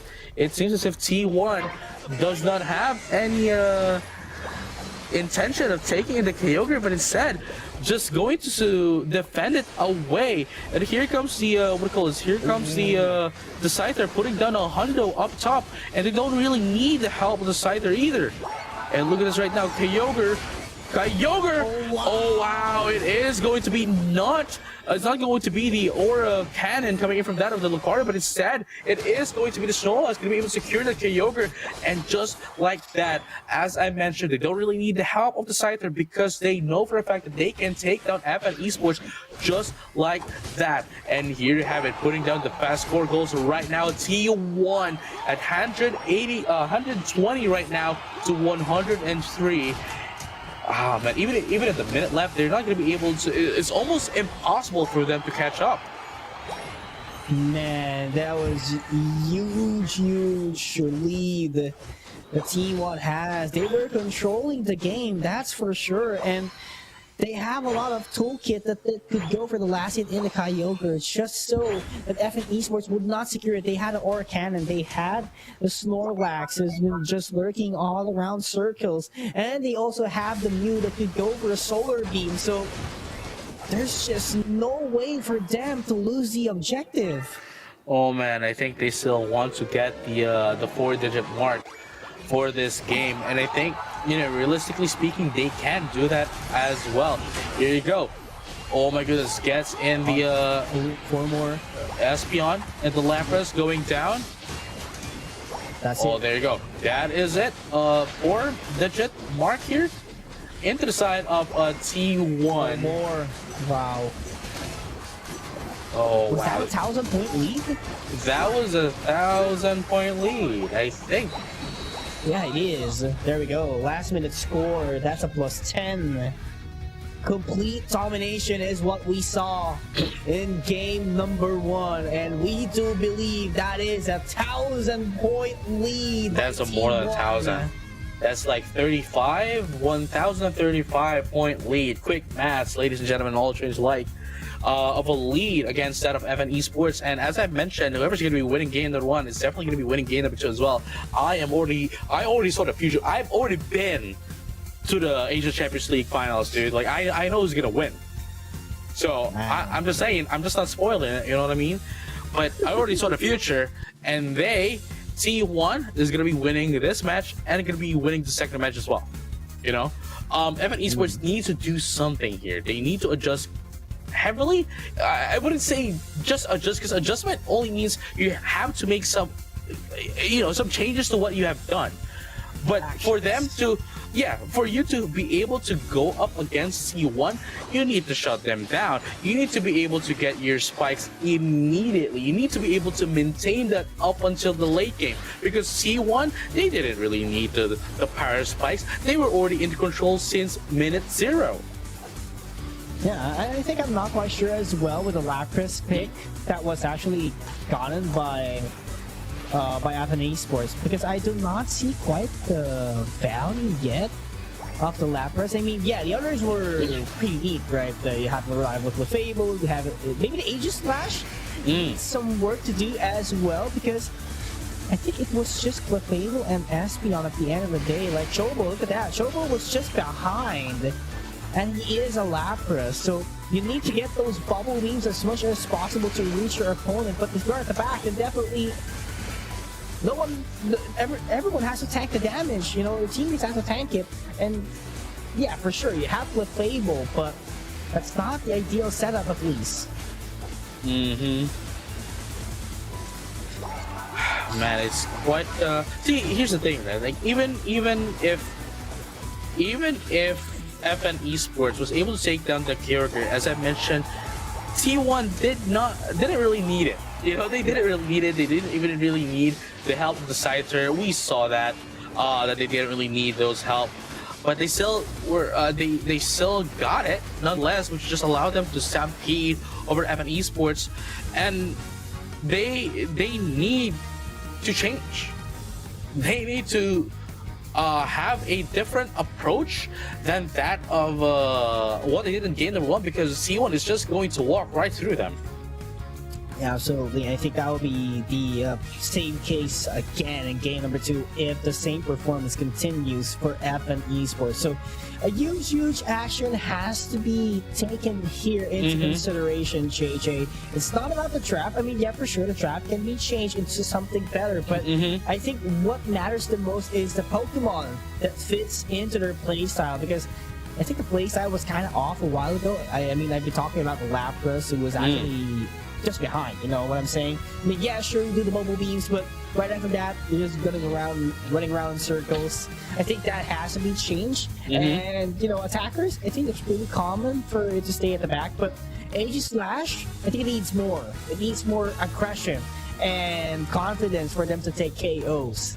No, yeah, I mean, that's why I said earlier, like, I really, and I genuinely believe that more than an Aegis Slash, I think the Water Bear could have been a better pick in that kind of composition, because that way they do have a secured way of going in on team fights while making sure that they sustain themselves, making sure that they last longer into that team fights, allowing their other teammates to follow through. But unfortunately, you know, that wasn't what happened, and now that we saw what happened in game number 1, I think it wouldn't really matter even if they do take down the Water Bear. So definitely, again, what we've mentioned time and time again, the draft is just 50% of the entire game, and it all boils down to the execution. So let's find out what's going to happen here. T1 still at the left side, the violet side of the game here. FN Esports still on the same side as well. And thus far, we are seeing the same sets of bans for both of the teams, the Mega Lucario and of course the Miraidon and the Mega Mewtwo Y as well. Along with FN Esports, they have the same bans all throughout since game number 1. And I think it will be the same draft. Actually, it's looking kind of neat that will be the case as well. So Mewtwo X already locked in. I mean, the scissor, or actually, it's a scyther that will be used here. I think it would be a great for them to steal it away for T1, but they need to pilot this Pokemon as good as T1, and there we have it. They took 2 Pokemons from the T1 that was using game number 1, being Lucario and Scissor. So the trap is going to get mixed up here for T1. Would they go for the same concept of lineup that they do have a while ago, or would they go for the concept that that FN Esports has a while ago? Ooh, that is true. I mean, again, they don't really have to change much as of the moment because it already worked. Why change it, you know? But I guess FN Esports stole away the Scyther into the side of FN Esports, and this is okay. I'll be biased just a little bit. I saw it coming. I saw it coming, man. I saw it coming. You saw it coming? Oh man, we are finally gonna be seeing Wigglytuff in action. That's my son. That's my son right there. Yeah. It's a defender. It's a defender, might I tell you. It's a defender. Yes, sir. Yes, sir. That is a defender supporter. You know what I mean? That's. I think FN Esports gonna win this. You know what I mean? Like. Yeah. Is it because of the Wigglytuff? Because of the Wigglytuff. Yeah, it's the only reason. You know what I mean? Ah man, I am excited now. I am excited now. For those who don't know, JJ is a Wigglytuff main and his son, so. You know, pretty much understandable that he's rooting for his son right now. Yes, sir. Yes, sir. I mean, hey, man, I win games, so I win games with the Wigglytuff. Please hire me or get me your team if you wanna win Wizard tournament, maybe. Yeah. We have a full-fledged Wigglytuff main out here, you know. Yeah. You know. Maybe you want a Blastoise main out here, you know? I don't know, man. It's not. DM if you want a Blastoise main. I mean, it's not Wigglytuff, you know. Yeah. It's not Wigglytuff. Big boy Blastoise, triple B, you know. All right. Blastoise, man. Oh man, T1 and FN Esports. Now at game number 2 though, jokes aside, ladies and gentlemen, all trainers alike, T1 just needs one more game to proceed to round number 2, and then they have to wait for whoever's going to be their opponent right after this, assuming they do win, which is very much likely based on what we saw on game number 1. Yeah, I mean, if the same thing happens, then definitely T1 would win in a landslide here, but doing a different set of composition, I do believe that there would be a change here, especially to the side of FN Esports, since they managed to mix up the composition of T1 as a whole by taking 2 Pokemons into their roster. Oh man, it's FN Esports. I just wanna. The composition of FN Esports right now is going to be heavily reliant on the Wigglytuff and the what do you call this? The Eldegoss, I'd say, because if once T1 takes away the Eldegoss and the Wigglytuff, I think that would remove FN Esports'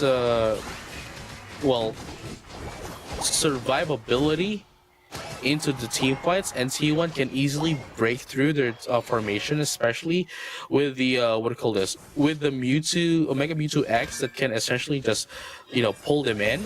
There's also the Mimikyu that does have access to Shadow Sneak, and of course, if they get pulled in by whatever reason, there is the Blaziken as well. And even if they cannot pull them in, Mew is still here, especially at the hands of Kami.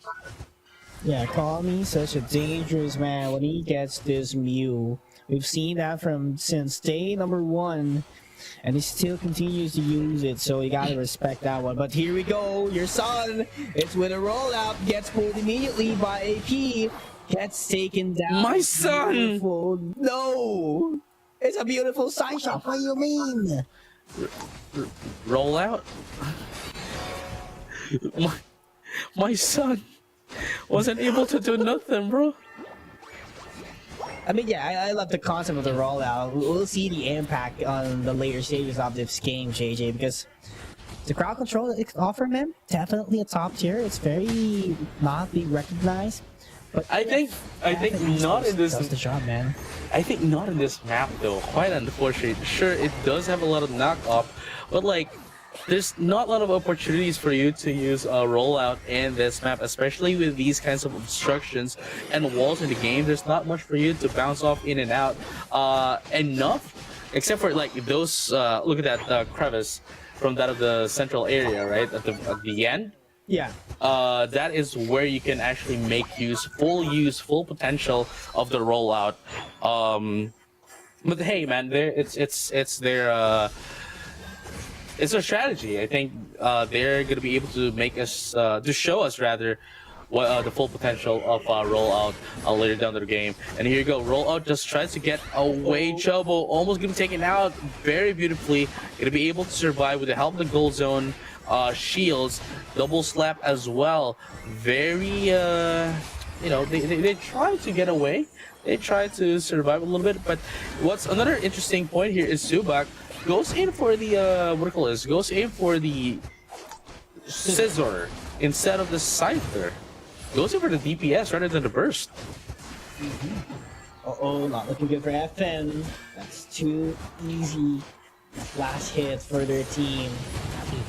And this is the thing, like, it's not a scissor, rather, it's not a scyther, so you want to go into a matchup wherein you just go head to head. I mean, yeah, sure, but what the team needs is a surprise attack, and that's going to be a scyther, so this is much more difficult for them. I think they are on the same archetype than what they did a while ago. And that's what I'm talking about, you know, the moment that they are able to take down the Eldegoss and the Wigglytuff, everything just falls apart. And thus far, what we have been seeing is Chobo is only using rollout to get away of team fights to survive, not even to use it as a utility to help the team. And look at that. Not hyper beam, but rather solar beam is going to be the player of the game, and that's what I was talking about earlier, right? Like, even if they cannot pull them, even if EP is not going to be able to pull them in, there's still the backlane attacker that is the Mew with the solar beam. Oh wow! See, and look at that. It's very rollout in this map is very conditional, and the crevice that you should be doing it on is where Lapras is right now, not in the middle, because you saw how big of a gap there is that you won't be able to get the consistent knock up on that side, on that area, and it just gives the opponents a bit of a time just to be able to get away from your rollout, and you won't be able to do anything. You're just gonna be stuck there. Yeah, and I do understand that, but it's very hard to pilot that rollout, but yes, still sir. thinking what could be the purpose behind the rollout. Like, there has to be something, you know what I'm saying? Because if not, then this would just be a setback for FN Esports. No, yeah, I mean, I do agree as well. I mean, thus far, it has only been used to run away from T-fights. And that's not the ideal setup that you want, JJ, but Aura Cannon fired immediately. There goes the Solar Beam on the backline. That's 4. T1 will rise up again. They are too squishy, my dude. They are currently too squishy that T1 is just gonna eat them for breakfast. Well, dinner, but you know. Oh, here comes the pull. Again. Wow, go fetch your son, JJ. All right, man. I'll leave this up to you. I'm gonna go fetch my son. Uh-huh. Oh But man. yeah, T1 again. Getting the KOs. Man, just look at that. Blaziken, level 14 with 3 minutes left. How huge is that? That is very huge, ladies and gentlemen, all trainers alike. And at the same time, not only that, almost everyone is currently at level 13. Well, 2 level 13, 2 level 12 as well. Everyone has already gotten in their final power spikes. And 317 to 55 is such a huge score lead as well. And have already destroyed three of the score goals for the side of FN Esports, with only the second tier score goal down bottom going to be up left, up for breaking for T1. There's a move punch, got pulled away, and there we have it. Saram is in the middle. Have to go for the damages. They have to back away, roll out to go away once again, just like what you've said, JJ. It's just poke, then run away. That is what FN Esports has been doing, because once they poke, their HP is just being shredded down by Komi and the others. Yes, Zuri, and here you have it. Oh, wow. and that's quite detrimental. That's one of their biggest damage dealers as well. That Zubac gonna be taken out before the KO comes out. They have lost so much of attack prowess into this match, and just like that, always is gonna be taken down up as well. Chobo tries to get away. Here comes the Electro Ball from down to the Mew. Komi putting down some damage, putting down some scores as well. Oh my goodness, there's gonna be another one here. Even if you do use the Red Illusion Dive, it's not gonna help them out because you're gonna get KO'd anyway. And here comes the scores here from T1. Are we gonna be able to see another 4-digit lead? It's very much likely, because there's still more than a minute left in this match. Cooldown of the Kyogre will actually be helpful for FN Esports if they want to catch up. But here's the thing. Can they get enough Eos energies and at the same time go deep into the base of T1 and score down those goals? Because it's a 900 point plus lead. You mean if you just, I mean, yeah, for sure. If you wipe them out, you destroy 4 goal zones. That's only 400. Not gonna be quite enough to catch up in less than a minute. No, it's not. It's not that it's. There's nothing they can do about this. There's literally nothing. And even if they do get in all of the, the wild Pokemon, right? They would still need for it. They would still need to wait for it to respawn before they can get in more points to get back up again. And in just a minute, it's not gonna be possible. Man, 1,000 point lead. 1,100. Oh man, I think 1,200 point lead. Man, Oh. T1. This is scary, JJ. They have been so consistent from day 1 to day 3. Just a complete domination. 1,200. The 1,200, almost 1,300 point lead. That has been thus far, I'd say. And if I'm not mistaken, the biggest lead in any tournament since day 1. Yeah. I mean, we've seen year 1. I believe that was Nemesis. Before Nemesis, there were Reach Pokemon.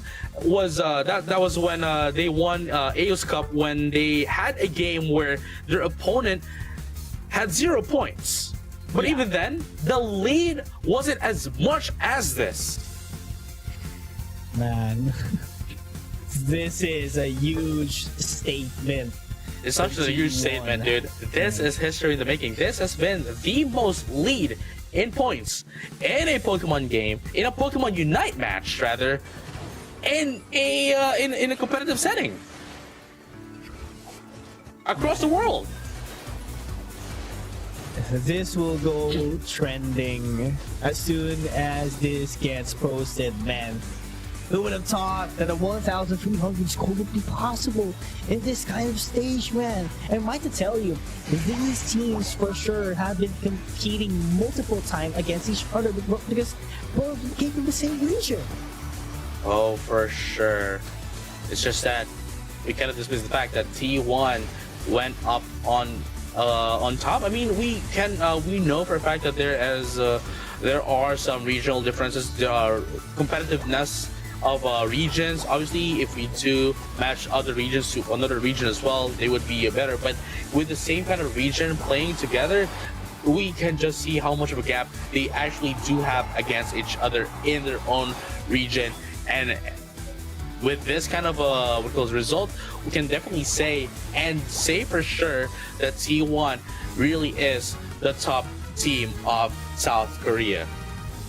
Definitely, and they're gonna be scarier even more as soon as they get stronger and they get more exposure in the world stage. But again, congratulations to Team 1, and FN Esports once again would have to sit at the very bottom. And not just that here, JJ, because on the stats, you would have to compete for the point differential as well. So being dumped or being down by 1,200 points will definitely pull down your statistics in the future. No, yeah, that is for sure. But speaking of which, before we head into round number 2, we still have one more match for round number 1, and that is going to be Evo's Epic Style and, of course, Team Nemesis. I'm pretty sure a lot of people have been waiting for these teams to finally go in and have a match. But before we head into that, we're going to have a short break, so don't go anywhere. We'll be right back. See you in a bit.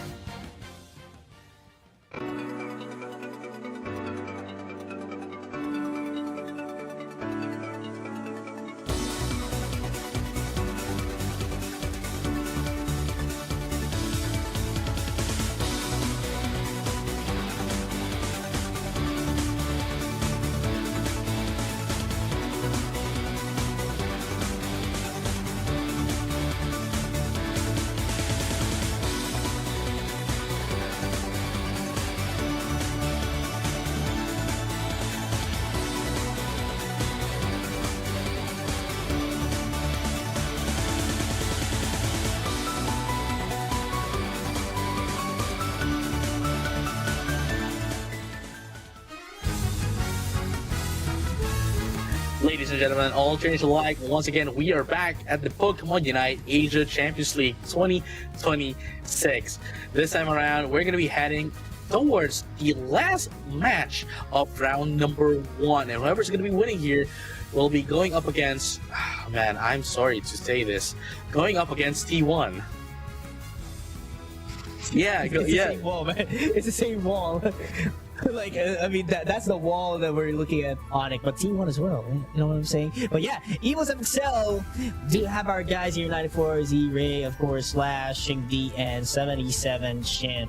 Probably they didn't have a great start last year. They're at the bottom of the standings with 9 points, but for sure, a lot has changed. But again, for Team Nemesis, we do have Sync 1, Tramp, Dylan, Kai, and Rubix. For those of you who are wondering, there has been a roster change in the side of Team Nemesis. So Lance will not be with the team for now due to personal reasons. So Dylan would step in once again for the team.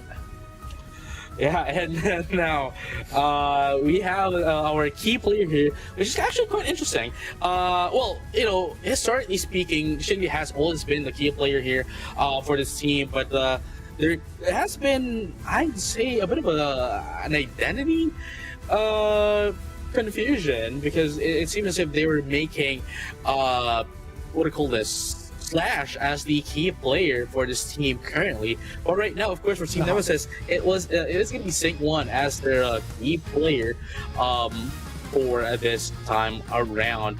And as you were saying something? I'll have to tell you this. I'll tell you this right now. In Tagalog, they say it, uunahan na kita. Ban the hoopa. Ban the hoopa. No, ban the hoopa, man. And if you want to win, ban the hoopa. You know what I'm saying? Oh man, yeah. I mean, what it translates to is I'm going to be ahead of you and tell you this, and there you go. The hoopa has been banned, and they have to. They need to. Again, as I kept on saying this, it doesn't matter what patch it has been, but since day 1 of hoopa at the hands of Kai, ban it, please. You don't want to see it. Like giving Kai the hoopa is like giving Nemesis like 80% chance of winning the entire thing. 85%, I'd say. Yeah. You know, and it's and Evos XL saw it through, right? The Vaporeon as well was banned.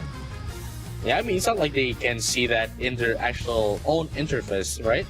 But they essentially just recognizes that, hey, it's what do you call this? Vaporeon is and has been quite a menace throughout the entire tournament this far, especially starting game number 3.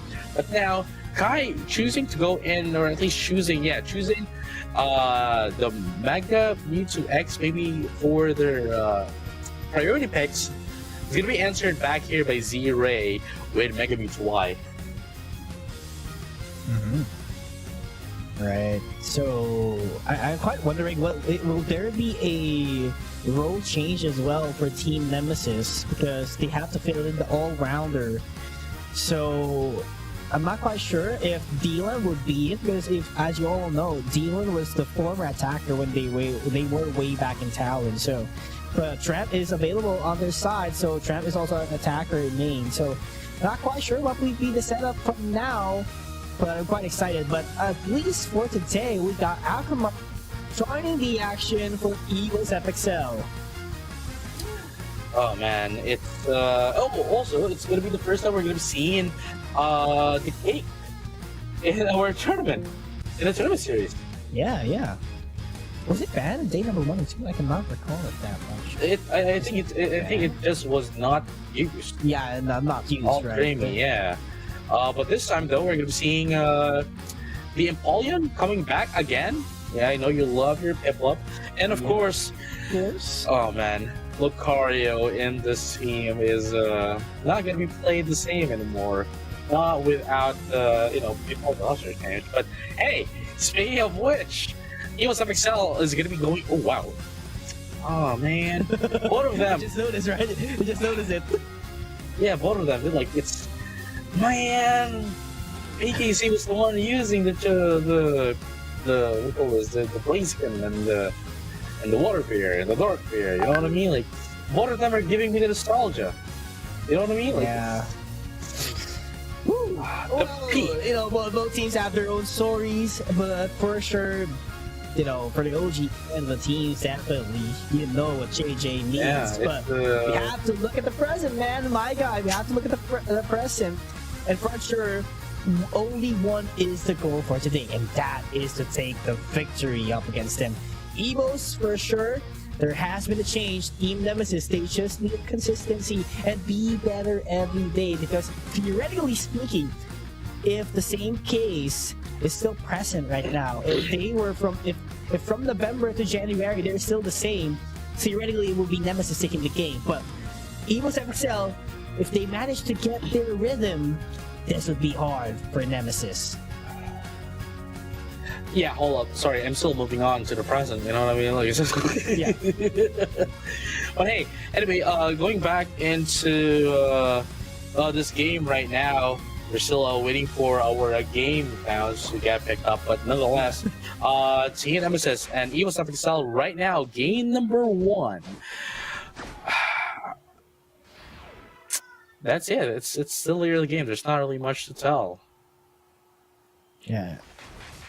Gotta be wary of Slash using the Mamoswine. You know, Mamoswine is really a difficult defender to go up against. But I do love the fact as well that Nemesis has 4 all-rounders, so being ice-fagged by the Mamoswine wouldn't do that much, because they just have to bruise their way as much as possible, right? So full heal is going to be the name of the game later on. Yeah, I mean, I do recognize as well that it is going to be Shengdi here, actually being the going back into the core of the game, of the team right now, for Evos FXL, which might bring them back to their former state. Obviously, not going to be quite the same exactly, but almost there, I'd say. Shengdi right now going back as the core of the team, doing some damage against that of Team Nemesis. Yeah, I mean, you know, it's all about the comfort zone and where you're at best, right? And I think everyone would agree that Shengdi at core would be the best way in order for him to capitalize on his strengths. So definitely this might be the turning point of Evos FXL, but we're not quite sure yet, because Team Nemesis also has something. Yeah, I mean, honestly, this has to be the turning point for both of the teams. It cannot be not this time, because if this isn't their turning point, then they're going to have a hard time in the tournament. Well, quite fortunately for them, like, everyone is still going to be part of the King of the Hill, but that only means that you will have a more difficult time going up against the King of the Hill, because you'll be playing more games if you end up on the lower end of the rankings. But as I say that, Team Nemesis was able to do a lot of damage into the side of Evos FXL, which is looking pretty great for them right now. Yeah, looking great. Just have to maintain this kind of gameplay, but the objective is already at down bottom. It's going to be a Ragnarok. Ideally speaking, it will be great for Nemesis because they have the sustain. But look at Evos FXL. They are getting it for sure, but oh my goodness, and Nemesis, Dylan takes the last lap, gets the objective, but that will be a KO in return. That's 3 out of 2. Make it 4 out of 2. Beautiful trade-off from Evos. And here you go. Evos FXL was able to have a bit of an answer back here, but at the same time, you know, Team Nemesis here just needs to maintain this lead. But then Evos FXL, they have still yet to get in their power spikes, especially that the Pile Swine is still not a Mammoth Swine. They can still get more than what they can have as of the moment. Go slowly but surely. Regid Lecky is the next objective. Look at Tramp, waiting for the perfect opportunity. He's gonna seize it, but not gonna be getting the last hit. And there we go, Infinite Cyburn to commence the crowd control. One by one, Team Nemesis is falling down. They are backing away because they know that it is going to be destroyed because of the Regieleki. And Evo's FXL is looking strong in this point. Yes, sirree. And there you have it, ladies and gentlemen, all trainers alike. Evo's FXL is trying to force in their way against that of Team Nemesis. Slash has been isolated right now by Sync 1, but Ice Fang's gonna be the player of the game here, and Shadow Sneak just to put them down. And going down here, 94 is going to be able to get away. There's going to be 2 down to the side of Team Nemesis as well as Evos. Both of them equal footing as of the moment in terms of team fights, but in terms of penetration, in terms of the score goals, Evil Stuff Excel does have the breathing room to do so.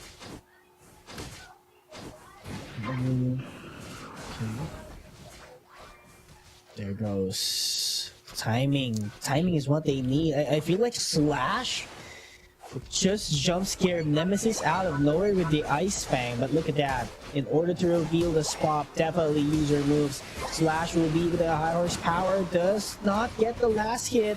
Another defense coming in from Nemesis after getting the Regirock, and gets Slash taken away. That is for sure. And right now, 94 has been seen here by Tremp. There's going to be 3v1, but they're going to be able to get away quite quickly, which is actually quite great as well for them. You need to wait for their team fights, and look at this. What's happening right now for Evo's FXL is, this is not how they usually play, if we're going to base it off historically. But it seems as if they are trying to adapt a little bit of the Western playstyle of forcing in the issue against the other team. But look at that though. Team Nemesis is going to be able to secure that Regieleki, and now they just need to put in the work. Unfortunately for them, they're going to be the one getting in some casualty. 2 for 1 is going to be the player of the game to make that 3 down to the of Team Nemesis for the price of the Regieleki. Is that a great exchange? I don't think so. That's going to be 4 down right now for Team Nemesis in exchange for 2, the Mewtwo and the Regieleki, and that is going to cost them a lot. I think 77 Shin did a lot on that team fight by using the Unite move. He was just regenerating everyone and completely ignored by Team Nemesis. So Nemesis have to watch out for those kind of opportunities that Shin would give to their team, because if they want to cancel out those kind of sustain, priority is going to be set to Shin. No, for sure, because it's the priority has to be set not only in 77 Shin but also at Slash, because removing those removes most of the survivability of Evo's FXL, especially the displacement that Slash can provide for the team. And look at that right now. Lapras is going to be taken down. Oh, looking good for Nemesis. Luckily, it was just a Regice. Will not give a firepower, but the regen, the HP would be great here on the side of Evo's FXL. So I do not see anyone from Nemesis that could actually do a blowout damage here. So they just need consistency. They just need KOs 1 by 1. And eventually let Evo's FXL collapse. But they have the point lead. They just have to play tag up against Evo's. Oh yeah, and right now Evo's FXL doesn't really have the intention of taking the Kyogre, and instead wants to take them out 1 by 1. But here goes Infinite Cyborg, almost taking down Kai. Unfortunately for Evo's FXL, they're still going to be able to get in some refreshes, and now they want to go in on a team fight. Unfortunately for Team Nemesis though, Evo's FXL still has their life up and running, and El Creamy still 77 Shin has their Unite move as well. Oh, Kyogre reset. 125 left. There we have it. Kai is down. Move. 1 is down, JJ. Looking very tough for Team Nemesis, but smart execution for them to just buy some time, go away, do a little bit of a refresh, but Evo's FXL keeps on chasing them down. But Lucario, Tramp is still up. He's just hiding in the tall grass. Slowly but surely, they know that they are on the lead. So they just have to play tag. Can they get the last No. hit? Not quite. And Evo's FXL has to KO them one by one in order for that to get scores. Man, I was not sure if you saw what I saw earlier, but Mimikyu, Sync 1, using their Unite move, Play With Me, did 0 damage. Man. It's 0 damage to 94. You'd think that would have stopped them just a little bit, but no, it did not stop them, not even for a bit. It was 0 damage. Oh my goodness, 656 right now to 213 is going to be the score of the game here. Evo's FXL has secured themselves Game 1 win, and they still need to get one more to go up against T1. And as I mentioned, they might have already resolved their identity crisis from days 1 and 2. I hope that will be the case here, JJ, because you have to be consistent. If Evo's FXL takes K number 2, then yes, I do take it as they have resolved their long problem during the first 2 days of the tournament. But Team Nemesis, they put up a great fight. It's just, you know, Evo's FXL gets the momentum into the mid-game, especially Chin probably would be, in my opinion, probably the MVP at least for game number 1. And he has been doing quite a lot for the team, you know, just providing the heals and everything. Just goes to show that Evo's FXL could fight back once again. And Slash, on the other hand, with the Mammoth one as well, doing phenomenal setups as well. It's just a hard time for Nemesis. You know, yeah, sure, you have full heals, but after full heal, what do you have, right? So, they have to be very careful with that. I think it will be a target ban in the Alchemy, or, you know, just take it for your own good. But there's a lot of things to consider as well, and Team Nemesis has to analyze that one. I don't think that Alchemy is a problem. I mean, obviously it is a problem, but even if they do take away the Alchemy, if not ban it, you know, outright target ban the Alchemy, there's still other Pokemon that can do the same thing. You know, we have the Eldegoss, we have the obviously the Hoopa as well is there, although of a different way. But all the Clefable and the Blissey can do that as well. All I'm saying is that Alchemy is not the main problem for for Team Nemesis. I think the main problem here is that they they allow themselves to be eaten up here by Evo's FXL from the early game, and they don't really have an answer back against them since the early game. Wow. Because they do have the ability, right? They did have the capabilities and the ability to go on toe-to-toe against them, especially in the first 2 minutes of the game. But unfortunately, because of how they were pressured up, and it's quite understandable as well, especially with how they didn't really play that kind of playstyle previously, being that of a Western playstyle where, you know, essentially just, hey, you know what, let's spruce everything up, let's go together, go up against them, and from there they got overwhelmed by pressure coming in from that of Evo's FXL. And honestly, I think knowing Team Nemesis, they would have an answer back going into game number 2 should Team Evo's FXL do the same thing over against them. I mean, yeah, theoretically, if it works, you know, you don't have to change it. But for Team Nemesis, I think they would have to change their archetypes quite a bit, you know what I'm saying? So maybe we might see the much more traditional lineup that they have been doing over and over the past few years, or maybe would they go back to the Defender Blaziken once again, just like what they did in games number 1 and 2. So really quite curious what would be the setup here for Team Nemesis, but for sure they could have an exchange up against Evo's FXL. It's not that quite of a blowout match on what we saw during game 1. No, yeah, I mean, everything. I wouldn't say everything has to change. I think there were some moments where Team Nemesis definitely stood their ground, go up against Team Evo's FXL, but at the same time, it's not enough currently they need to do more, and they need to stand their ground even longer going up against them. And with that kind of lineup, they still, I think they would need more sustainability, because again, having, and this is quite unfortunate too, having the Hoopa be banned out, they didn't really have a way to refresh their HP, or at least be able to have some sort of sustainability going into the team fights. So I think that's one of the biggest problems, because EVOS FXL didn't need to go back. They had the El Creamy. Yeah, maybe if they had Clefable a while ago, it could have been a different story for Nemesis, right? That's like what you said, they don't have anything to refresh their HP. They would have to go back manually into the Pokemon Center or into the base just so they could get the HP. But what are the odds of you reaching the team fight once again after being from base, or let's say to the Kyogre? So that's a long, long way for you to travel, even though you have a jump pad. So the time that idle time would somehow give EVOS FXL the advantage to wipe everyone out who's remaining in the pit. No, yeah, I mean, again, that's why they have always been ready. They don't really have the intention of taking out the Kyogre as well, because they don't need it, quite frankly.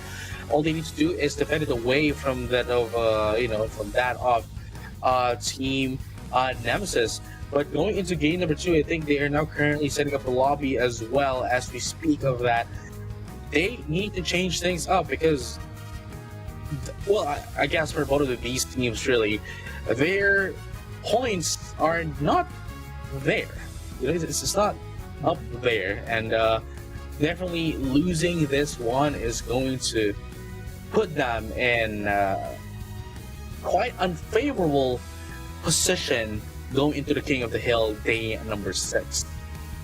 Oh yeah, absolutely. Do agree on that one, JJ. But yeah, we're just waiting for the lobby. But for sure, EVOS FXL, if they do get the victory here, that would somehow boost their points and climb back up into the standings. If they cannot climb up in terms of the positioning, then maybe in the point department they would somehow put some pressure on the other teams, especially from those who are from 5th to 8th, because that is where the most critical part of the King of the Hill format. You don't want to play more matches. You want to sit comfortably, let's say, at top 4, so that if you just have to play, let's say, 3 games, matches, 4 games, 3 sets, 4, not more than 5 or not more than 4. So you want to farm those points as much as possible from now on. And now, again, going into game number 2, we've seen their previous, their previous composition. What do you think has to be changed here for the previous composition coming from Team Nemesis? Team Nemesis is still at the violet side, the purple side rather, onto that of the left, and EVOS FXL still retaining their second pick. I think they just have to get a refresh. I do agree on what you said. Maybe Clefable would help Team Nemesis, then 4 all-rounders, if that's the concept that they want. Yeah, sure. But they banned Snorlax already, so Snorlax is not available. So I'm trying to think what could be their lineup. Maybe a Water Bear, I guess, would help them. So they took out Blastoise as well. So they don't want to use Blastoise, or it's not really the priority. But Vaporeon is open for now if they do ban the Psyduck here for the side of EVOS FXL. And I think Nemesis would have to go for the Vaporeon. Oh yeah. Oh, there we go. There we go. Oh wow. Here we go. Let's see what's gonna be the changes here of Team Nemesis going up against EVOS FXL. Because they do need to change a lot here. I don't think the Mega Mewtwo X is working out. Oh, okay, never mind. They are simply go in for the Mega Mewtwo X. Obviously, the hook of Side Shock coming in from that of the Mega Mewtwo X is definitely huge, but the follow-up is what matters the most. And here we go. 94 starting off with the Mega Gyarados. By the way, still open, and Oh, this is already a huge attacking prowess coming in from that of Evo's FXL. Now with the help of mobility and tanking capabilities into the side of the Lapras.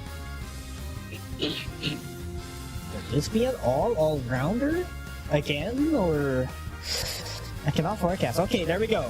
Slowbro. So is this a way to stop? Maybe it's a way to stop the Mega Gyarados later on with a slow beam, but that'd be actually enough. So Slash once again goes with the Mamoswine. See, here's the thing. Goes for the Eldos. So Here's the thing, right? Right.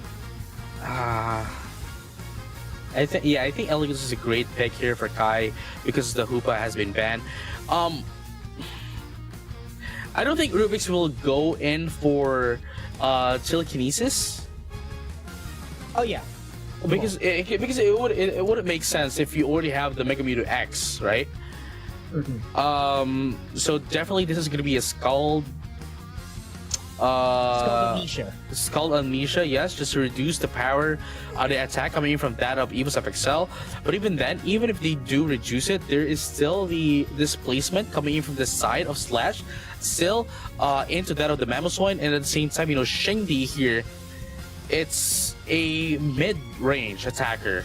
So you really need to go in and out. And at the same time, the attack prowess is just into the side of Evo's FXL with the Mega Gyarados. We have the Suicune that has been buffed as well.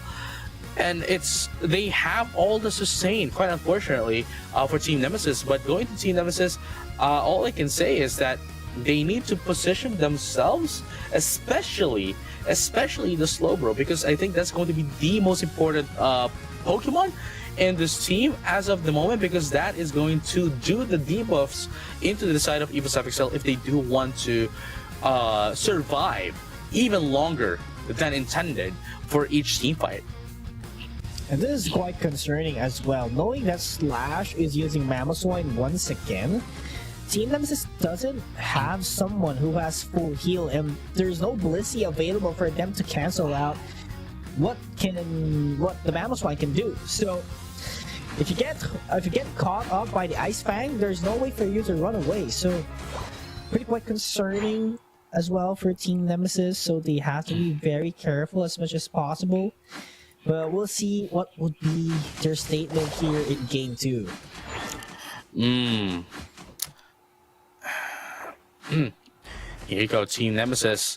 They need to go in even more, like they need to set the stage, not Evo's FXL setting the stage, because that's what's happened in game number 1. And if they can get a bit of control, set the stage for themselves, I think they would have a good chance of going up against Evo's FXL and bringing this to game number 3. Oh yeah, that's for sure. They need as much as possible right now, and they do it. 94 not yet evolved, but nearly evolving already at 850 mark. So it has to be the turning point already for the Gyarados, and Shingdi with a beautiful ambush out there. But Safe One gets a trade-off. Gets Z-Ray bit taken down, not quite, because Shin was supporting it phenomenally, and Dylan has just to eject back and go back to the base. And here you go. Oh wow, Surf is gonna be played here. Wow, goes in for the crowd control. I mean, okay, understandably, because the only crowd control they do have is, well, aside from the Slowbro, is what do you call this? Is the Gyarados. I mean, sure, there's a bit of a displacement here coming in from that of the Mewtwo, but that's about it. Yeah, absolutely. There we go. Razor Leaf, not quite enough to take down Rubik's, but that would be enough for them to disrupt the formation of Team Nemesis. But on the other hand, those citrus berries would help Rubik's to regain his HP. I feel like they're going to be tagging along with the Regidrago. Oh wow. Reggie Drago is now out as well. Team Nemesis still has Uh-oh. despite still not having some points here, at least they have not had the lead just yet for Evo's FXL. But as I say that, they're gonna be able to take down 2, almost 3 here. And Emerald 2-step immediately gonna be used as well, as Drem unfortunately not gonna be able to defend the score goal up top and gonna get taken down as well. Our scores again falling. Evo's FXL 101-0. This is a domination so far the first 3 minutes of the game. And they do got the Registeel, which will boost their attacking prowess, so this is not looking good for Team Nemesis. Here you go, Kai gets taken down as well. Oh, Evo's FXL now at 131-0. Not the ideal start of the game here, JJ. It's not just a start, dude. It's just a middle. Yeah. Match. Yeah, it's not just the early games. We're already in the mid game, and Reggie Ilecki is already into the hands. Great positioning coming from that. Evo's FXL. Team Nemesis tries to get in, but unfortunately not going to be enough to take in, and only then would they be able to get taken out. That's going to be 3 down instead of Team Nemesis, and while they are busy going down bottom, no, that is a team wipe right there. While they are busy, there is still Shengdi putting down some points up top. And the Intimidate ability can be really felt. The damage reduction from Team Nemesis was really felt into an extent wherein they were trying to go for KOs, but it was just not happening. And all of a sudden, 94 just knocks them out immediately. This is quite concerning for Team Nemesis on the other hand. Yeah, I mean, now 28-2, 27. They still don't have their stacks either. Man, Dreamt, Shengdi, gonna be taking it? Are they gonna be? Oh wow, Slash was there to support Shengdi, which actually is the best option for them. And Shengdi now gonna be able to put down 40 once again, second tier score goal, while they were able to take down Slash. That is just Slash. There's still 4 more Pokemon to the side of Team Evo's FXL. They're gonna be able to answer back with 3 KOs of their own. They'll make the 4 KOs of their own for the price of 1. I think that is a pretty good exchange. Yeah, good exchange as well. But on the other hand, Nemesis is losing a lot in the level department. Level 12 Mega Gyarados compared to 11 Mimikyu, which is far by the highest of Team Nemesis. Have to be very careful on this one, because if Nemesis continues to be controlled by Evos, definitely a game over for them. 89-351. It's gonna be the name of the game here. Wow, 4-minute mark. 2 minutes left before we see the Kyogre, and if this were the Zapdos, maybe there is still a bit of a chance here, a bit of hope, maybe the Rayquaza, but this is the Kyogre we're talking about. They're gonna be able to take in the Regieleki, but then it's not really a problem for Evo's FXL, not at this point in the game. They're going to be able to put them some damage. That is going to be Mewtwo, going to be taken out once again. And maybe one more. That is, oh my goodness, that is a Slowbro going to be taken out. Into the team Nemesis to make that 3, make that 4, and only the Gyarados is up left. The only reason being is that they have the mobility, but Tramp is now going to be taken out here by Shengdi, and that's going to be a wipe here for Evo's FXL. 3 minutes and a half left here for the game, and they're going to be able to secure the Regidrago as well. Man, this is one-sided by far on the 7 minutes that has elapsed on this game, and not the ideal game that Team Nemesis wanted after their performance in Game 1. No, I totally agree with you. This is not the game that they want to play in. But 89-392, about 300 point lead. But even then, Evo's FXL at every turn has been shutting them down. They're not giving them any breathing room at all. No breathing room indeed. But at the end of the day, they could just get the wild Pokemons at their own bases and hopefully get a flip later on. But we've been talking about that flip is not the ideal strategy already in this kind of game mode, because we have been seeing all throughout their team fights they cannot wipe out Evo's FXL. And yes, what if they do get the Kyogre? Can they wipe the can they wipe Evo's FXL town and score freely? I'm not quite sure. Maybe if they go 1 by 1, yeah, maybe they can. But as a team, Oh, here goes a hook. it's not looking Side shot. possible.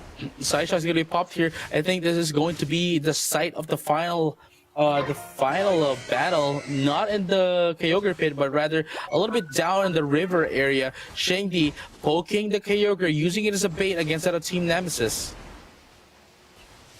Have to bait it as much as possible. Evo's FXL slowly but surely baiting out the Kyogre.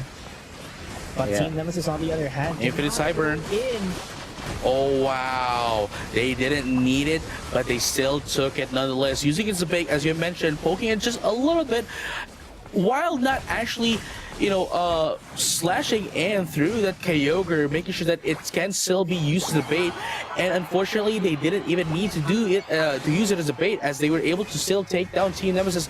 There it goes, the side shock to pull them in, but not a single follow-up was done for Team Nemesis here. Evo's FXL is just pushing through, putting up a bit of a pressure here. There goes another KO from the base, and that's going to be doing a lot of damage, a lot of scores as well. 812 right now. Slash putting in another score here. That's going to be 946. 948 is going to be the play of the game here. 950 right there. Ladies and gentlemen, all trades alike, even if Team Nemesis does get 100 points, 50 points each, it's still not going to be enough for them to catch up into Evo's FXL at this time, at this moment of the game. Not looking good. 1,000-point lead. Is it waving? Yes, it is. Second set of match. Third of the day. 1,000-point lead. Can they surpass the 1,300 mark? I'm not quite sure. We still have 10 seconds. Can they do it? I don't think it's going to be enough to surpass the 1,300 point lead. I don't think it's quite possible. Not at this time, not physically. But nonetheless, they were able to get in 4-digit mark and 4-digit lead against that of Team Nemesis.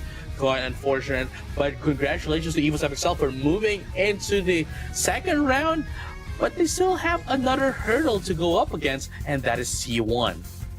Absolutely, but if they do win against T1, I believe that they can win the whole thing here, JJ. From the bottom of the standings, they have evolved so much into the present day. Right after this, they showed that they can win here. And Slash, on the other hand, gotta give credit to him as well, man. He got his comfort zone already. They've been doing great as a team. Same thing with Shengdi, going back to the core. And there you go, Shengdi back into the core. And as I mentioned, right, they have now fixed the identity crisis of the team. Shengdi is once again back as the core, and it has been showing, it is showing how it's telling how much this team can do going back to their roots. Quite unfortunately, obviously, still, it's not the original, it's not the OG roster, but nonetheless, how they played is quite similar to what they did on their roots. And just like that, Evo's FXL is now renewed for days 3 moving forward for the Asia Champions League. And they're gonna be scary on the following week, man. If this kind of gameplay, they can maintain it, definitely they would climb up in the rankings no time from the bottom again. They might climb up even at the top 3 if they perform this one very well. Oh wow, here you have it. Oh man. Again, at least they were able to do what they've always been needing to do. And Evo's FXL is now going to be moving for the second round. Unfortunately for Team Nemesis, they would have to wait for another week. But again, hey, it's another opportunity for them to have some practices, and a week of practice before day number 4 ever happens. Yeah, and I think Nemesis, on the other hand, they did well on the first game. But you know, somewhat the evolution of your opponent might might shock you. I think that's what happened to them. Like they were amazed by how Evils of Excel adapt into the situation, and a lot has changed. A lot with this team. I would actually argue differently. I think they played better in game number 2. Though they got stampeded here by team Evils of Excel, I still think that they played better in game number 2 than game number 1, because in game number 1 they immediately got stumped at the early game.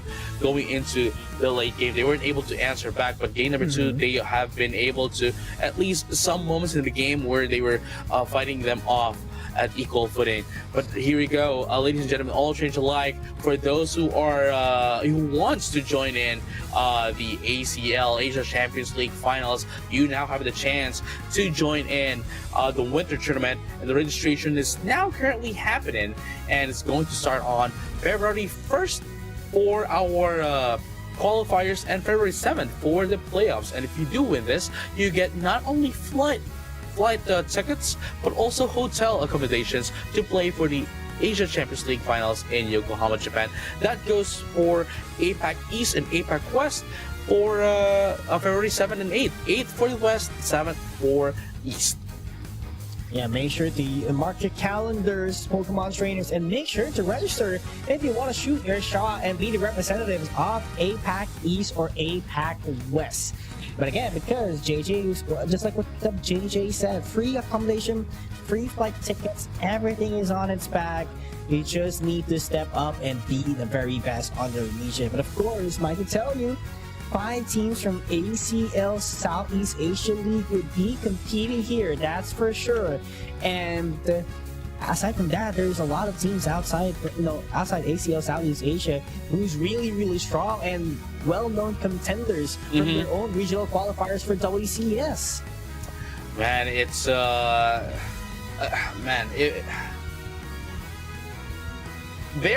there's a huge chance that many of the teams, well, not a huge chance, but it is going to be a possibility that's going to happen. 6 of teams here that's playing right now is the same teams that you're going to be facing off at the winter tournament. So that's all I'm saying, man.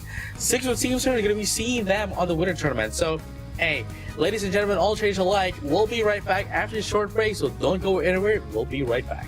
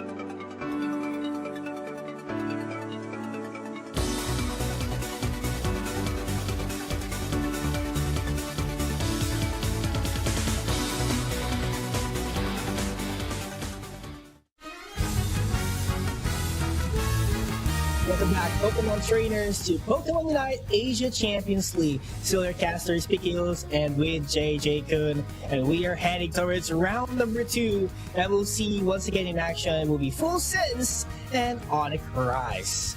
Yeah, I mean, that also means that we only have 3 more matches left for today, right? It's the semifinals, which is both of the round 2s, and then the grand finals, because we're not going to be watching, we're not going to be broadcasting the battle for third match. So this is going to be the second half of the day, last 3 matches, and hey man, we're going to have to wait for another week before we see the next sets of matches. Quite unfortunate for us viewers and casters and everyone else in broadcast, but hey, we do need some break. So ladies and gentlemen, all trainers alike, it is currently right now Evos, sorry, not Evos, but rather Sonic Rise, Onyx Rise versus Full Sense.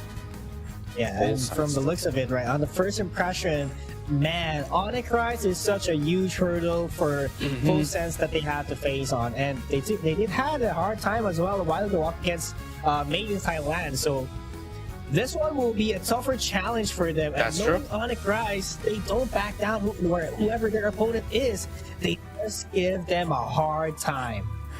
Yeah, it's the challenge is not on the side of Onyx Rise. I have to agree with that, and I have to reiterate that as well. The challenge is not on the side of Onyx Rise, but rather on the side of Full Sense, because as you have mentioned, and I just want to reiterate this, if they had a hard time against Made in Thailand, man, Onyx Rise is I'd say levels different than that of Made in Thailand. Absolutely agree with you, JJ, because we've seen it up until today that they are on a whole different level, and definitely for sure that's the same case later on for the matchup that we will be seeing. But let's focus for now in our first set of semifinals. We have Cell here, the key player, or in Mimikyu, Leafeon, and Charizard is his top pick Pokemon. So I'm quite excited to see Cell once again because he has been doing a lot a while ago with a Talonflame. And here comes key player for Full Sense. It's Markot S, as we mentioned. The Talonflame has been a lot. It's been doing quite a lot for this player, and it's essentially one of the biggest key factor as to how they were able to play, how they did play earlier. So if I guess one of the biggest and one of the objectives here of Onyx Rise is to shut down Mark God S. Oh yeah, absolutely. I mean, Mark Goddess, that's not a question. He's one of the strongest players out there. You know, it makes sense that he's the key player here in their team. But again, Onyx is, you know, how would I put it, in a different level when it comes to watching or observing what happened at least the first 3 days of ACL. But Full Sense, you know, for sure they have upskilled as well from today, from before up until today. So we just have to look forward to it. But the bans are looking quite similar for now. Leafeon taking away their Full Sense, Vaporeon as well. They do not want to give the Vaporeon to whoever is going first. Oh, there you go. No, Vaporeon is not going to be played in this game. Blaster's not going to be played as well either. So Mega Gyarados. Mega Gyarados, Mega Lucario, Talonflame is going to be up. And of course, as we have just mentioned, Mega Gyarados is open, so definitely is going to be picked. And the Mega Mewtwo X as well. That is already huge for Onyx Rise. Yeah, absolutely. And knowing that we do have Mega Pokemon, definitely the power spike would be different. But here we go, Suicune being hovered in, and Suicune has been actually a huge contributor into all the teams competing here in ACL because they have been providing a lot of crowd control for the team, and it's very much a stable Pokemon for them. Yep, and here you go.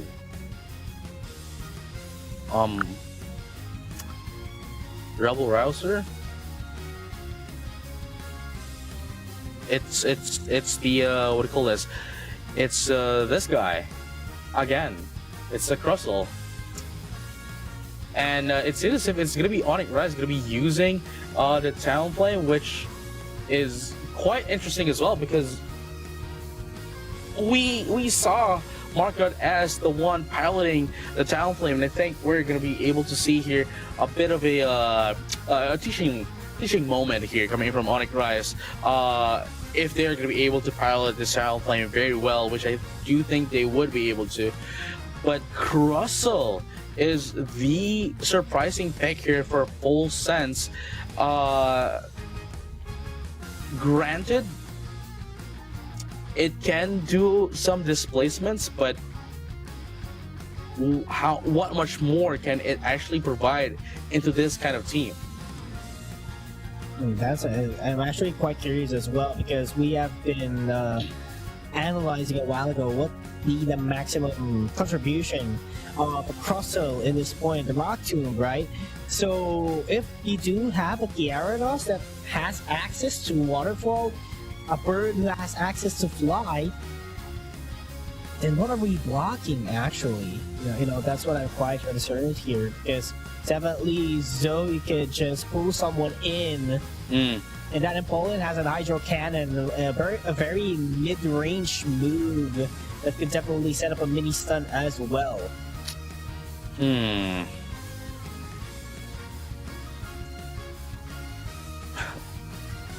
It's you know, it's gonna be quite a what do you call it? It's going to be quite a going to be a challenge for Full Sense here going up against Onyx Rise, especially with this kind of composition. Of course, we do have again the Mega Mewtwo X, the Empoleon, the Snorlax, We also do have the Town Flame, which is very mobile, as we all know, and ear into that of the Mega Gyarados. But on to the side of Full Sense, the Mega Lucario, the Clefable, obviously the sustain of the team. I do like their composition, but I'm quite on the fence here for the Crustle, at the very least. I think they're, well, I mean, I guess they can't use the Umbreon either, you know, but it's Lapras might not be a good fit in this composition either. So I mean, I guess they're just going in for the best pick they could. That is currently possible. What do you think? Yeah, I think it makes sense on what you said a while ago, because there's just a lot of defenders that they don't have access to. Unless you want to go for a pseudo defender by just going all-rounder, just like a Blaziken. I think that would work as well, but no, there has to be something in the minds of Full Sense why they're using this Crustle, and we gotta wait and see how they would convert that one later on. And here you go, 38-31. Full Sense does have a bit of an answer. AXQ almost gonna get taken out. Still a Piplup as of the moment, but here comes Sunsage with that of the Mega Mewtwo Y, could be able to take down the Snorlax down bottom. Yeah, in 30 seconds there will be a Reggie Draco. Ear hasn't evolved yet, which is quite fine. But at the same time, he is going to evolve at an earlier stage, so definitely could dominate this matchup already up against the Lucario. Waterfall would not connect that much, but definitely Full Sense has to be very careful on that one later on. Here we go. They have yet to still get their power spikes. Full Sense, on the other hand, they still can get some power spikes, but at the very least they do have, what's good about their composition is they have the early game advantage in comparison to Onyx Rise, which they need to get their levels up as well for them to be able to get their power spikes. But you know, what I do like about what Full Sense is doing here as well is that they're making the best of it and making sure that they can get it as early as possible, maintain it as well, to ensure that they get as much lead as possible against that of Onyx Rise before they can even get their power spikes. Speaking of power spikes, it is somewhat fell already at the hands of Onyx Rise. They're cleaning up KOs here all the way to the forest, and that's 2 KOs for their team. And not just that, they are taking the resources of Full Sense, which is not the ideal setup for Full Sense if they want to catch up. But Luna with a little detour. Ooh. That was a nice sidestep to get away. Flail and XP is going to be playing the game here for Illuna, currently having a score shield, or I believe that was a body barrier. Yeah. Yeah, score shield rather, and is Cookie. And at the same time, to ensure that they survive as long as possible, they also have actually no, it's not the scarf. It's the other scarf that can allow them to do the attack speed. Wait, I'm thinking, what's that? It's a band or something, right? It's the rapid fire scarf. There you go. Oh, yeah, there we go. I thought you were referring to the band. Here you go. Gets the block. Yeah, I mean, it's definitely going to be helping out for the Flail, you know, to provide more damage and at the same time, more DPS and, you know, the self-sustain coming in from that as well. Okay, there goes the waterfall. Gonna be engaging a little bit too deep. Infinite Cyber, and not much of an effect on the Gyarados, and the Lucario was taken down. Same thing with the Water Bear. Full Sense. Oh, the damage! Good. Fly plus the Flame Charge almost took down Noctism. But not gonna be quite enough. So here comes the reinforcements. They want to score as fast as they can. Water Bear comes in. Aura Cannon as well. But not enough. 13, 14, 15, 16, 18, 21, 23, 24 hits. From SEG SGC.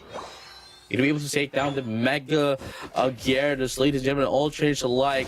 It is going to be Illuna trying to buy some time here, but it is going to be the Unseen Fist. It's going to do some damage, but the Paradigm allows him to survive even longer. Man, Illuna is on a different level of buying some time. Wow. Flail, where's the X speed? Is it over? Oh, never mind. Unfortunately, I'm going to be able to get out, but the time they bought is so much, dude. Rebel Rouser? We're not gonna be hitting someone. X-Scissor to pin down the Talonflame. Quite effective for them, and they want to secure this Registeel. But Zoe is somewhat eyeing on this one. Can he keep the vision? And can they get the last hit? Not quite. The score was interrupted as well. A great way for Full Sense to set up their priorities. Mmm.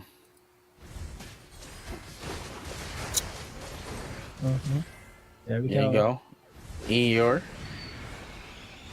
Dragon's Current immediately Mega Evolves. But can they take down the KO's Flame Seed as well? Not going to be quite effective that much. And Waterfall to go back. He is feeling the pressure. Mark got S. Ear 2v1. Is it actually 3v1. Kong? Goes for the Rock Tomb. Doesn't need it anyway for them to get the KO. And there was an exchange with a Regieleki, so pretty much I think it's worth it in general. It's actually quite interesting where, what do you call this? They had to use their Unite moves to take down one Pokemon. That is Eeyore. That is quite a an expense. You know, that's a huge expense for Full Sense, but I mean, I guess it's still not the 2-minute mark, and they would still be able to get in their Unite moves, but it's still an expense nonetheless. Yeah, and might to tell you, this is just going to the 3-minute mark, so pretty much I think it's fine. As long as you want a KO and it's not a bad trade, then maybe you could go for the Unite move. So, but right now, I think it's 4 members of Full Sense trying to charge in up against Eeyore. They haven't used any Unite move, which is great, and just outnumbered the Mega Gyarados. Oh wow, again, they at least know their priorities, but then even if they do take out the Mega Gyarados, there's still 4 more Pokemon that they need to handle. And as I say that, here comes the reposition displacement coming in from that of Illuna. Once again, still surviving. Flail gets in some healing as well. Oh, here we go. Regice. Mega Gyarados. Oh! There it goes. Dragon Current. Not gonna be quiet enough. Actually, they got the last hit. On the prize, it has an additional buff in this setup. 2 members left from Full Sense, and they are just going in one by one. The Waterware cannot do the combo hits, and Kyogre is wide open. Hall is down. This is it. This is the ideal setup when you want to get Kyogre.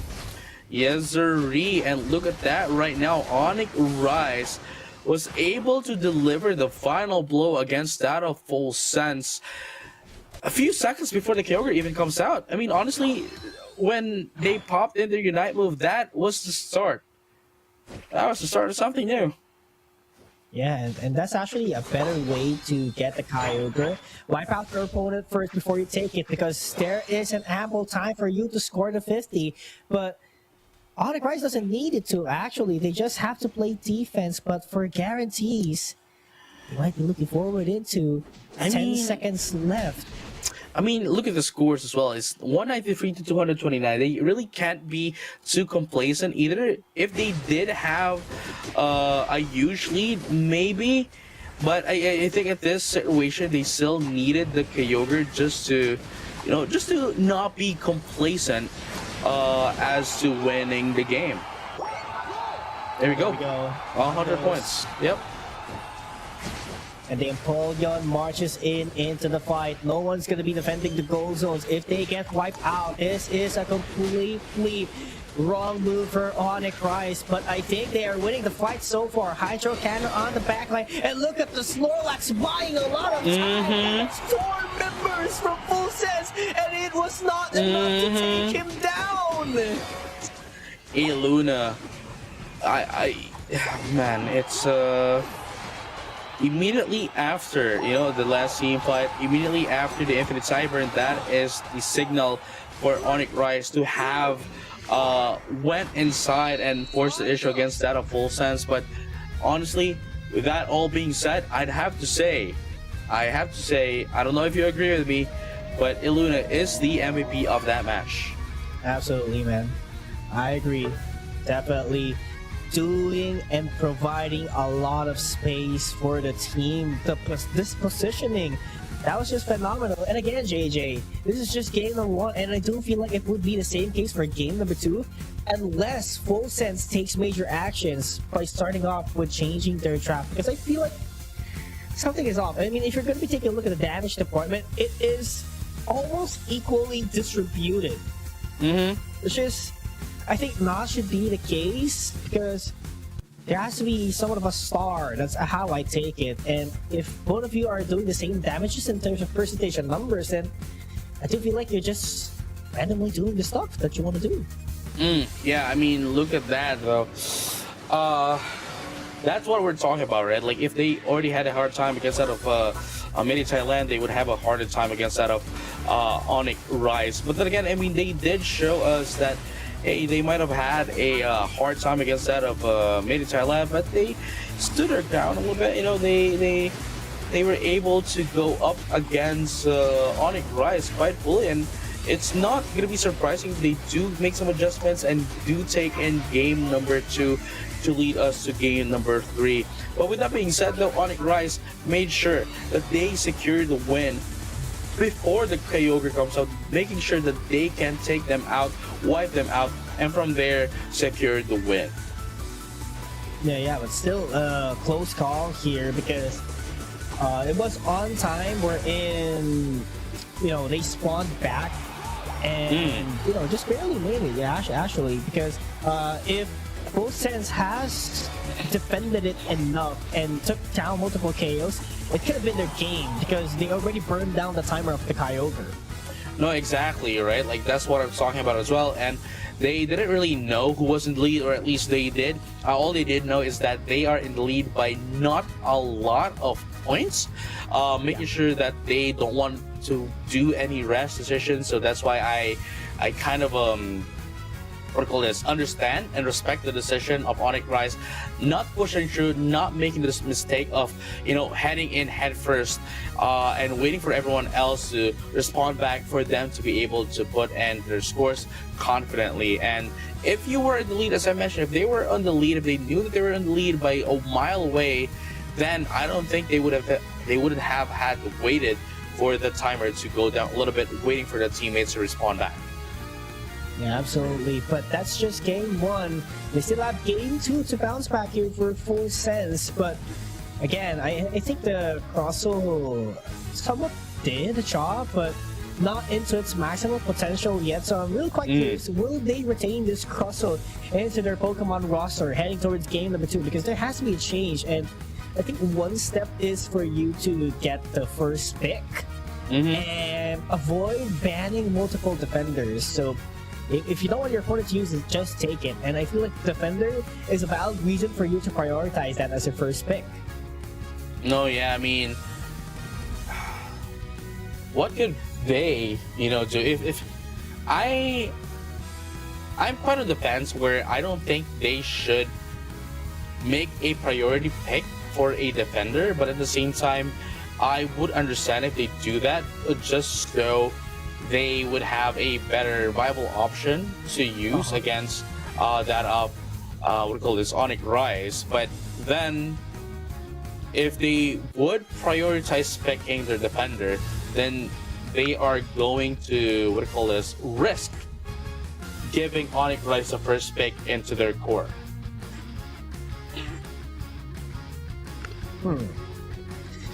Maybe Mamoswine? Was Mamoswine used a while ago? I think Mamoswine would be picked as well.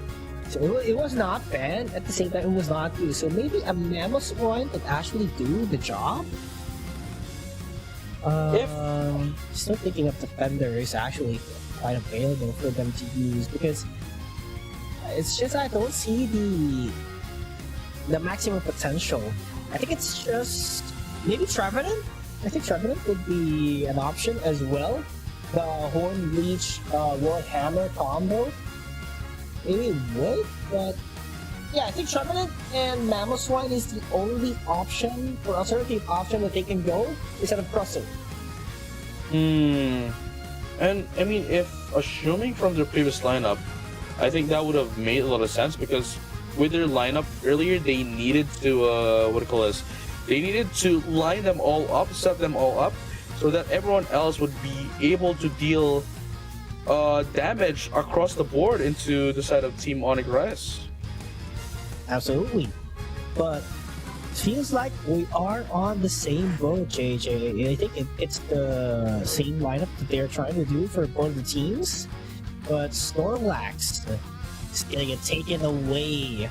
This is a change, and I do hope this would be for the better for Full Sense after getting that Snorlax. Oh yeah, I mean, hey man, don't fix what's not broken. But hey, Yeah. this is something that they needed, right? They had the first pick of choosing their defenders, and they went in for the Crustle, but obviously that did not work for them. And now they're going in for the Snorlax, which I think would have been a better pick earlier on. But man, the Glaceon pick is gonna be different. Yeah, I mean, we saw how consistent the damage of the Glaceon is a while ago with the Icicle Spear, so I think it's understandable that they do have it right now, and with Blissey, I think this would be... It's an Egg Bomb. It's an Egg Bomb Blissey. There's not much crowd control, so Egg Bomb and Soft Boiled is going to be the name of the game. That's what I can see, but we're not quite sure yet. But Sun's Age with a Glaceon, I think this is fine. It's a consistent damage dealer, but if it gets chased down by Cell, I think it will be somewhat of a game over. I mean, they do have Mega Lucario, right? But they need to protect this Glaceon as much as they can, because it's one of the key factors in order for their team to win, because it is the only special attacker by far. No, yeah, I mean, it's... Well, I mean, it still boils down to their execution, right? Like, they might have that as a disadvantage, but if they can play it well, especially they have, once again, their composition of being, what do you call this? That can be okay, that can be good in the early game, then hey, all they need to do is maintain it until the mid game at least, while Onyx is still waiting for their power spikes to come out. But hey, we're not sure what's gonna happen unless they just break the story out of it here in game number 2, JJ. So Onyx Rise one step ahead to the grand finals of day number 3. If ever that will be their second finals, because they were third placers during the second day. So this is a chance for them to be a champion for day number 3. But they have been getting consistent stops and placings here, at least in ACL group stage. So definitely a justifiable explanation why Onyx Rise is one of the strongest teams, or actually can be considered the strongest team right now. I mean, hey man, they're called Rise for a reason, because they're rising to the top, you know what I mean? So, with that being said, ladies and gentlemen, that was a joke. Oh, okay. Yeah, I figured, man. I figured that the translation didn't go well. But hey, Onyx Rise right now, almost the same kind of composition as earlier. The only difference is, well, the Lapras instead of the Snorlax, because the Snorlax was taken in by Full Sense. I think they would still be able to play in the same kind of play here. But Full Sense is the one that needs to be able to have an answer back against that of Onyx Rise. But as we see, as of the moment, 2 minutes into the game, Onyx Rise has a bit of a control here over Full Sense. Going to be able to take down the Gyarados as well into the side of Full Sense. And 2. Speaking of Gyarados, it is already online for the side of Onyx Rise. They're just stacking him the points. This is not ideal if you're on the side of full sense because they're getting their power spikes up and going. Yeah, especially that you need, and it was already gotten in.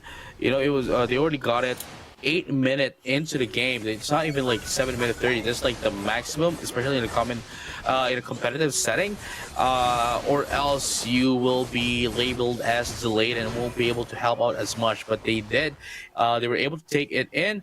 Lambert's going to be taken out in the side of Onyx Rise. Full sense now making sense after composition, now trying to destroy the second-tier score goal. Quick mass right now. Sunsage trying to not put the scores down before everyone else. Yeah, and overcapping is one of the factors that you could actually do in the game in order for you, put up some pressure later on. But quick passes, well here, overcap by Onyx Rise by 3 points. So they're closing in the gap in the point department at the 7-minute mark of the game. And there you have it. It's now Regirock going into the side of Full Sense, while Reggie Ilecki is getting taken in here by Onyx Rise. Sorry, Full Sense for the Regirock rather.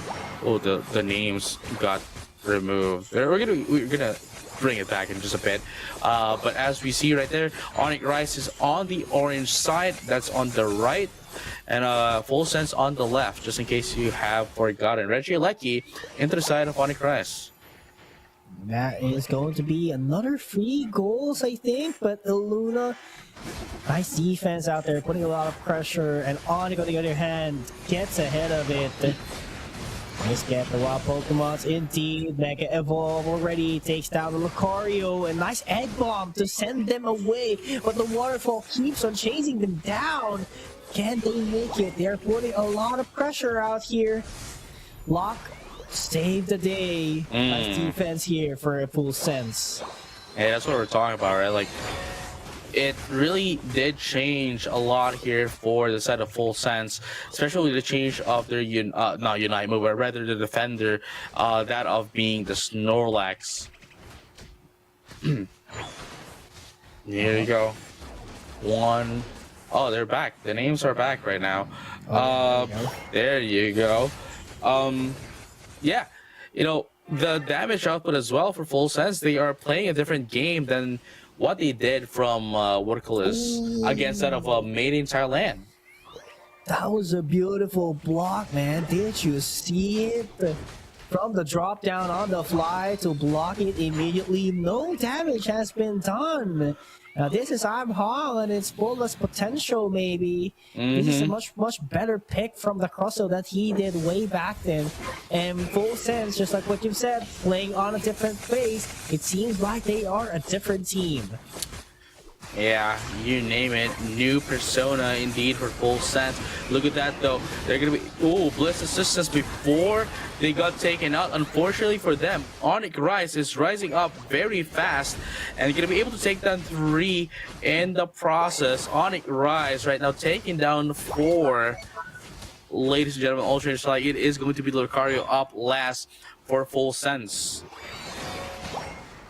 Ooh, there we go. 2 points just to, get some couple of those goals. But on the other hand, Full Sense put a breeding room at top paths with the Regilecki marching in. There's not enough Pokemon actually to, score out there. So it's just, I think it's a pressure or, that's a guaranteed 20 at least for them. Yep. And 212 and 232. This is the same situation as to what happened in game number 1. Onyx Rise might have the control. I mean, I wouldn't say that they do have still the control of team fights, because Full Sense is fighting back very beautifully against that of Onyx Rise, and actually that's a good. It's a good sign for Full Sense here, because that means they still have the fighting spirit to go up against Onyx Rise. But then again, it is still the same situation against that of Onyx Rise, where they don't have that much of a lead against Full Sense, and they would still need to get into Kyogre to secure the win for themselves. But as I say that, that's gonna be 3 down, make that 4 down into the side of Full Sense, and it is going to be the only one left, Snorlax left, and they're gonna be able to take them out as well. Team wipe here for Onyx Rise, and now they can put in their they can put down their points right now. Yes, in 18 seconds, or actually just 15 seconds, another objective spawns at the bottom path, and that is a must secure for Full Sense if they want to get ahead of this game. That might actually help them to go and force game number 3. Zoe taken down by the team. That's actually a great call. But Onyx Rise is already at the pit of Registeel. Quite unfortunate for them. Uh-oh. Still have a chance. They're giving up the Registeel in order for them to position on top path or in the middle. Here you go. 20 more seconds.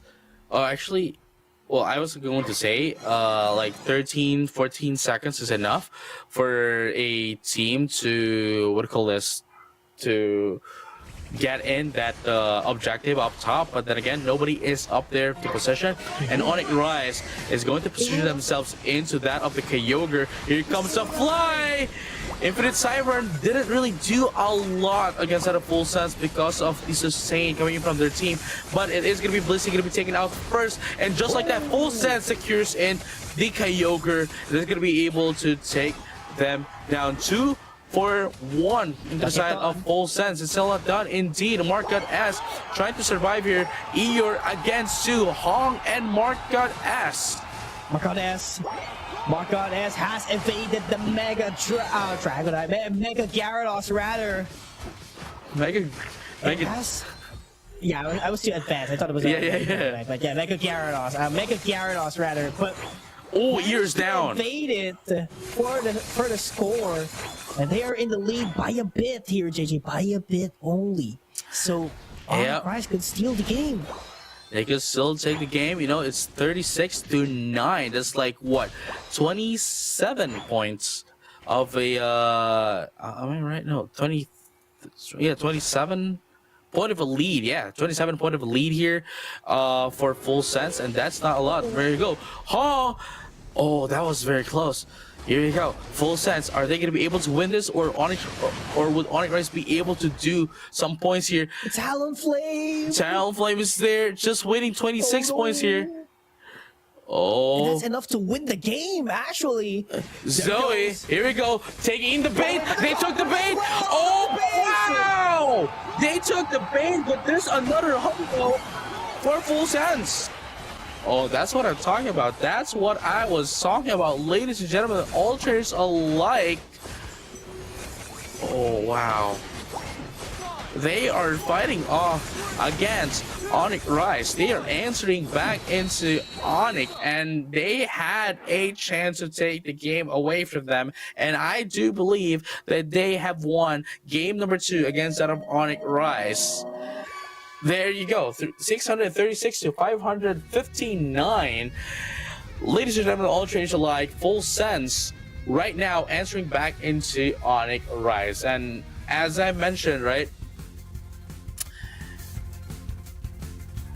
Onyx Rise might have won some team fights, game number 1, game number 2, but they still didn't have complete control. If they had complete control, then maybe they could have won, but Full Sense was able to answer back against them, and they didn't really have that much of a lead in terms of points. I mean, look at the graph right now. It wasn't really that of a huge difference into that of Onyx Rise against that of Full Sense. I do agree, and that was a game wherein both teams were just baiting each other. Both of them has the same mindset, but unfortunately, that was actually Full Sense having much more Elo's energies to score in. Yeah, it's always I guess that's the biggest problem of Evil's Onyx Rise rather. Since game number 1 actually. This is game number 1 of their match against FSC Sport, Full Sense rather. FSC Sports, Full Sense.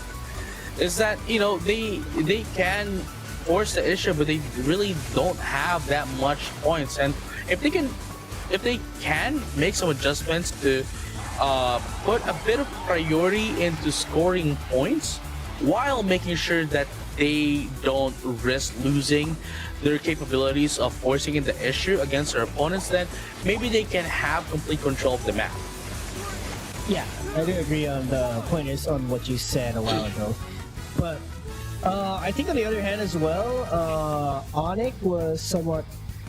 There were moments that they were really out of their composure simply because Full Sense was actually controlling the game by far. Let's say from mid to not actually mid, from the start up until mid, right? So it's actually more of an identity crisis as well. Maybe something was happening in the background as well from the team, and Full Sense really did a great job for them to force things down and control the game so that they would be ahead by just a bit and continue the momentum even more on the latter part of the game. Yeah, I mean, it's Full Sense has been giving them a bit of a hard time, which we first thought that it's going to be the other way around. We initially thought that, hey, it's going to be Onyx Rise that's going to give them a hard time, especially how different Made in Thailand is up against if you're going to be comparing them instead of Onyx Rise. But unfortunately for Onyx Rise, Full Sense have woken up and they are now ready to do some matches, some Pokemon Unite. And hey, man, they are now currently in the equal footing. They're not really dominating per se.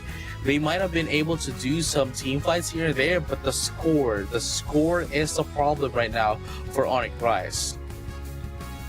Absolutely, I do agree. But here's the thing, JJ, it's already a point wherein one would drop into the game and be forced to sit on a third or fourth spot.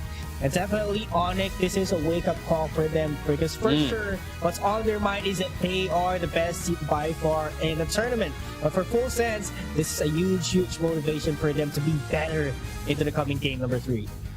Oh yeah, I mean, especially that they have won game number 2. I'm pretty sure they still have their morals up, they still have their momentums up as well.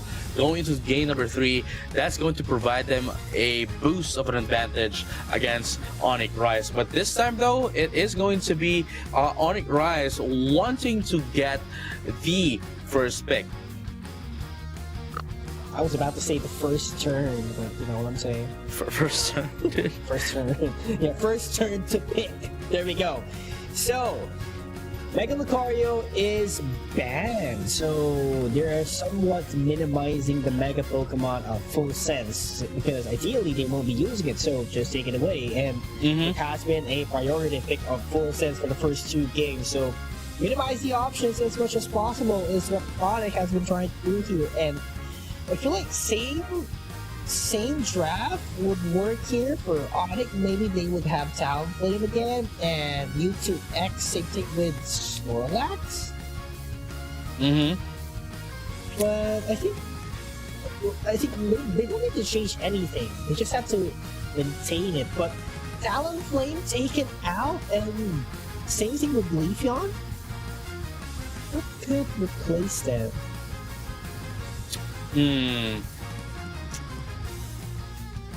I mean, I guess it's a respect ban in this case, because Ear can do the Leafeon as well, but then they still left the Gyarados up and open. But then again, Full Sense now going back into the meta right now. It is going to be the Vaporeon, which I don't know, man. It looks out of place. I've been looking at it since earlier. The Vaporeon looks out of place, but it's the meta right now. It's the Blastoise and the Vaporeon always together into the set of Full Sense. And Onyx Rise, because they went in for the Blastoise and the Vaporeon, has now been able to go back to their game number 1 picks thus far. Okay, then we also have a Gyarados for Full Sense, the non-mega version. So Are we gonna be seeing Scissor once again? Because I do believe they were the ones who used Scissor a while ago. But I think Sidon will be much more ideal at this point. But Duel Trio with Cell, I think this was used a while ago as well. So it's actually a great way for you to sneak up some goals and at the same time, you know, in general, just scoring capabilities. I think that is what they need as well, especially on this kind of lineup. But the regenerative HP, the regain of HP, they don't have it.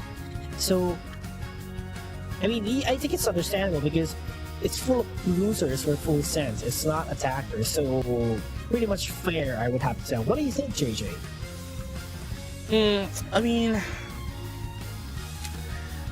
oh man, with these kind of composition, at least Onyx Rise is going back to what they did in the first match of the day. You know, made sure. Okay, look, see, they have. They are now trying to fix the problem they did since earlier. The problem they had earlier in game number 1 and game number 2. That is, sure, they are able to do some damage, some team fights. They are able to do that, no problem.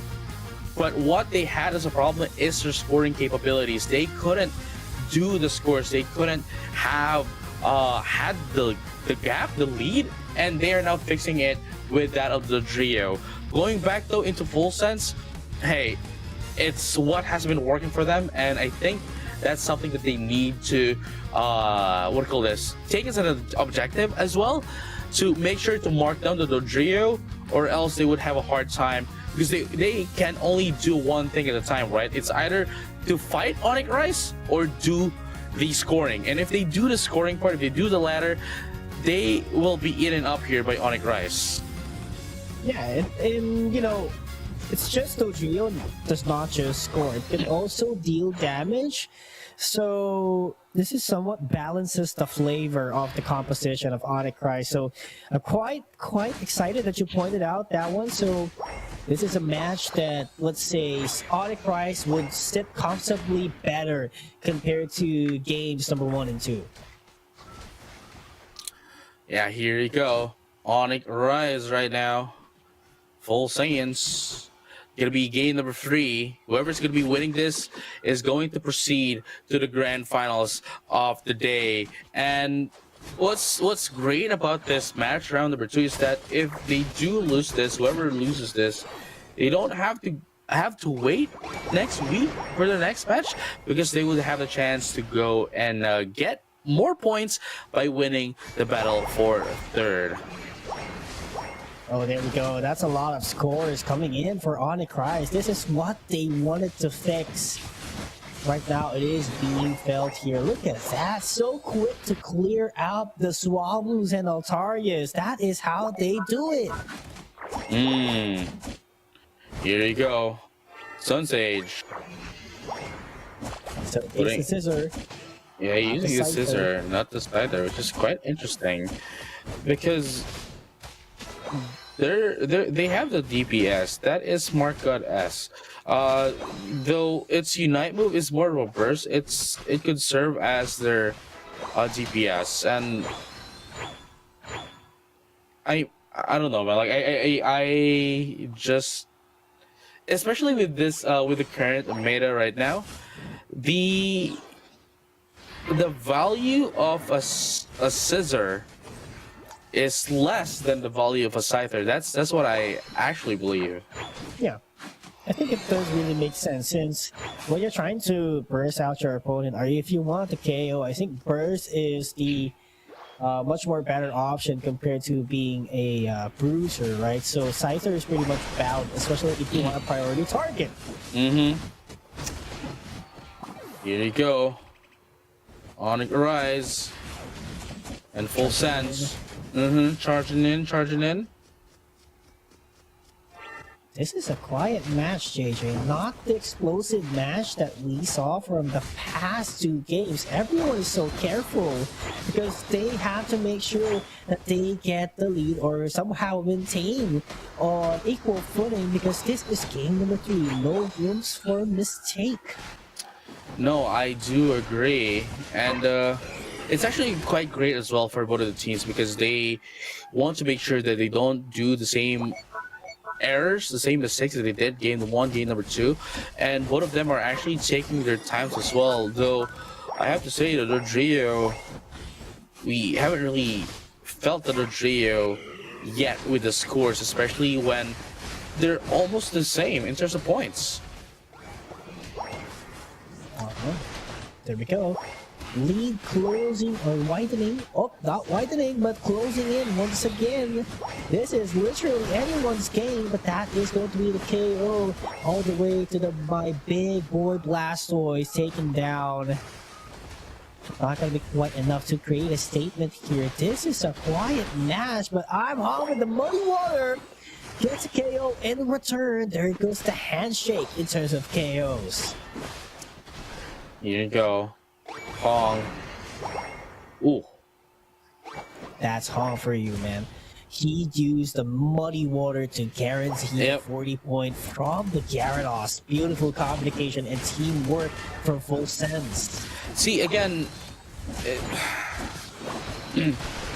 they made a different draft here to make sure they, take care of the problem of the pointing system, the points, rather not the system, but the points that they can put down.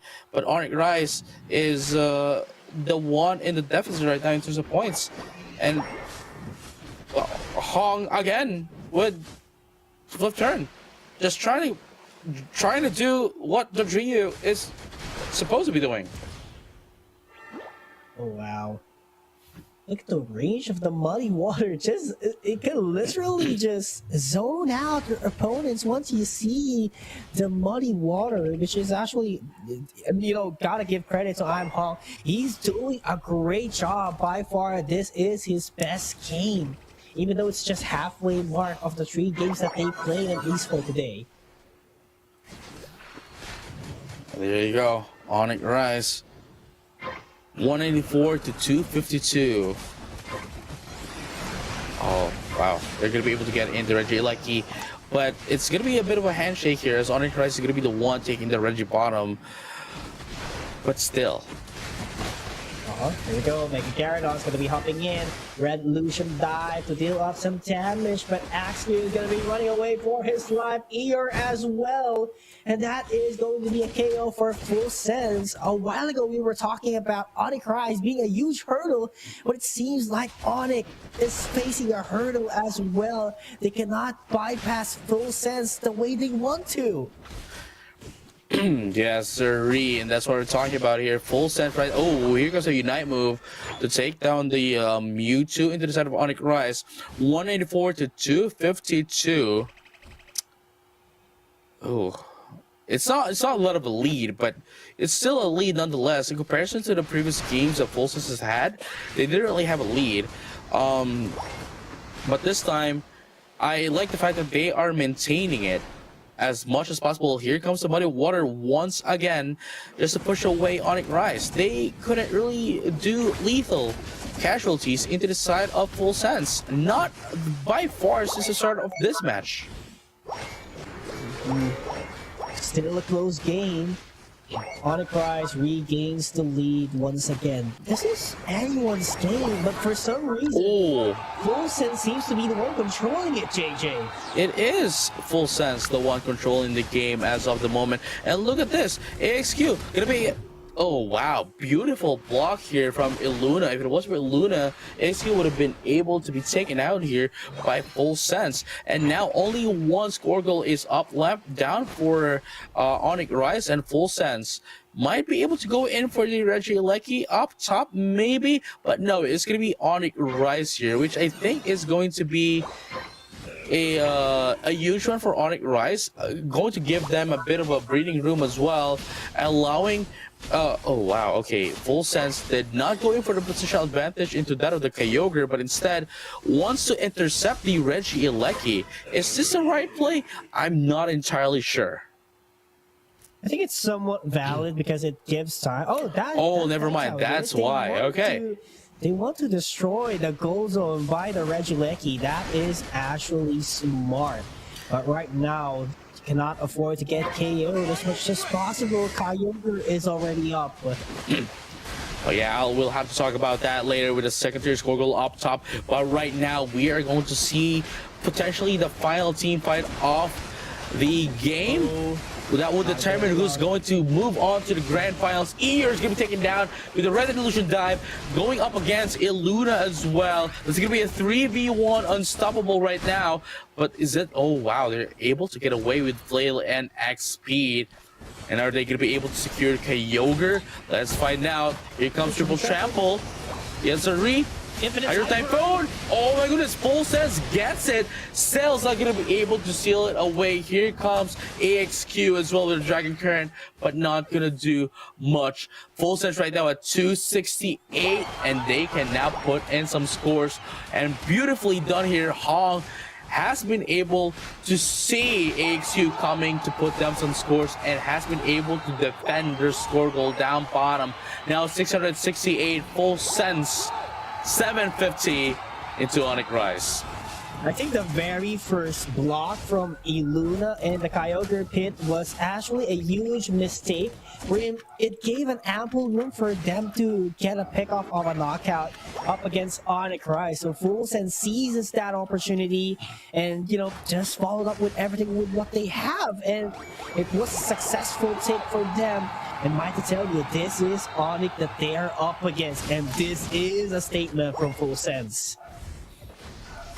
Here you go. The statement is very clear. They are going to be heading to the grand finals with 10 seconds left. Onyx Rise is not going to be able to catch up into their scores. Ladies and gentlemen, all trades alike, our first grand finalist for today's single elimination is going to be Full Sense. No one has won the prediction lineup. Or that's T1, and we still have T1 prediction. I think we still have T1 prediction. I think there's one prediction. Yeah, there is one prediction from T1, so only one prediction is alive from the caster's desk for today, as Onyx Rise would have to exit their spot for grand finals. Still, they could go for third if they won their matchup later on. But full props, full recognition to Full Sense after their adjustment with the crossover pick from An Hong. Everything worked on their favor. You gotta accept that. Yeah, I mean, at the same time, right? Like, it's working out pretty well for them, and for Full Sense as well. I mean, they were able to recognize that Onyx Rise was able. Hey, you know what? They were able to control game number 1. Let's try to change things up in game number 2. Now we were able to answer back, and Onyx Rise, they saw the biggest flaw right there of Onyx Rise, that they weren't able to score a lot.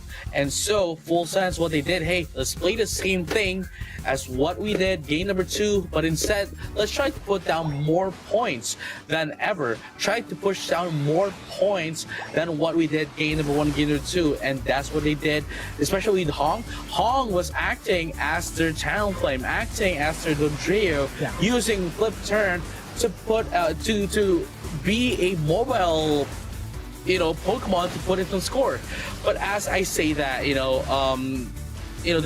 they might have won, but I have to say there can be a bit of a, you know, they can make their gameplay better, especially with their decision just to allow the Regieleki at the top path. They could have positioned themselves immediately into the Kyogre while allowing Rice to take the Regieleki, because the Regieleki is going to destroy the top tier, the second tier score goal anyway.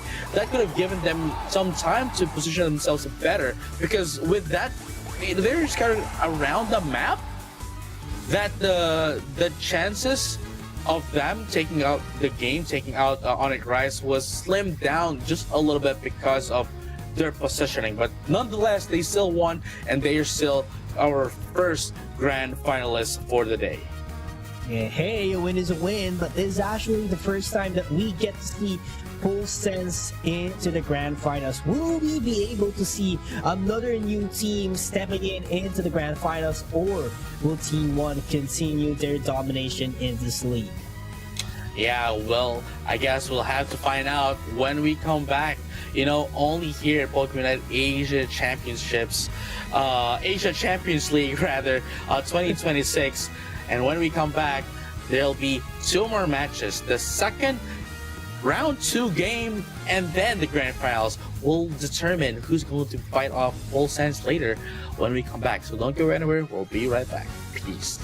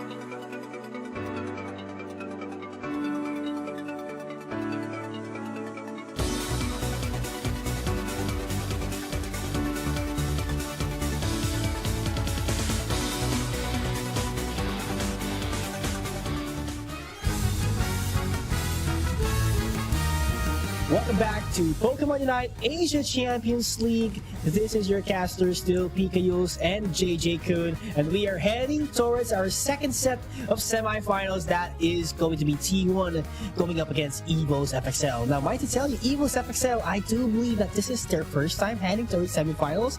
Correct me if I'm wrong, but this is going to be big if they can actually take down one of the top contenders of the league, which is T1. Because, hey, Fosses just did up against Onyx.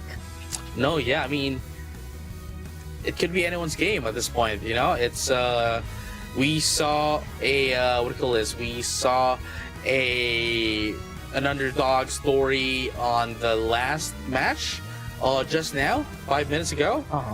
And it's not going to be surprising if we do see it once again. I mean, at the same time, Evo's FXL were once the crown prince, the crown royalty of Southeast Asia. Yeah, and we cannot deny their wonderful performance as well last year's ACL, wherein they just came up short up against Insomnia, but might to tell you, this is one of the top teams across the world as well. Not just in Southeast Asia and Asia, but across the world. But same thing goes for Team 1. Probably, I mean, not probably, they are, they are third in the series, but they are the only one who's left in the tournament run, at least for team number 3, who has earned a championship from the tournament circuit that we have for group stage. But we have Xingli here, always has been the key player, just like what you said, JJ. Mega Charizard X, Mimikyu, and Serena, but right now we'll be playing as core. And now Komi, we saw how Komi played the Miraidon and of course the Mew. Miraidon from the previous days, but earlier was the Mew and it did not disappoint at all. And now let's find out what's going to be the name here. What's going to be the name of the game for this time? I want to see the Mew again, actually. We'll see. We'll see if we get the Mew once again by Komi, because it has been really efficient when he gets that Mew on his hand. But Blastoise, Leafeon, Scissor Scyther is banned again with the Hoopa and Mewtwo X. Okay, we don't have Mewtwo X right now. Okay. That is great because it has been offering a huge amount of kit to the teams competing here in the tournament. It's almost 100% pick rate, usage rate here for today, along with the Blastoise and the Vaporeon as well. There isn't a game we've seen where it's neither banned or pegged all throughout. But as I say that, Evo's FXL is going to be starting off with Vaporeon, and T1 as Mega Lucario to start things off for them, and EP with the Blaziken. There you go. But I'm quite curious, would this be the Blaziken defender, just like from day number 1 and 2, or would it be an all-rounder or a core for the team, since I think T1 or rather Pisterio with the Lucario would go for top path, so just have to see that one later on. But Mew being hovered by Z-Ray, this is actually great because Z-Ray can actually pull this one off as well, and at the same time deny one of the top picks of Kobe. But Z-Ray with the Mew is also a great one. It's they played the Mew back then. Xingdi once again back into the Mimikyu as well. They're not holding back against C1 right now. Yeah, and that's what I meant by Z-Ray could use this one as well. So we have to see that one later on. But Kobe still has a lot of Pokemons on his pocket. Maybe the Alolan Raichu might make an appearance once again, but there's a huge chunk of options left for their team, and I do love the line from Evo's FXL so far because this is a traditionally approached Pokemon line compared to the bruisers that we are used to see way back, or not way back, at the present time. And here you go. Oh, they're having a bit of a changes here.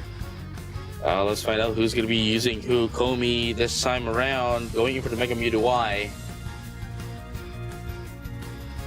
But it's not a supporter of U2Y right now. It is a factor because we saw a while ago that U2Y was somehow used as a supporter rather. So right now it gets the spot as an attacker, and it is just like ACL last year. So I'm curious how they could pull this off. Would it be the same kind of impact last year, or would it be better from last year?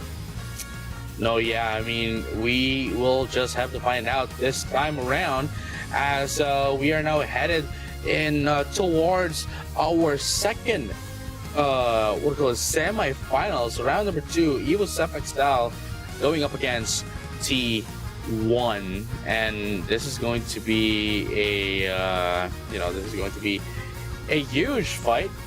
Nonetheless, this is one of the matches that is being looked upon and looked forward to, because they are considered the greats of Asia, along with, of course, some of the teams as well that we have had earlier, which are unfortunately been taken out for the day.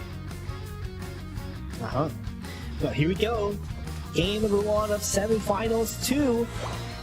This is it. This will determine who get the spot in grand finals and who will go up against Full Sense. Well, theoretically, right, like data-wise, at least for the season, it's gonna be Team 1, but EvoSFXL has evolved so much by just looking at their game a while ago up against Nemesis, and if they have the same kind of performance, they could pull an upset up against T1. And here you go. Still the early game. A minute still in the game. Yep. Still a minute in, nothing much else is happening. Both of them is still trying to figure out each other. But as we say that, T1 has a bit of a, a bit of an advantage right now with in terms of the points, though not as much. But it does say a lot in terms of the stacks status of the teams as of the moment. Oh, look at that muddy water! Perfectly timed to get the 4-0 up against Mr. Mine, and multiple scores falling in on the top path. This is a great start for EvoSFXL as well, because they are going head to head in the scoring department. Here you go. That only means that they have been able to get in their stacks. Hopefully you do have gotten all of their stacks as of this moment, because the scales will be tipped in just a bit. And look at that, Komi right now buying some time here and gonna be able to be taken out here, while bringing about 2 from EvoSFXL away from their own team. That is just a huge amount of time as well for points that they can put down. But opponents, once you see the muddy water, determine who prediction is allowed to exit their spot for grand final. Still, they could go for third. Team Richard Draco taken down, but Shane Day with a shadow claws just enough to knock it down. Yep, there you go. EvoSFXL answering back into T1. I just noticed it's not the flip turn, it is the Aqua Ring. I do believe that's the Aqua Ring being used by Chin, so they do have some healings for the side of EvoSFXL, which is actually a great thing as well, knowing that the Mewtwo Y is available at the hands of T1. Yep. Here we go. 121 to 54. EvoSFXL currently in the lead with the points as well. They do have the points, they do have the stacks, and they are now ready to go up against that of T1. Gonna be able to secure in that Regieleki as well. And at the same time, not only that, but also the Regirock. Gonna be able to take down the Snorlax and the Mr. Mime as well. Slash doing the work despite still not being a Mamoswine. And they were able to destroy the first score goal, and now Regieleki moving into the second score goal. And they're going to be able to put down more points right there. And look at that instant scoring, instant. And there you go, level 9 as well for the Mamoswine. Slash now ready to put in the Mammoth match. And they were going to be able to do that as well. Unfortunately, Ice Fang is going to miss just a bit, but it does not stop them. And there you have it, going to be able to put in more points. That is a phenomenal execution from Evos. They maximize the value of their Regieleki by putting up some pressure to T1 and converting it into a score. And it doesn't end like that. Shing D is so confident that he could take one down if he gets someone from the Shadow Sneak. There's just no breathing room from T1 up until this point. Wait, the first score goal, and now Regieleki moving. Last year, or would it be better? It's quite interesting, right? It's quite interesting how we saw how much of a lead, how much dominating T1 is earlier on the previous matches, but this time it seems as if Evos FXL has them in the bag. Oh, well, I mean, it's still just a 5-minute mark, but with how the status is right now. Yeah, I mean, they were doing so well here, JJ, so far, and they're so patient. And if you look at the level gap a while ago, it was too huge. Level 7s compared to level 11s and 10s of Evos FXL. So that is something that the Evos have had to maintain if they want to get this win as easy as possible. Solar Beam not gonna do the last hit, but Aura Cannon does for the Regirock. That's additional defense for T1, but not gonna be quite enough as the overpowering prowess of Evos FXL just takes them down. That's a total of 3 KOs, mind to tell you, on that team fight. There goes the Snorlax diving in, but not quite early to stop the goal of Evos FXL. There you go, 304 to 84 is going to be the name of the game here. And they're also able to secure the Regieleki for themselves. 4 minutes and 15 seconds is going to be the time left here for the game. T1 still does have a bit of a breathing room here. 2 minutes before the Rayquaza. No, the Kyogre comes out to catch up into Evos FXL. I mean, 84 to 342 is quite a lot, especially at this stage of the tournament. And that even if they could take in the Kyogre, Evos FXL already has the lead. Yeah, there's just no giveaways to T1. Evos FXL is getting everything. Regidrago, Wild Pokemons, and everything else. How could T1 recover from this if they cannot get any objectives? And they are just being zoned out by Evos FXL, in which Evos gets KO by KO. And here we go once again. As remember from Evos FXL, China's current for the Mega Gyarados are not quite yet. But they're 3 down. Damage. Serum goes down as well. That's what I'm talking about. Z-Ray, dude. Z-Ray is piloting. Always piloting Mew so well. And just like that, they were able to take down 4 and now putting down some scores. Only 10 left. No, they're not going to destroy it. Not just yet. Maybe later for them to be able to do some overcaps. So look at this. Shingdi gonna be taken out. Okay, that's fine. That's all good. Mainly because even if they get taken out, they would still be able to respond back before the Groudon. The Kyogre comes. I was able. I said Rayquaza and Groudon. Sorry, muscle memory. It's the Kyogre. It's already the Kyogre. I mean, pretty much fair. Kyogre is kind of new into the game, you know what I'm saying? So yeah, it's like writing 2025 when it's already 2026. You know? And it did appear on the last part of 2025, so understandable. It's just a month, JJ. Hey, going back to the game, we are now ready for the Kyogre. Yes, Kyogre. There we go. I was about to say Groudon again, but anyway, Kyogre is now up and running with 348 to 255. That is still a lead from Evos FXL, despite it not being quite a lot. Showtime's gonna be popped up. Here it goes. Dragon's Current is gonna be popped up as well. That's gonna be 1-for-1 trade here. No Mega 2, Z-Ray. Are they gonna be able to survive? Yes, they will. And they're gonna be able to recover just a bit of an HP, but they got oh wow, they got an answer back. 4 KOs into T1. I thought Z-Ray Musume was done for, but no, it is going to be them, and it is going to be the only one left. Unfortunately, they're going to be able to secure that Kyogre for themselves. Evil's have to sell with everyone alive right now. Going to be able to secure the Kyogre, and now all they need to do is put down some scores.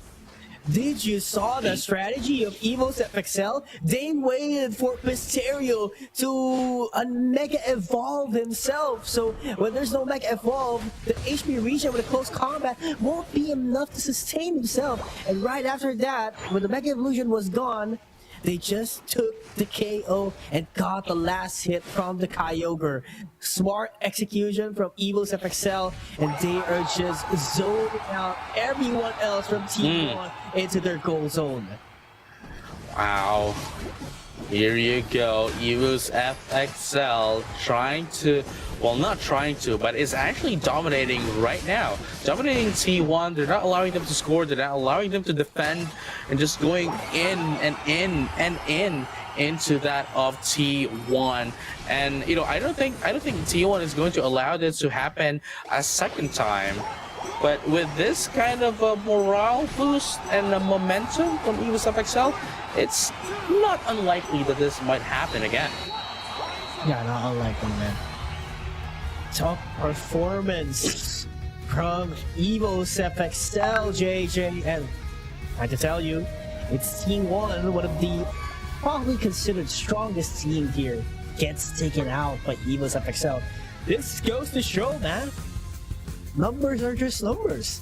It could turn the tides, it could change the history. I mean, look at Evil's FXL. They were, you know, one of the bottom teams in days number 1 and 2, and they got a game up against one of the top teams who actually won a championship already in our group stage circuit. So this is no joke. This is Evil's FXL on its fullest potential, and maybe they can grow stronger in the latter part of the tournament.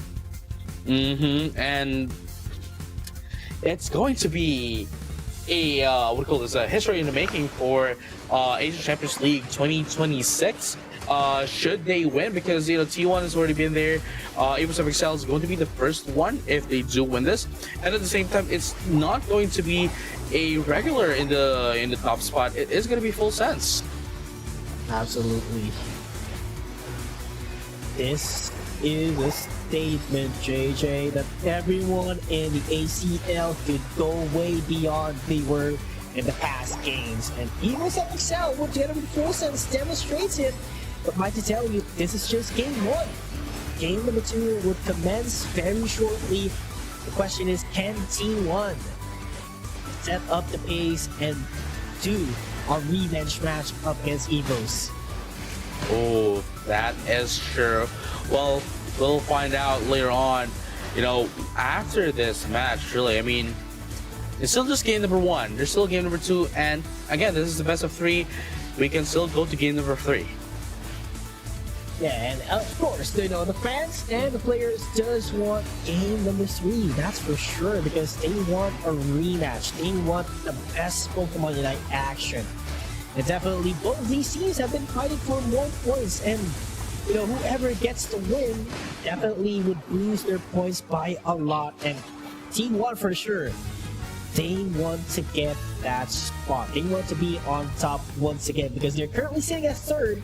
But for Evil's FXL, they want to boost those points for as much as 20.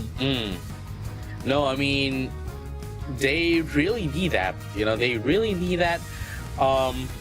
If they do want to have a bit of a chance to go up into that of the leaderboards rather. The ladder and the leaderboard, it's the same thing. Yes, but it's the I same just thing, yeah. Leaderboards.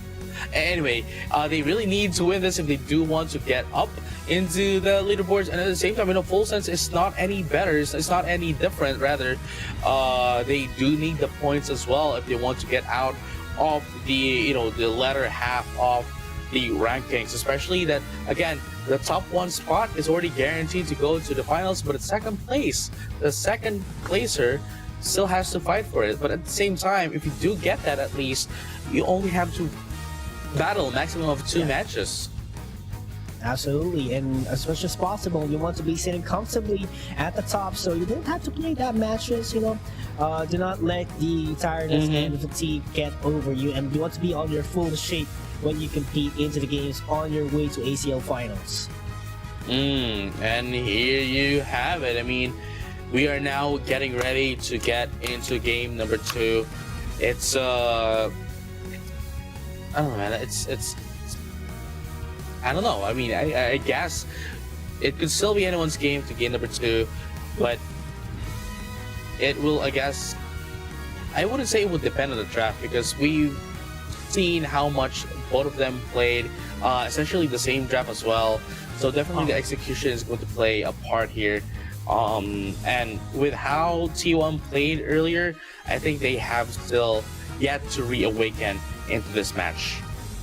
Yeah, I'm sure, and that is a wake-up call, not just for T1, but of course to Evil's FXL as well, that they could win against T1. So definitely, you know, they're much more confident, the composure is there, the fighting spirit, everything is burning within them, and you gotta respect that. You know, this is one of the top teams again in the world and Asia, so you gotta respect them from what they did way back then. Even though there were changes, you know, the fire is still lit up. Oh yeah, and you know, before we forget, ladies and gentlemen, all trainers alike, for those who are who didn't tune in earlier, you may now start registering for the winter tournament, which is, by the way, going to be happening on February 1st for the qualifiers, and the playoffs for APAC East is going to be at February 7th, and APAC West at February 8th. Yes, and for sure you want to shoot your shot if you want to compete into ACL finals, because that would be free hotel accommodation and flight tickets. So make sure to, you know, just shoot your shot, and maybe you would be one of the representatives of your own region, not just in APAC East or West, but going back, that's going to be Megalocardio Band. T1 is actually on the purple side, so they get to pick first. I think this would be a Vaporeon, or there we go, the big boy Blastoise, my favorite Pokemon. Oh man, it's it's definitely a first pick, you know, since match one, it's never left, despite it getting banned out. Sorry, not banned out, getting nerfed out across the board. All of its move, its stats, and all that. It's still quite a huge utility, honestly. A radius big enough to push down opponents, knock them up, and push them away. That's so much of a value. But here we go, Shingdi once again with the Mimikyu. This is scary, man. And you know, Shingdi has done a lot during game number 1 with the high within the damage department. Same thing with Z-Ray. So they're actually maintaining their draft, except for the Gyarados, because it was just a regular Gyarados a while ago. But right now it is on Mega. So it's just Slash. Will he maintain the Mamoswine, or we're not quite sure yet? Well, let's just wait and see what would happen here, but I do feel like it would be the case. Kobe now goes for a Lucario, no longer a special attacker. This is actually quite interesting. Yeah, because the Blastoise replaced the Mewtwo Y from game number 1. So it's actually, I mean, yeah, it could be a special attacker of Blastoise with a Hydro Pump and Rapid Spin, right? So it's pretty much fair, but yeah, there's an added sustain, there's a special attack as well, but overall, Evo's FXL is looking much more stronger. But what do you think, JJ? I mean, Evo's FXL, I'd say they have pretty much the same composition as earlier, which honestly just reinforces the fact that, hey, these are their comfort picks, and they wouldn't waver. That's what I would say at the very least. But for T1, changing things up. It might be better or worse, but again, all we can say is that this is what made Evos dominate the previous matches. These are the comfort picks, and the challenge is on the hands. The balls are on the court of T1. Absolutely. But again, this is just one way away from Evos FXL for them to get the spot and the grab in 2 games consecutively, which is a big hurdle and a huge pressure for them if they want to keep their standings up and going. But hey, it's not yet over. This is just the start of game 2. Let's just watch and see the action. T1 and Evos on second game. Ooh, here you go. T1 right now. 4-2. Oh, at least they were able to get in the first stack of the game. But still, you know, nothing much else. It's still a quiet game. Yeah, that's how it's supposed to be. But I think the early ambush potential would be an advantage to Evos FXL simply because Shingdi is a Mimikyu. And once you have access to Shadow Claw, it'll be easier for you to create a surprise attack. But T1 does read that one quite well. The Muddy Water creates a distance so that they could secure all the birds in top path. Oh, yeah. And this is what I was talking about, right? Like, T1 is not going to let what happened in game number 1 to happen once again. Okay. Game number 2. Easy. Yeah, they're still trying to take a bit of a time here. Komi is not going to go in for the Lucario, but instead is going to be piloting the Blastoise. We love the light screens as well a while ago from the Mew to protect the Gyarados. So right now, Gyarados is online for Evos FXL. They are looking strong as of the moment, and there we have it. KO on the top path, scores will fall in. And mind to tell you, they still have that Gyarados leveling up at the bottom, so this is going to be scary for T1 if they let Evos FXL get ahead of them. And here we go, 20-66, dude. Evos FXL still has the lead. Their stacks are now up as well. Vegidrago going into them as well. EP's not going to be able to steal that away from them. There we go. One away. Blastoise already online, and look at that! There's just no scary possibilities for you to engage when you're with Evos FXL. They're just confident. Waterfall in from 94, and everyone would follow up, and Aqua Ring once again would be their utility, so they do have a healer at the backup. And here you have it. Regice right now already up. Regielekis, nobody's taking it, but I guess Slash is there up top as well. Regice though is going to the hands of T1, and 7-7 Shin trying to get away. Are they gonna be? Yes, they will. Gonna be able to get away because of the score goal. I think that's actually better, you know, do not sacrifice the knockout. You can sacrifice the points, but the XP that you have to sacrifice once you get knockout would be very detrimental for you. So I like the call coming in from Evos FXL. They want to make sure that the XPs are on equal footing so that they can go head to head with T1 as always or as often as possible. And look at that as well. Slash just invaded T1 central area just to be able to evolve now at level 9, and they're going to be able to put down more pressure into T1 right now. 181 to 166 is going to be the name of the game here at 6-minute mark.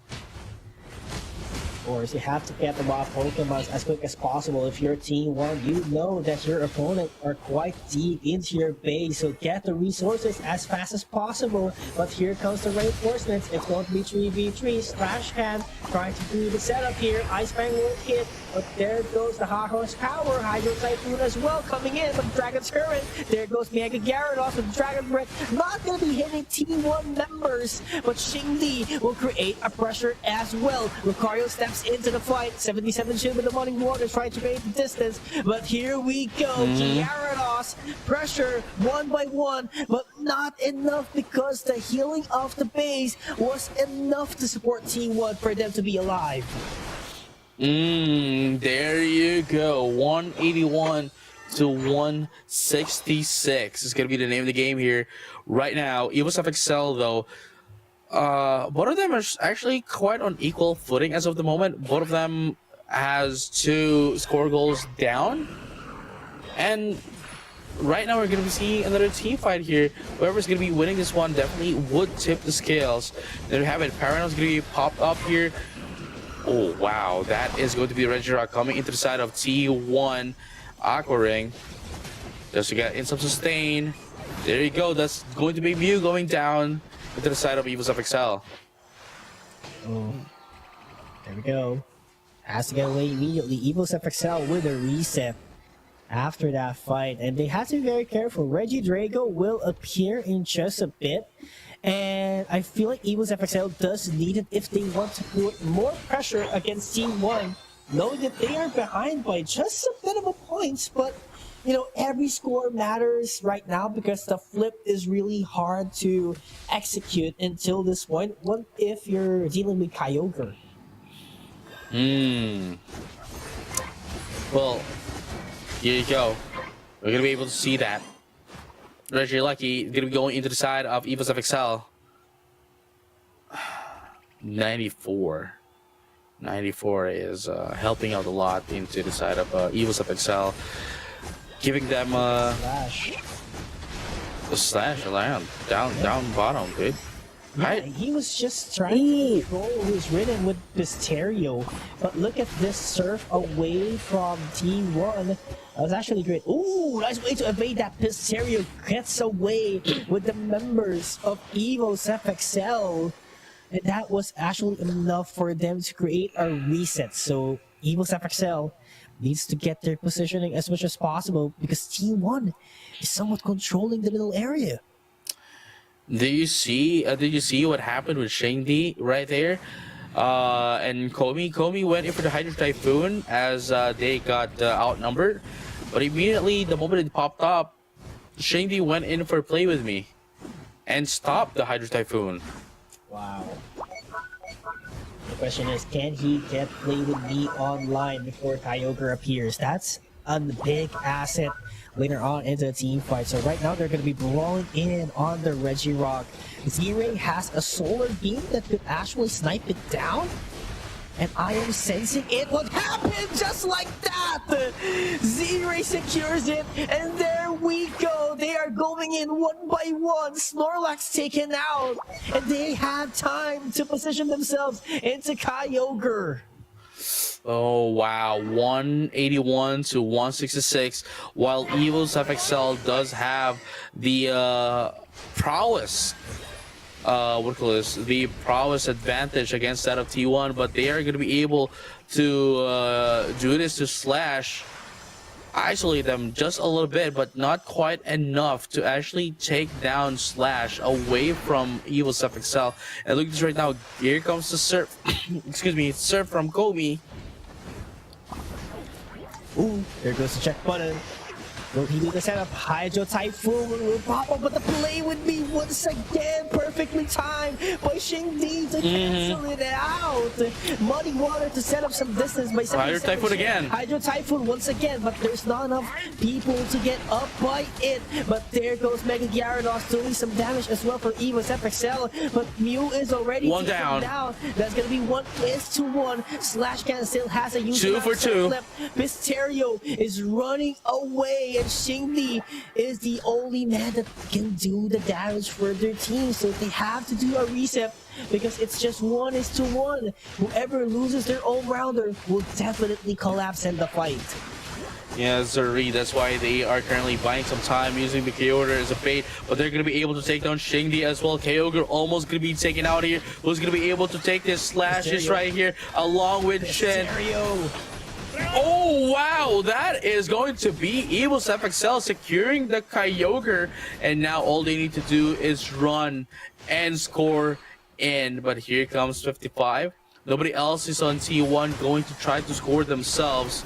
They want to take that in. There we go. Blaziken is out. Slash.